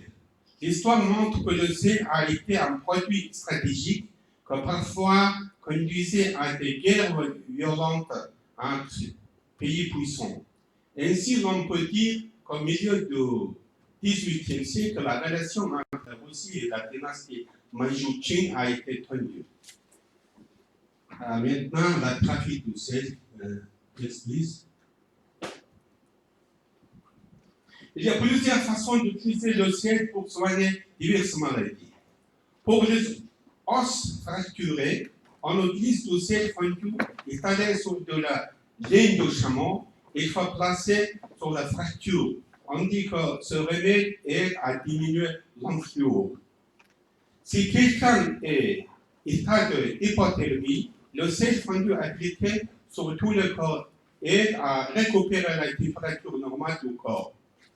Le sel du cheval ou de sel bleu est utilisé pour les douleurs articulaires. Les travaux de Xinjiang disent qu'il avait utilisé le sel comme compresse. Au cas où on attrape froid ou on a une bronchite, on chauffe le sel dans un chaudron, on met le sel brûlant dans un sac en toile et on le met sur les endroits qui font mal ou sur les articulations. On met la conférence de sel chaud sur colonne vertébrale, sur articulation de genoux, sur les plaies. Le sel est utilisé aussi pour atténuer l'enjeu des jambes des animaux. Si un animal mange de mauvaises herbes, on donne de l'eau salée à l'animal. En cas d'une douleur musculaire et d'une crampe au tibia, on dissout tout sel dans un peu de l'eau. On étend sur un tissu ou de la laine de chameau, on le met autour du tibia. Si on a cassé sa main ou sa jambe, on prend la laine fine du chameau, on dissout le sel dans une eau et on couvre la fracture pour que l'enjeu diminue. Il existe aussi en Mongolie selon laquelle certaines personnes souffrant de maladies gastriques lèchent des pierres salées après que la crise. Ça, c'est une vérité avec les gens de montagne salée. Je ne vais pas réciter encore. Maintenant, next please. Next slide. En fait, cette légende avait une version d'origine de la montagne du sel, mais ici indique les bénéfices de l'utilisation par sel. Généralement, les Mongols appellent ce sel Chamstaus. J'ai apporté ici une Chamstaus. Chams, ça veut dire en tibétain, ça s'appelle la mer ou bien l'océan. Ça veut dire que c'est le sel de l'océan. Voilà. Je voudrais faire un gâteau pour monsieur Marius. Alexandru. Les minéraux forment au bord des anciens lacs appelés Pier Sel ou les Sel Jams. Au nord du lac Os, au sud du Kalintagna, c'est Toba, il y a des formations de sel de couleur marron nommées par les gens du pays chutant la montagne des bancs. Le sel Jams a dans sa composition beaucoup de minéraux bénéfiques pour le corps humain, on a trouvé les chercher. Dans les provinces où se trouve 83% du total du gisement de sel de la Mongolie, la réserve de sel est 3,2 millions de tonnes. Il y a 5 sortes de pierres salées, rose, gris, blanc, bordeaux, jaune, et contiennent du nitron, magnésium, calcium, fluor, brom, iode, etc.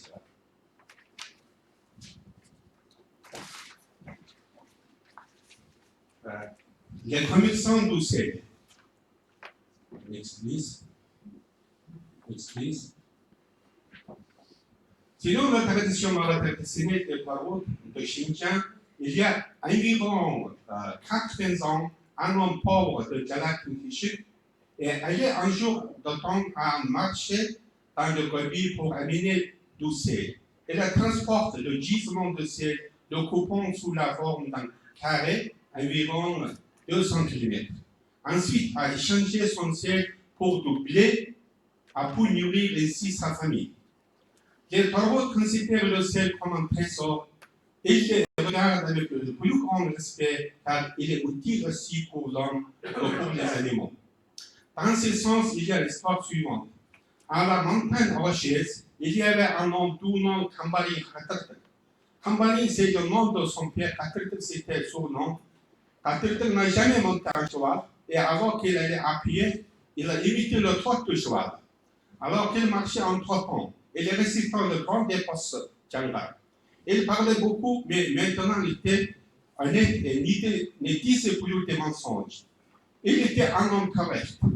Kambali Khatartak allait en enfant chez des gens aisés et leur demandait un agneau. Donnez-moi un agneau, je vous apporterai tout ce que attaque. Il a trouvé l'agneau, il a flambé la tête et les pieds, a fait bouillir le sang et les a mangés. Il n'a rien vu.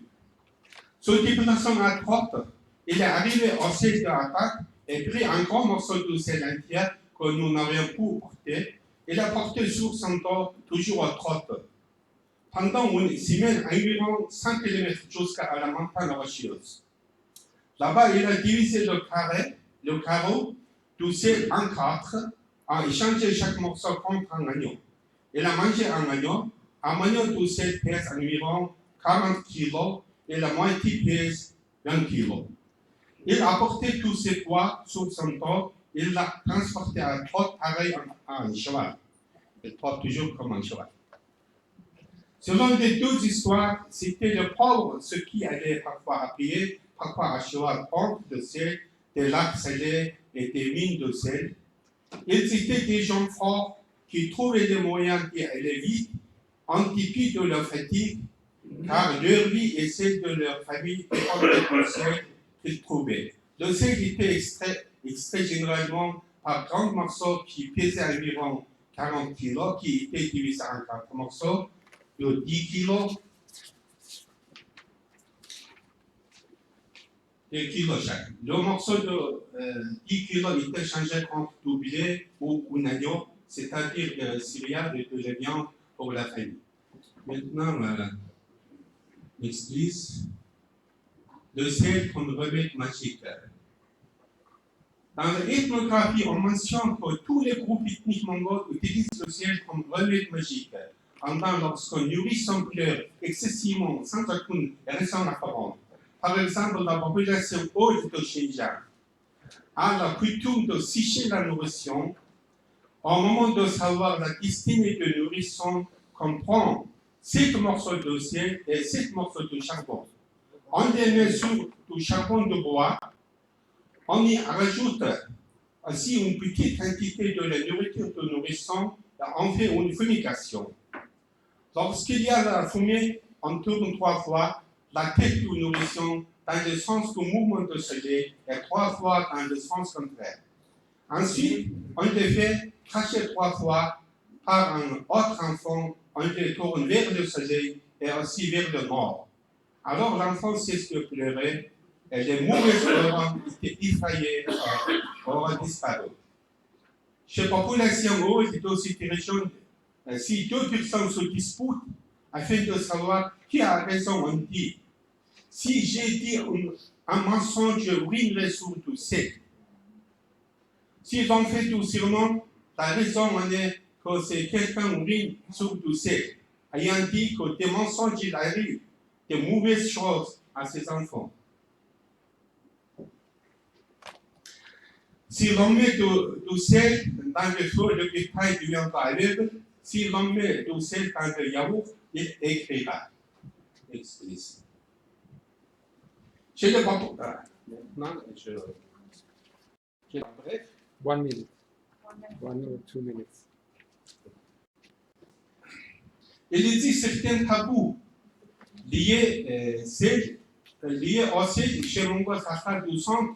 Si quelqu'un a perdu quelque chose sur un chemin, doit mettre 7 morceaux de sel sur le chemin, parcours et l'objet perdu sera retrouvé. Quand j'étais en enfance, je faisais la même chose. Si quelqu'un fait tomber du sel, il doit le ramasser vite et le faire fondre dans de l'eau. Si le sel reste par terre, cela provoquera beaucoup de souffrance. Quand le sel se termine, il est inutile de demander à votre voisin. Il suffit d'en fondre. Pour conclure,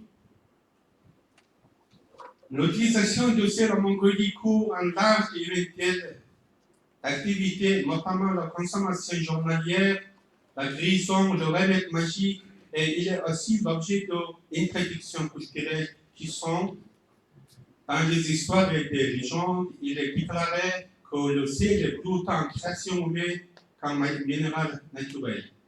La consommation du sel chez les divers groupes mongols varie selon la région. Dans certains endroits, les gens mettent beaucoup de sel dans leur nourriture ou dans leur terre, que dans les autres, ils en utilisent peu. Les différents groupes ethniques ont différents niveaux de consommation du sel. Ceci a causé de la distance que l'on doit parcourir pour extraire le sel. Le sel a été un produit stratégique que parfois pourrait entraîner une guerre. Les principaux extracteurs et les commerçants du sel étaient pauvres. Ils échangeaient le sel pour du blé et du bétail. Le sel a été utilisé pour guérir différentes maladies ainsi qu'un remède efficace pour guérir chez soi. Je vous remercie pour votre attention. This is a gift for the Congress, yeah? Yeah, a gift for the. Thank you. Ça c'est le sel de la montagne en sel. Ça c'est tout de le lac. Grand merci. Grand merci.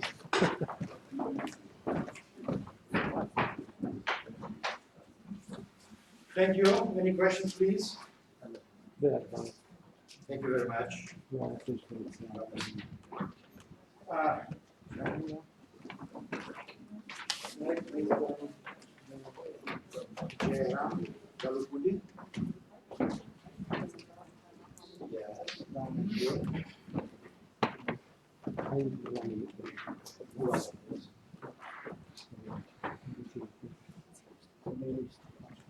Namaste. You need this? Let's change the. Pardon? This back and forth. Just a second. Namaskaram, Sodari Sodaramandali. Good morning, brothers and sisters. Thank you to Chay, and most probably, and thanks to Government of India, Ministry of Culture, and second thing, thanks to Organized Committee of Archaeological Anthropological Salt, Department of Archaeology, Roxana, and Professor Fictious. Now I am here presenting a paper about the depressed classes of Madigas, Chamas in all over India. Those communities, its culture reflected using of the salt in turning traditional buried the body in South India. Before of that, explaining of this one, history of salt, I want to explain this one. 6th century BC, almost 6th century BC, some of the excavation done by the Gujarat and south of the Telangana, they have found several materials of the salt identifications. Though identifications majorly on the communities who are the using communities. Those communities majorly Chamas and Madigas, Mochis and Relli. Other than the community of specified Mang. These are found the traditional workers of the salt makers, but in some changes they are usually in the after 16th century AD. In Jain system is came out.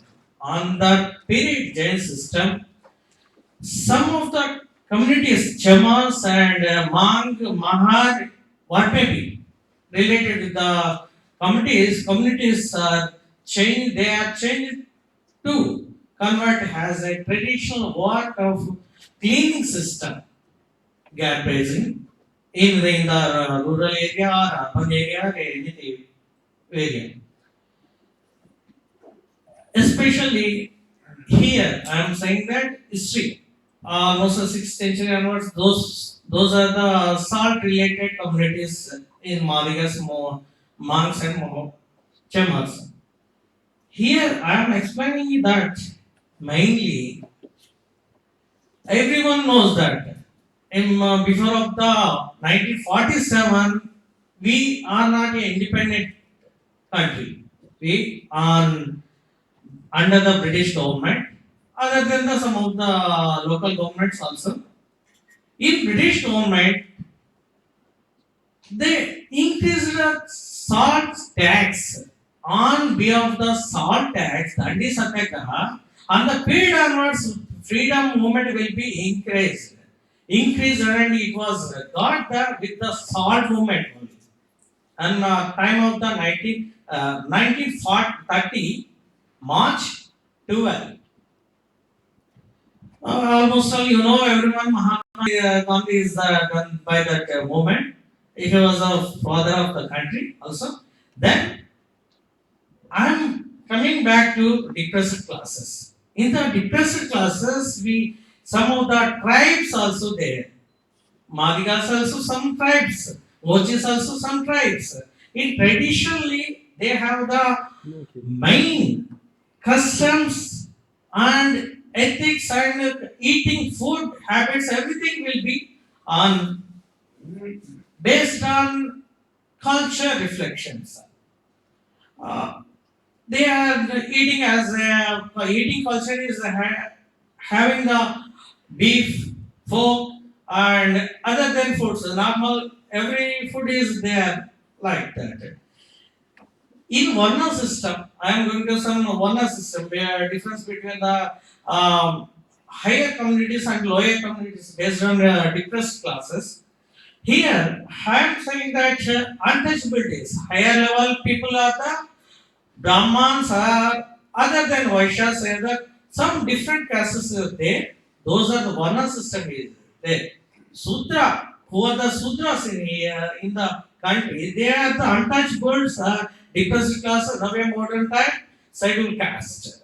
In the scheduled caste, in the scheduled caste, salt makers, salt product experts in the Madigas are, Mangs are, Chemas are, Adidravidas are, Dharmas.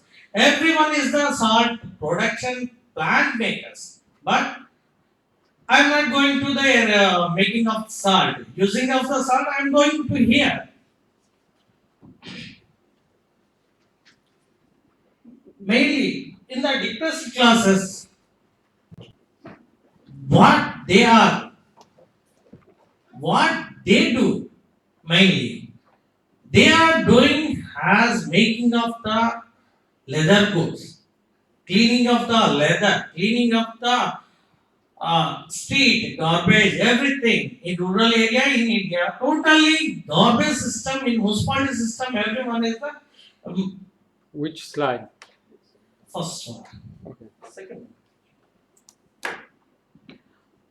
These garbage and these people are using as a communication system, media, mass media. We are seeing that nowadays is mass media, but those days in Madhika community or Mochi community or Mahar, everyone is the media persons for the country.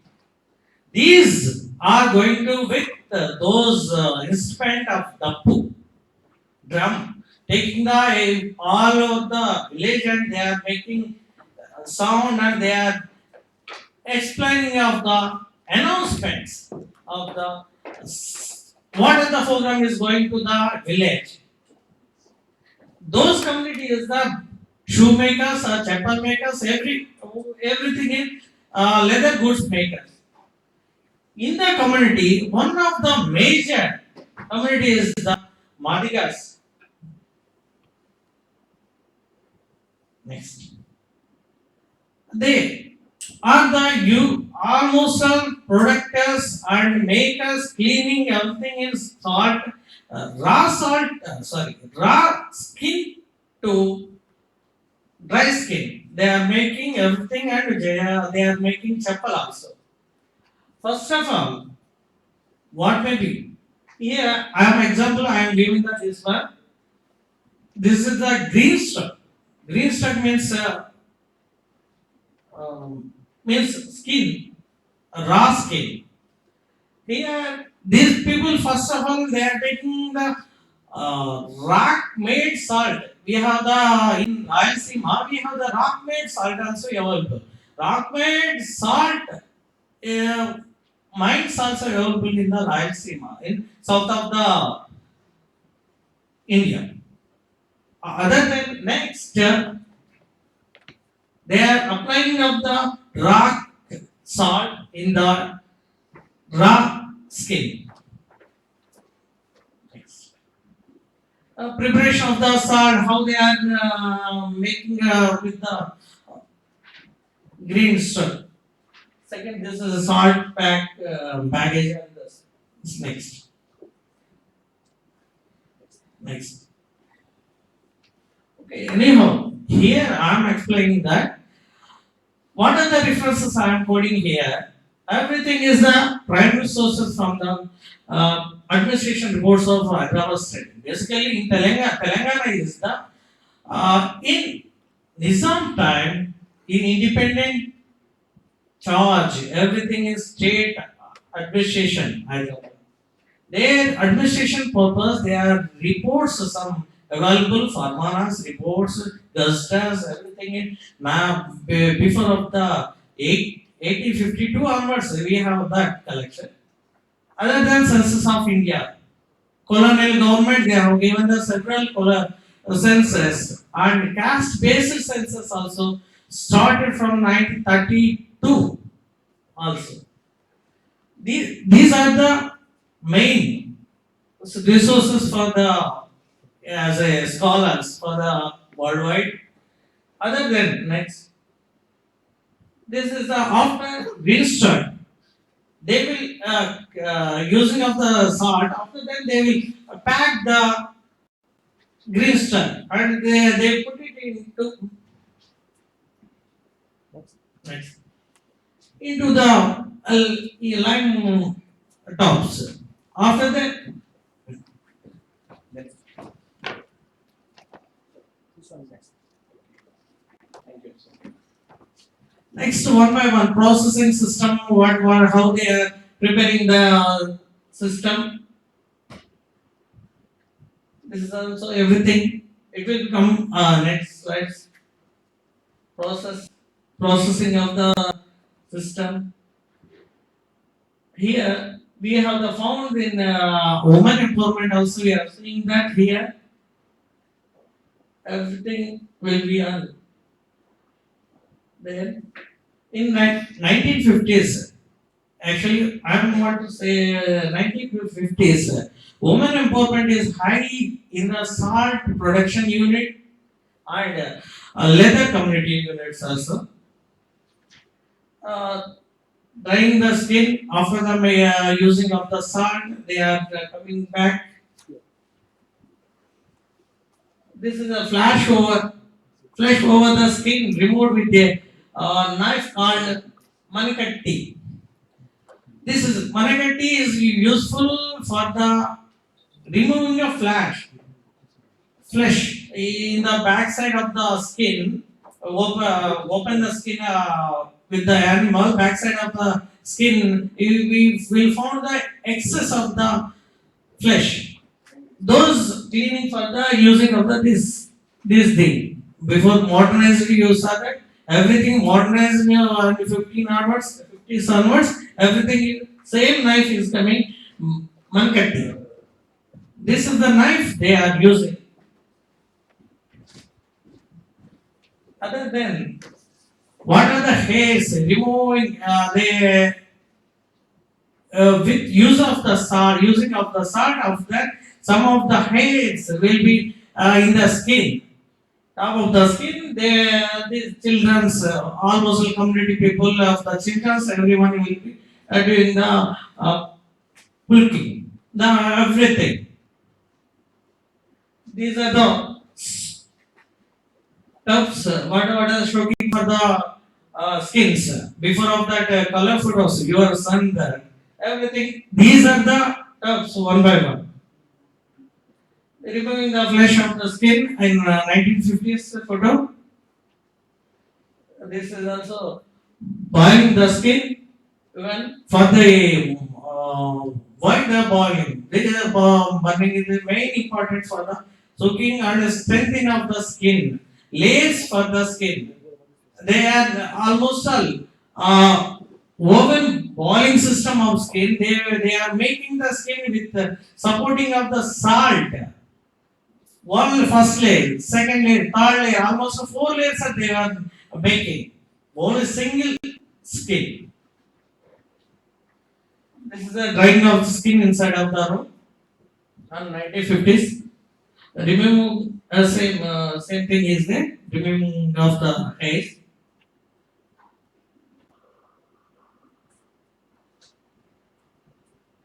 This is same things are happening. These are the mainly here. What the some of the here in Tangadi traditional industry there is a vegetable process, vegetable tanning process is salt for the plant maintenance and this is the tanning and acid. These two items are using for the vegetable tannings and majorly after the completing of the processing of the dry skin, they are applying for the storage with the salt, small salt. They are using for the storage. Anyhow, thank you. Thank you very much.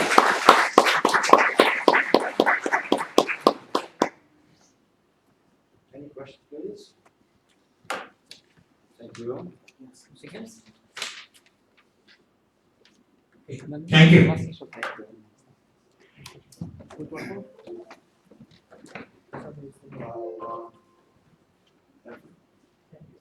Felix Tincariu, Marius Tiberiu Alexandru, Vasile Cuza, Violeta Vasilache, Alexandru, Play Fire and Salt.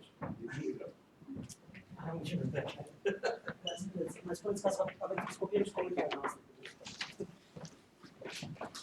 Acum se copie? Acum se copie.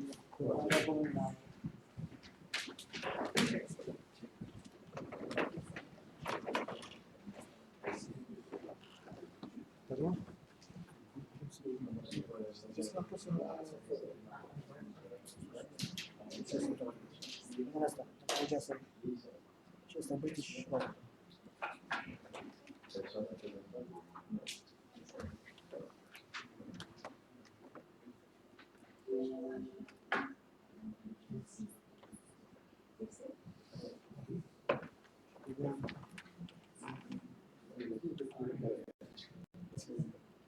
Eu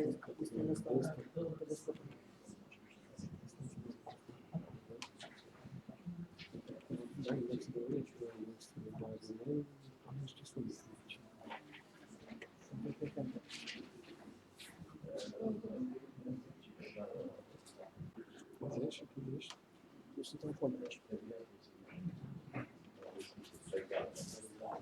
Etajele.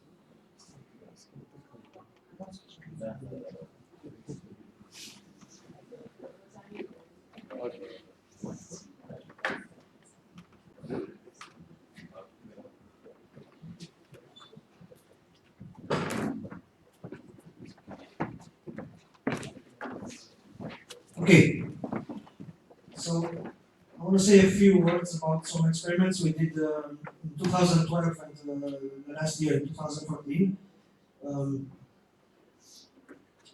Experiments that were conducted within the framework of the larger research project concerning the archaeology of salt springs. You already heard about this two projects from Professor Alexandru and from Roxana.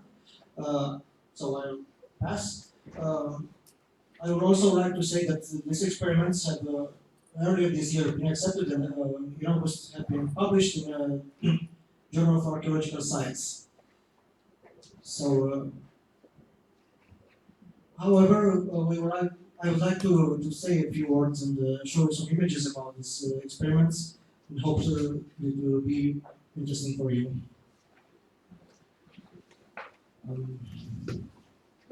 So I will just say that one of the prehistoric techniques that,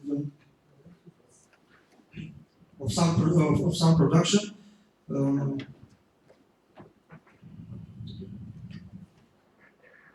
one worldwide tested consists of using ceramic vessels known as briquetage for the artificial evaporation of salt water. This method, which is quite laborious, served for obtaining solid salt cakes transportable to medium and large distances, most likely for trade with various types of goods.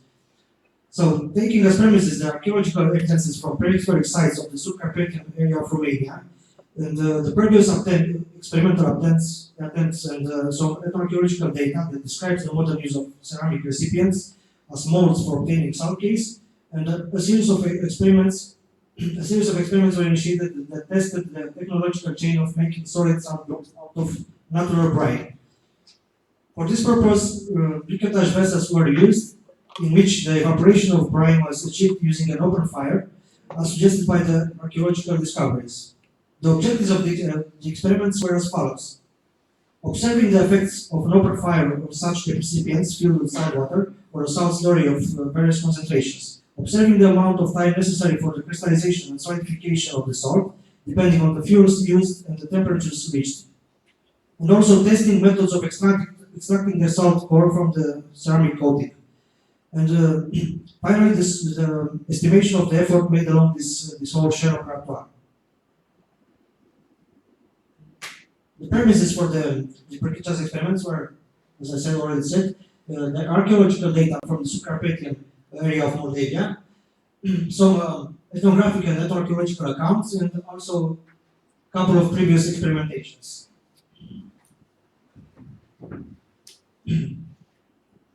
So, the archaeological research of some sites near the brine springs from the subcarpathian area of Romania, in northeastern Romania, provided some significant evidence for the practice of the briquetage technique. You have here some of the sites where the fragments of briquetage vessels were found, and here number 7 is the Cuza site where the experiments took place.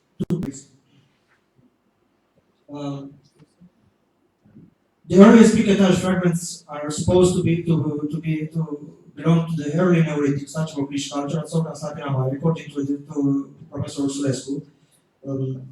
But much more numerous are the briquetage shells found in Chalcolithic sites belonging to Cuza culture. In Cacica, Sorca, Cești Munteni, Lunca, Oglinzi, Zorici. And you can see some example of the briquetage vessels. And also from Cacica, these are from an excavation that took place this year in March April. Usually the Qatar fragments belong to hand-built classic conical vessels with winded blades. In terms of sizes, they vary probably between 10 and 20 centimeters in height, 12 and 15 centimeters for the rim diameter, and 7 to 12 centimeters for the base diameter. Both inside and outside surfaces are rather rough and hastily smoothed. The clay was usually tempered with chaff and or grog or coarse sand. Usually the shells were discovered in context of strong burning, like hearths, ash piles, charred wood. And it's very interesting that there are no complex installations like furnaces and other installations used for the fires, and either movable supports like the one that are so common in the Bronze and Iron Ages in France, Germany, UK, etc.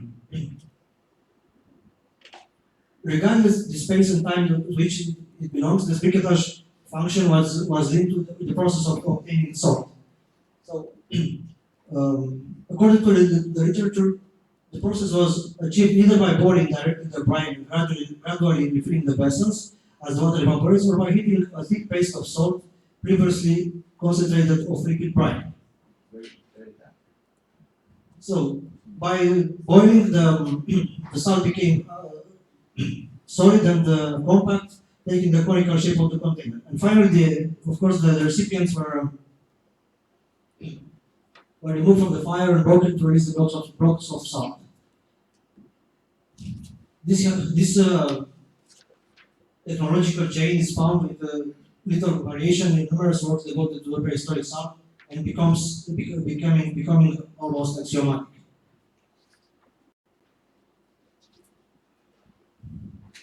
So, for a better technological understanding of this ceramic recipients, we paid special attention to a few carbonic briquetage fragments from Zurich, namely macroscopical and microscopic analysis. You can see that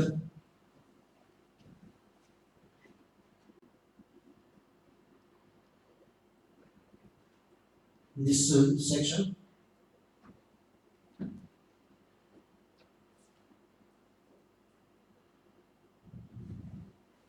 that the briquetage are tempered with vegetal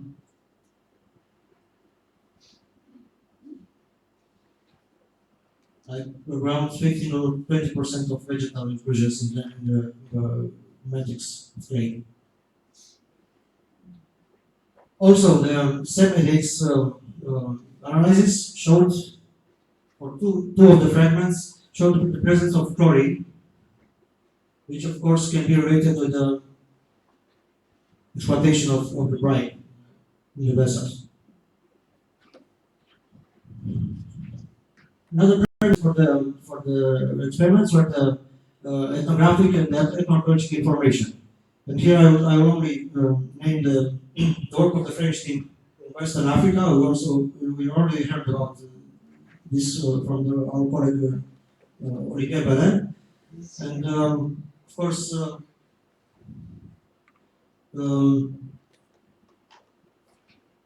exploitation of the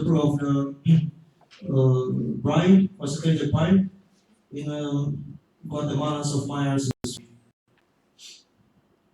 They filtered the saltwater by lixiviation, and they boiled it in a small unfired recipients named cajetes.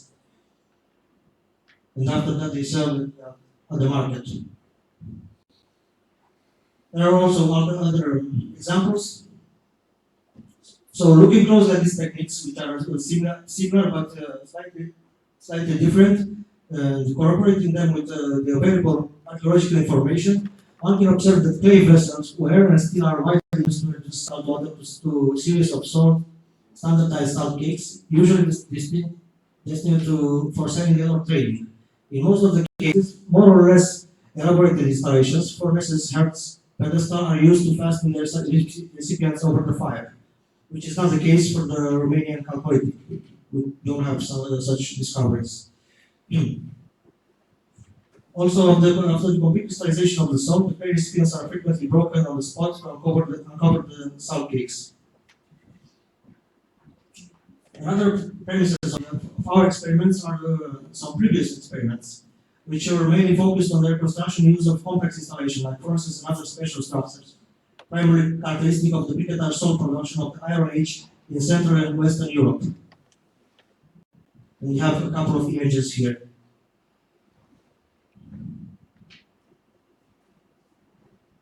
In these experiments, the archaeological data underlying the experiments, the nature and quantities of raw materials, the methods and steps and the timing are very clearly exposed. Also, accurate and variable observations were made.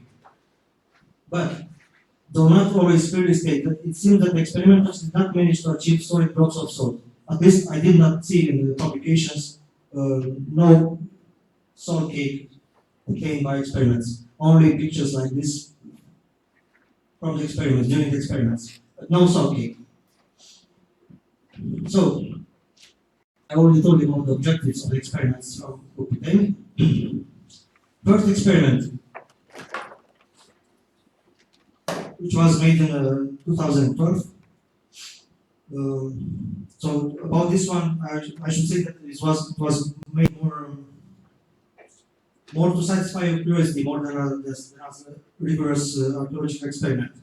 Here, 4 briquetage vessels were used, hand-built in the coiling technique of a clay originating from near the site Cuza, mixed with few chaff. The recipient size were quasi-identical. Height around 30 centimeters, rim diameter around 12 centimeters, and base diameter around 10 centimeters, with the one thickness of 1 centimeter. We used the brine from the springs at Ioan, from the Nams County near Oglin's village, with a salinity of 36.8%. So, one vessel was filled with salt water, and the field has evaporated, and 2 others with a fairly fluid paste resulting from the separate boiling of the brine. This one was with brine, and the other ones with paste of salt.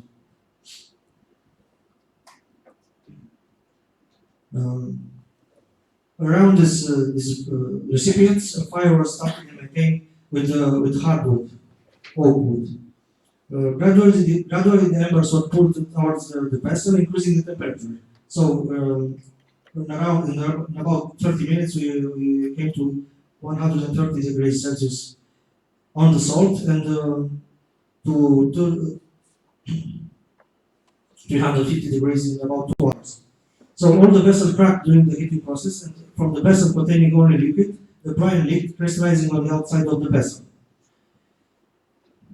In the boats with paste of salt with slurry, there was no major leakage, and salt hardened quite quickly. After 2 hours and 30 minutes, the recipients were removed from the fire, and the lumps of salt were attempted to be extracted. So we tried to break the walls of the recipients, but there are no salt cakes. The salt remained yielded to the walls of them. Send this way. Send it. So after this, so we can call it failure. We tried another recipient, so we paid much more attention to the manufacture of the briquetage. We also did this analysis that I told you about, and we made 17 briquetage vessels out of the common clay with mixed with chaff, also grog and sand.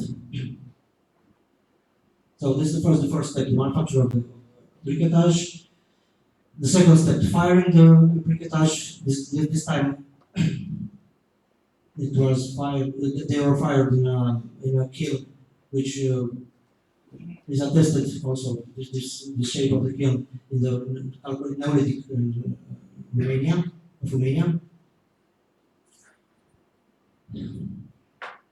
And the first step was, of course, trying to crystallize the brine.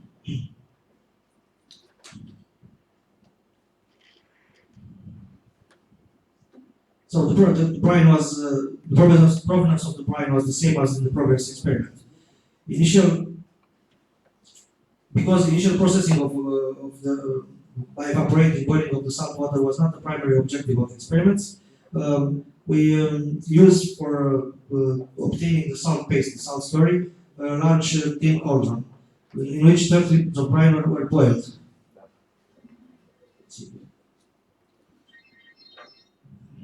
Approximately after 4 hours of boiling, the bulk of water was evaporated, leaving a salt slurry of semi-liquid consistency. In the first attempt, we used 2 briquetage in the test vessel, which made by a professional potter, cylindrical with well smoothed and very thin walls. This one here. To see what happens comparatively to our experimental pottery, which has rough walls both inside and outside. During the first 30 minutes, on all 3 vessels, horizontal and vertical cracks developed, but did not appear to affect the salt mass. When the slab of salt appeared to be sufficiently hardened, the salt surface temperature exceeded 300 degrees, the vessels were extracted from the fire and breaking by easy hammering was attempted. So again, no salt cakes were played in the experimental vessels. This was the same situation as in 2012. When we broke the vessel, the salt cake also broke. Of course, the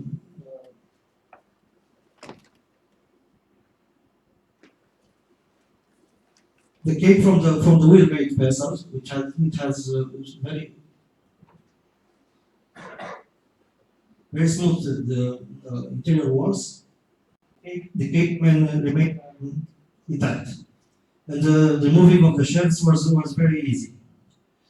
Though, following the hypothesis that without smooth interior surfaces, an insulated layer between the walls of the vessel and the salt would favor the block's integrity, other recipients were prepared for use. Therefore, one was treated by rubbing its interior with charcoal, another was coated with a layer of leaves, and the third vessel was smeared with animal fat. The 3 vessels were placed in fire and left for approximately 2 hours. However, the strong wind prevented the fire to continue, so the vessels were removed and broken. The insulating layer proved to be the solution to easily separate the salt block from the vessel. As you can see, the shell easily detaching by hammering. This time, however, the salt blocks broke into pieces due to insufficient exposure to high temperatures. The wind prevented heat concentration in the vessel's area, which led to the incomplete evaporation of water and therefore to lack of cohesion in the salt mass.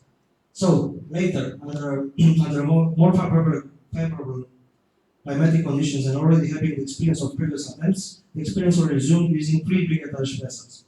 20 liters of brine were brought to boil using the same modern methods to the state of a dense porridge, almost to fluidity loss.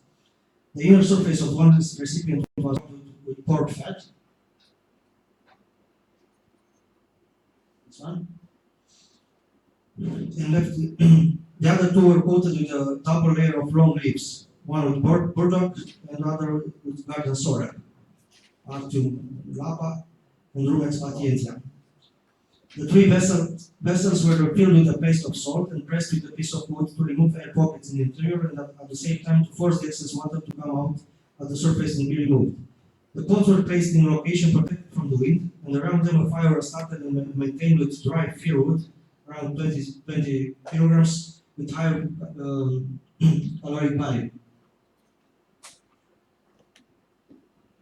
As in the previous experiments, the vessel cracked to different extents, but the integrity of the salt mass was not affected.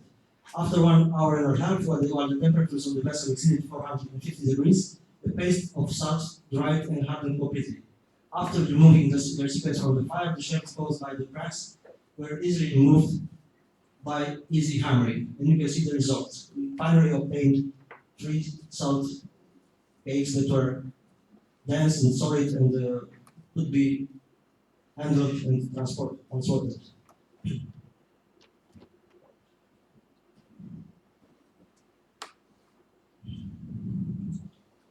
So the briquetage sheds, by exposure to high temperatures in the presence of oxygen at the exterior and carbon from the insulating layers on the inside, change their original appearance. Though they acquired a reddish hue, light red to reddish brown outside and the dark color on the inside. Features also encountered on the prehistoric briquetage fragments.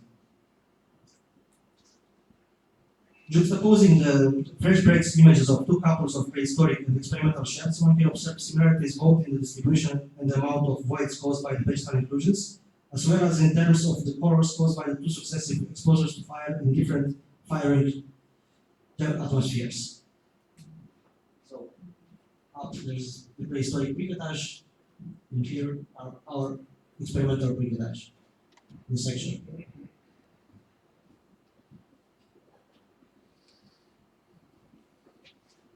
Also, a sample of an experimental shed was analyzed by 7 weeks, primarily in order to observe the presence of salt elements and the extent to which it penetrated the wall of the recipients. As you can see here, the chlorine is not high, the presence of chlorine, but you can observe both the sodium and chlorine concentrations are higher on the interior surface of the body, which is normally. Given the gradual fading of the chlorine, it seems that salt penetrated the vessel's walls only within the innermost 2 millimeters, so not that much. So I will pass the methodological discussion about experiment in archaeology in general. And I would say that we started from a set of the archaeological data, namely the findings of briquetage vessels in prehistoric habitations near the bright springs, often in context of strong burning. Our hypothesis was that these containers were used in an open fire. No kilns or other types of installations were found in archaeological excavations to obtain standard blocks of salt sufficiently solid to be handled and transported. From our opinion, the direct use of brine in these recipients is not a viable solution because by boiling, and releasing the water vapor, the salt mass becomes very porous and not very compact, presenting true tunnels of steam escape. Though the salt cake is very brittle and less resistant, even at the lowest impact or simple handling. In addition, the possible occurrence of cracks in the briquetage walls causes water to drain to the exterior, which prevents the formation and the subsequent extraction of the salt cake. Another significant inconvenience in obtaining some blocks is determined by the porosity of the vessel walls. During heating, brine infiltrates into the walls and soaks into the pores, causing salt crystallization strongly linked to the salt inside the vessel. In other words, the inner mass practically welds to the walls so that by briquetage breakage the blocks of salt breaks too. Though one can doubt about the direct use of brine or of liquid salt paste. So another hypothesis that was tested in the second experiment was to use a more concentrated salt paste and additionally to use an insulating layer between the vessel's walls and the mass of sail to facilitate the extraction of salt cakes, integral and solid. So, the practice of sealing the walls of the recipients prior to boiling with mixtures of brine and maize or cow dung is also was also encountered in some ethnographic situations. And truly, this proved to be the winning move for our experiment. A few words about the total effort involved by this experiment. 2 minutes. 2 minutes, okay.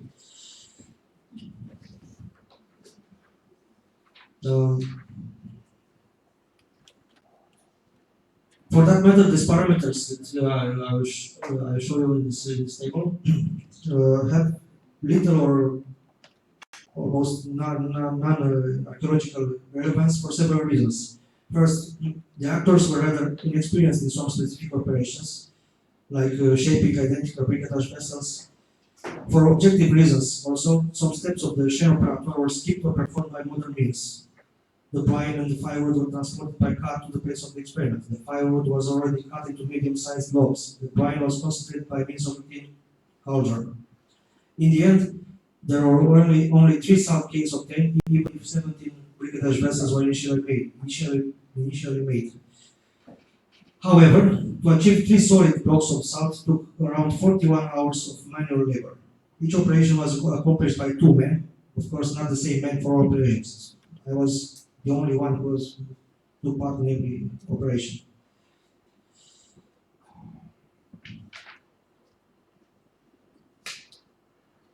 The whole technological chain involved 3 essential raw materials, namely clay for the recipients, brine or clay salt, and fuel for firing the vessels. For firing the vessels for initial brine evaporation and heating the briquetage to solidify the salt paste, all in considerable amounts. You can see the quantities in the table. Of course, these raw materials were readily available in the history, but processing them, starting with the preparation of the clay for the recipients until their breakage for the extraction of the salt cakes, involved a considerable effort and skills with the participation of several people. Instead of conclusion, from what is known in the experimental literature, the experiments from Cuza is the first successful attempt to get solid cakes in briquetage vessel type by crystallizing brine in an open fire using only raw materials and fuels available in prehistory. Also, as a conclusion of these experiments, one can propose a hypothetical scenario of the briquetage technique from the Superpedian calculated, which is still to be confirmed by future research. So, it is possible that large quantities of brine collected from the springs were transformed into a salt slurry, or a salt paste, having the consistency of porridge or polenta. This operation could have been done in large open clay or wood recipients by exposure to gentle heating, which is natural, which could be natural, sunlight or artificial next to fire, or by boiling the brine over the fire or by using heated stone. The next operation considered in shaping and firing the briquetage vessels. The consistent use of chaff and the other temper materials may be related to increasing the thermal shock resistance, so the vessel could withstand a second exposure to fire. The firing was properly done in pits or bonfires in reducing or mixed atmosphere. Next, the wet salt was poured and pressed in the recipients which were prepared before by sealing the walls or by creating insulating layers by means of animal or vegetable materials. The molds were then placed in open fires, leading to rapid loss of the remaining water and to the hardening of the salt into solid blocks. Finally, after the extraction from the fire, the briquetage vessels were broken on the spot and the salt cakes were ready for transportation and trade. Of course, this scenario can be considered valid, as the experiment showed, but not necessarily true and unique. Also, the archaeological testing of temporary habitations around the brine springs and the constitution of the technological chain tested through experiments are arguments for a specialized occupation, like the seasonal, underlying an important vector of both the economy and the prehistoric intercommunity social relations. Some references, and thank you.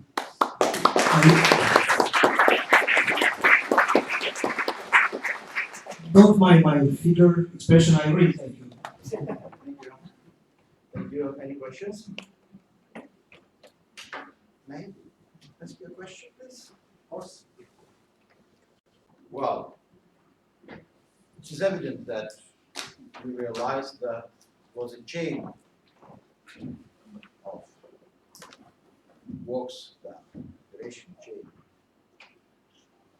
You did your interesting experiments with what you call briquetage, and this will be the second question.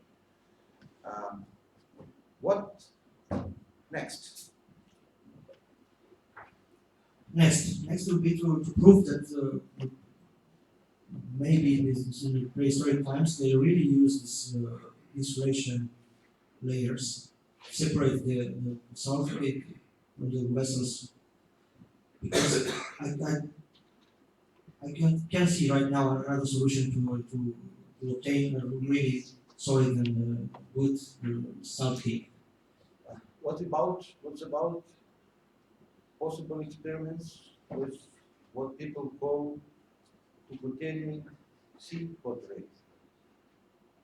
Yes, I thought about this. So you intend to?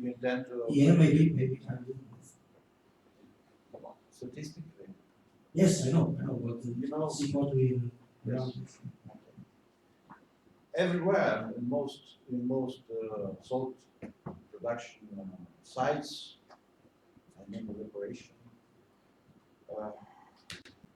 the number of rusticated pottery is very high, and we can do the same. Yeah, maybe this sea pottery type was used for pre-boiling or something the brine to get this sort of paste, and then this briquetage were used to give the final shape. Yes, it is a possibility, of course. And I want to ask you, why do you call these cone-shaped pots briquetage? I didn't myself call it this. I found it in literature. Wow. You know, from the Western Europe, and they call briquetage all this remains. Yes. The pedestals. Wow. Yeah. It creates a confusion. Yeah. Because in most literature, briquetage means something different. But it means everything that is left. Well, that's everything is very different. Thank you. More questions, please? Well, yes, I want to ask something. I'm not sure if I followed your demonstration, but what's the difference between the experiment you did with those salt cakes ethnographically known from Africa or some other places? Yeah. Is there any difference of the consistency of the texture of the salt cakes obtained in each cases? You've never been in Africa. No, I don't know. In Africa, the examples that I showed you, they use the brine, directly the brine into the.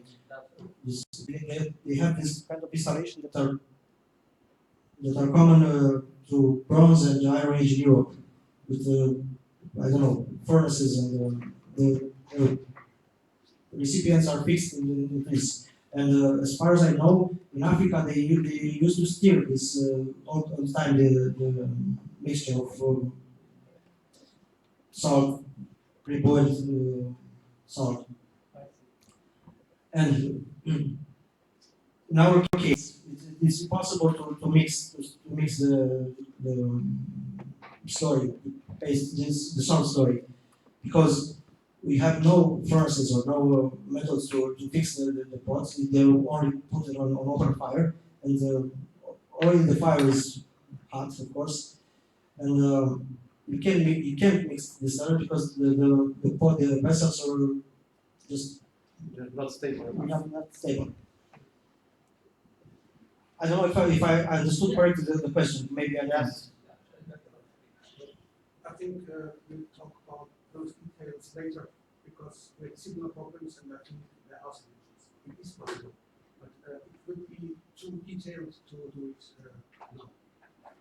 We will talk about it later. Okay. Well,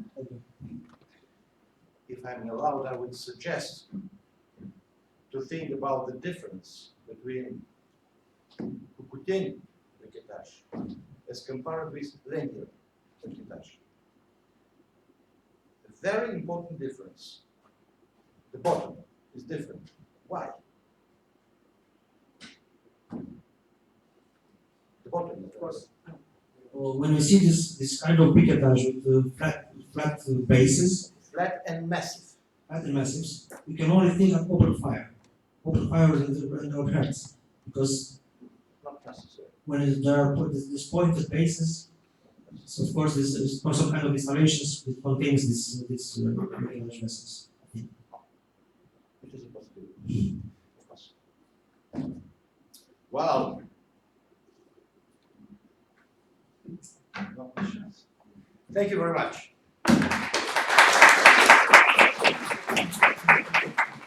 Well, I'm the luckiest man today.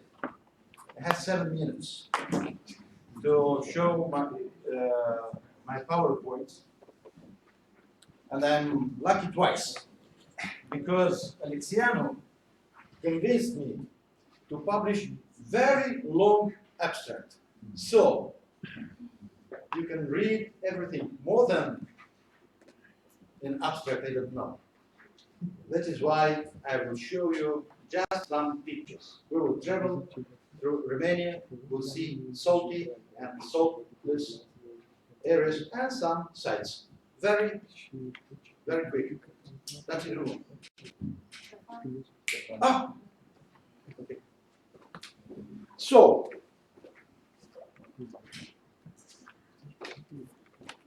asta înainte, da?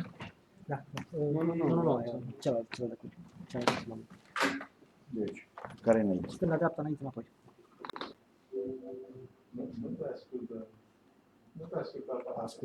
So, Pe verde e pointer. no text. First of all,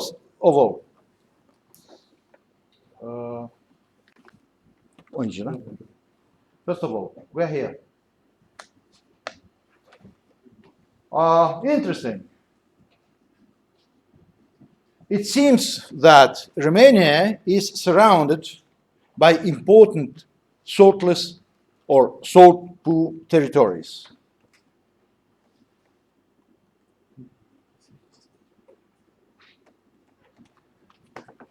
Then another map.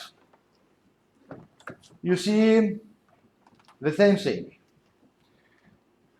The salt deposits in Romania are along Carpathians. They go to Little Poland. In south, they go up to Oltenia. In the middle of Romania, in Transylvania and Maramureș, we have another rich deposit. And around, if you can see, with some exceptions, like Bosnia-Herzegovina and northeastern Bulgaria, nothing. Some people speculate that Romania was in exceptional position because it was surrounded by people which inhabited saltless territories, and it was a huge advantage of all peoples who inhabited Romania. But let's see this map. This map was created last year within European project of studying soils in European Union. So all these reddish, yellowish spots are very salty soils. You will see, for example, that the salt-rich area of Romania is surrounded by very salty soils. What it means? It means that it is a mistake to think that people from Hungarian plain, people from Balkans depended on Romanian territory because in that territory, as we know, salt doesn't exist. But soil is so salty that for animals it is more than necessary. All organic food is full of salt. So people didn't need salt for survival to get from Romania. It is a very old map created in 30s, but more or less correct. You see that there is a strip along Eastern Carpathians, then Southern Carpathians, and many deposits in Transylvania, and few small deposits are in Banat and Krishan. But the highest concentration of salt deposits are in what they call Carpathian saline province. What happens around?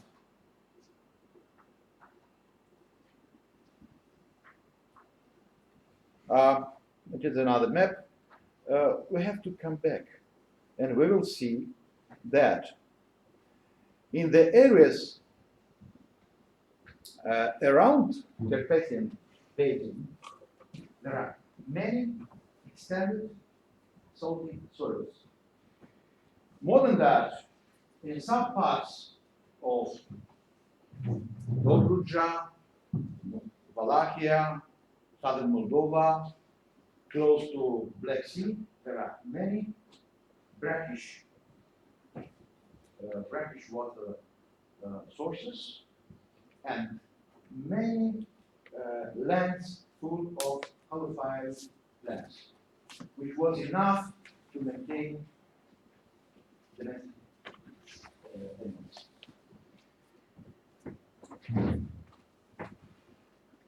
Well, this map we created together with Anthony Harding on the base of medieval written records following the main trade routes of salt. We call them salt routes. You see these arrows, most of them from Transylvania go to Great Hungarian Plain, but many of them go to Danube area. And now archaeology. Well, you probably know this picture. It is the section of salt deposit in Transylvania, created by Bukowski.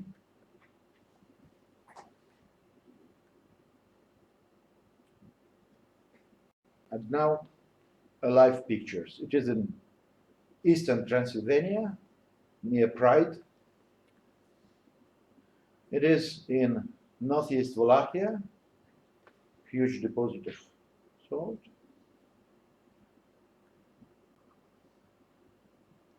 You recognize him 15 years ago, Professor Harding, Bisoka.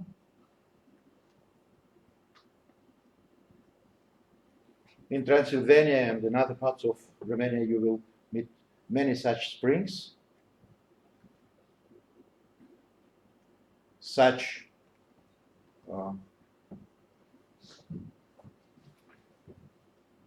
salt streams. There's in northeastern Transylvania.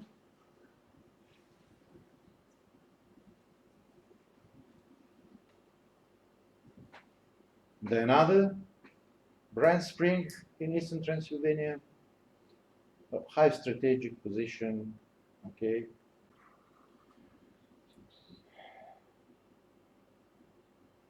Well, these are the most important sites in Transylvania.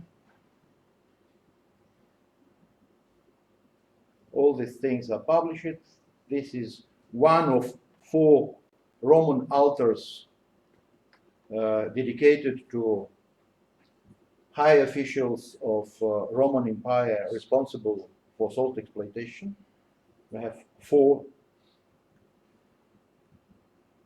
Well, I will talk very little about Moldavia because everybody will talk about briquetage and Moldavian salt springs. And now this is the most significant, most consistent salt production site in Transylvania. Before the excavations, these pictures were done 10 years ago. The other site, 4 times larger than Figa. That is one of the pictures from this site. 6 kilometers from Baile Figa. This is a trough found in situ in Sassar, not in Baile Figa. This is another site which was discovered by my colleague Andrea Kiricescu, present here. It is the same site. It is one of the troughs in situ on the surface of the site. So, in a few words about our works, these are sites which were discovered during the project in 15 years, 10 sites, as you see.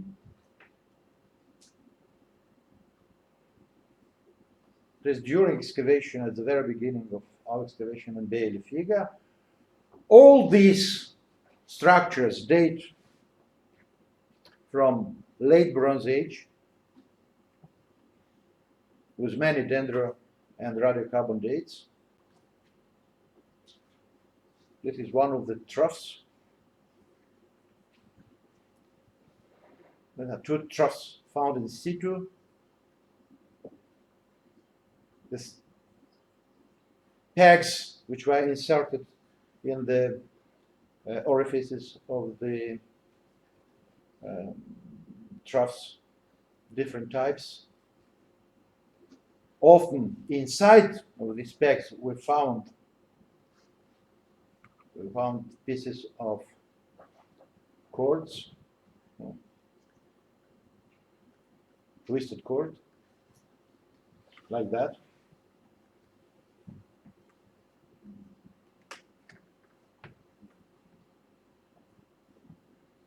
This is the chronology of the site.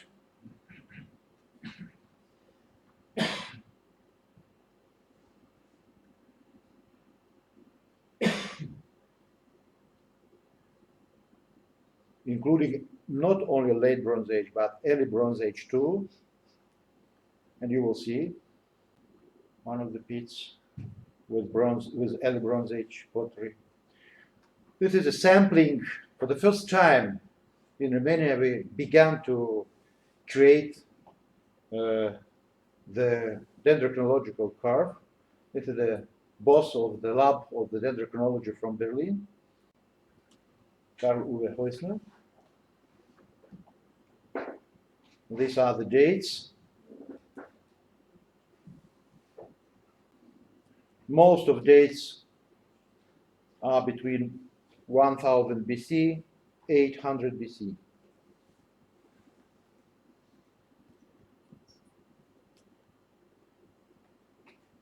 The experiment was rough, so the most plausible hypothesis is that troughs were used for drilling rock salt to create holes, and after that to crack it, like here.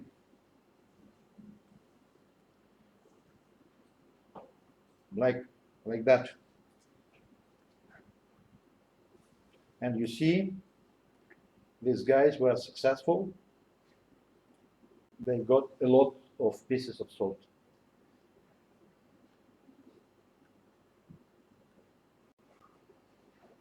Well, just a few words about troughs. These very strange objects. I don't know why we call them troughs, because, you know, usually in the countries, people use troughs for giving food for pigs. But with us, it sounds wrong. 2 things. Of course, the experiments are very suggestive, but you know, you can demonstrate everything with experiments. You can try to kill people with troughs, for example, to wash your hands, and many, many other things. So we need real, reliable, and relevant context. And this context is the most reliable. You see, 1 trough, the 2nd trough, the 3rd trough, the fourth trough, one channel piece, another channel piece, another fragment of channel piece, another channel piece, and here the ladder. And everything just a few centimeters above rock salt. Which means that these troughs were used in chain. They didn't use the only trough. They used a chain troughs which communicated between them. So fresh water moved through these troughs, through these channel pieces, and drilled, creating several hundreds of holes in a few hours in rock salt. It was a very, very clever method to crack rock salt. And this is the same picture. You see troughs and rock salt. Trough, trough, trough, ladder, and rock salt.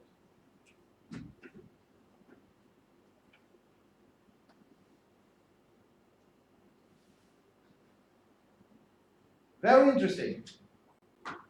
A few years ago, I suggested that troughs should walk in chain. That is why some of them have two ends closed, and some of them have only one end closed and another open. And it was necessary to communicate, yes? To use trough as a channel piece. But you see, very clever trough.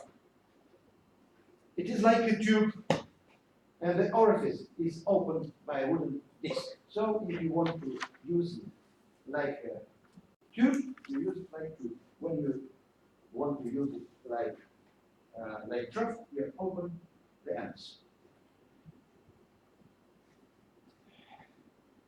Well, the interesting detail, 2 years ago, in this trough, we found the equal number, 17 and 17, of some wooden pieces like that. And like that.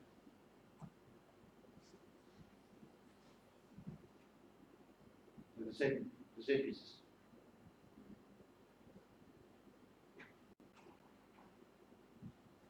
Well, I leave you pleasure to interpret the things. Thank you very much for your attention.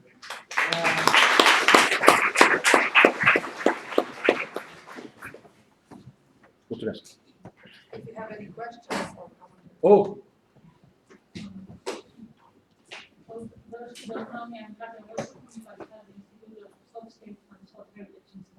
yes. I wonder if you are familiar with the case of Cuza and Alexandru. They have a similar way of. Troughs? Yeah, but much larger scale. It's galleries actually. Yes. So they have constructed galleries that conduct fresh water Yes. up mountain. Yes. Through a salt dome and Yes. underneath the salt dome. Yes. On the Yes. foot of the mountain, they have a solar production. I'm sure. So, Many different things are very similar. but it's the same idea. It's conducting the fresh water to dissolve the salt and the brine. Well, on the other it was the idea wasn't to get dry. The idea was to perforate rock salt and to crack it. Yes, but the idea is similar. It's salt. Well, you know, all simple and similar ideas that you Nobody else. More questions, please? Thank you. What is your preliminary explanation for these needles? For the Okay. Because during lunch, okay? Lunch is where the coffee break is. Okay? And if there is somebody who looking forward to stay until this evening, there is somebody. This evening at 7:30 at the Oscar restaurant. I'm talking about the people from Iași. Okay? Okay. Yes. Povestea este următoare. Eu n-am văzut cum este obosită, mai ales după comunicarea ta, ai terminat pe tot. Deci, povestea era viețile astea cu capătul ele sunt un pic mai late. Da. Chestiile astea se puneau deasupra poziția transversală.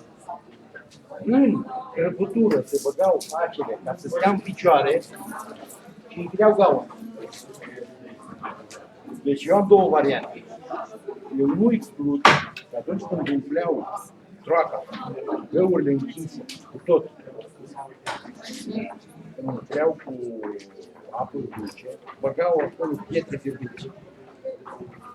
Și atunci, ca să nu bage mâina, așa scotea cu ce scotea și curgea foarte concentrată și curgea pe sfară. Adică toată mizeria rămânea.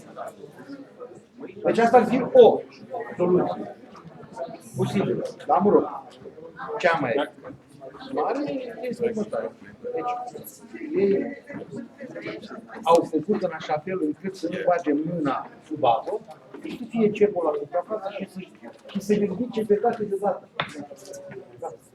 Pentru că s-a pus un mecanism curat. Deci acum cred că 2-3 oameni într-o zi făceau protonul jusat.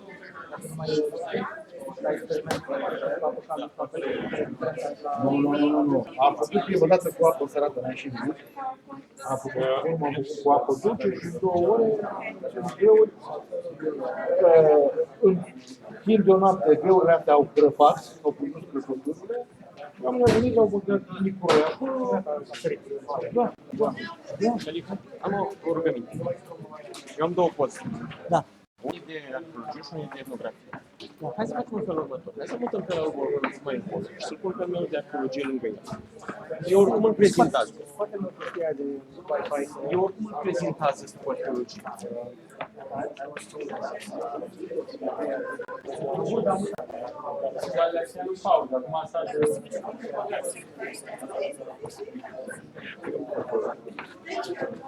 Adesso perché mi dici che stavo già male, ho visto tutto.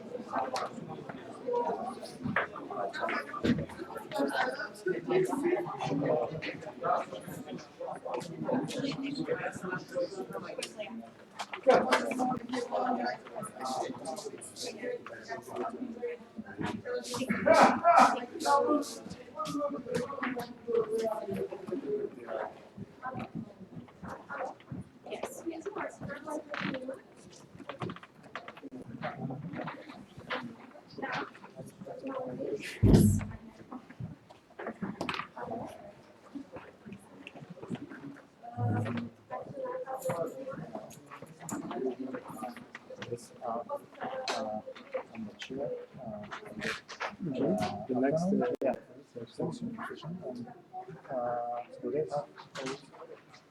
if they are here, that they arrive. So after the lunch, they will put data. The computer. Yes, right. Yeah. Before the lunch, they will upload the PowerPoint. And your question is, Ai primit o veste? you're just like one. Sure. Mostly about well, they are going responsible with PowerPoint, something like that. So I think it's best to Hai să ții prezint pe aia. I will try to speak to this. No, I don't think so. You will confirm. Felix he was right. I know. Yeah, you are caught. You are co-presenters in the paper on with Felix. Yes. And Yeah. you're co. Yeah, exactly. Okay, it's still working. By the way, I'm Stefan.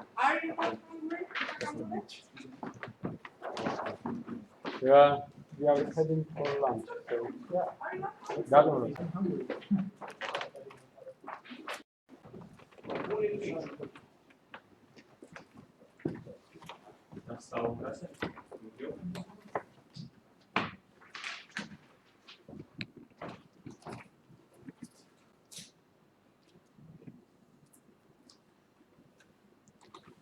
Evet, da.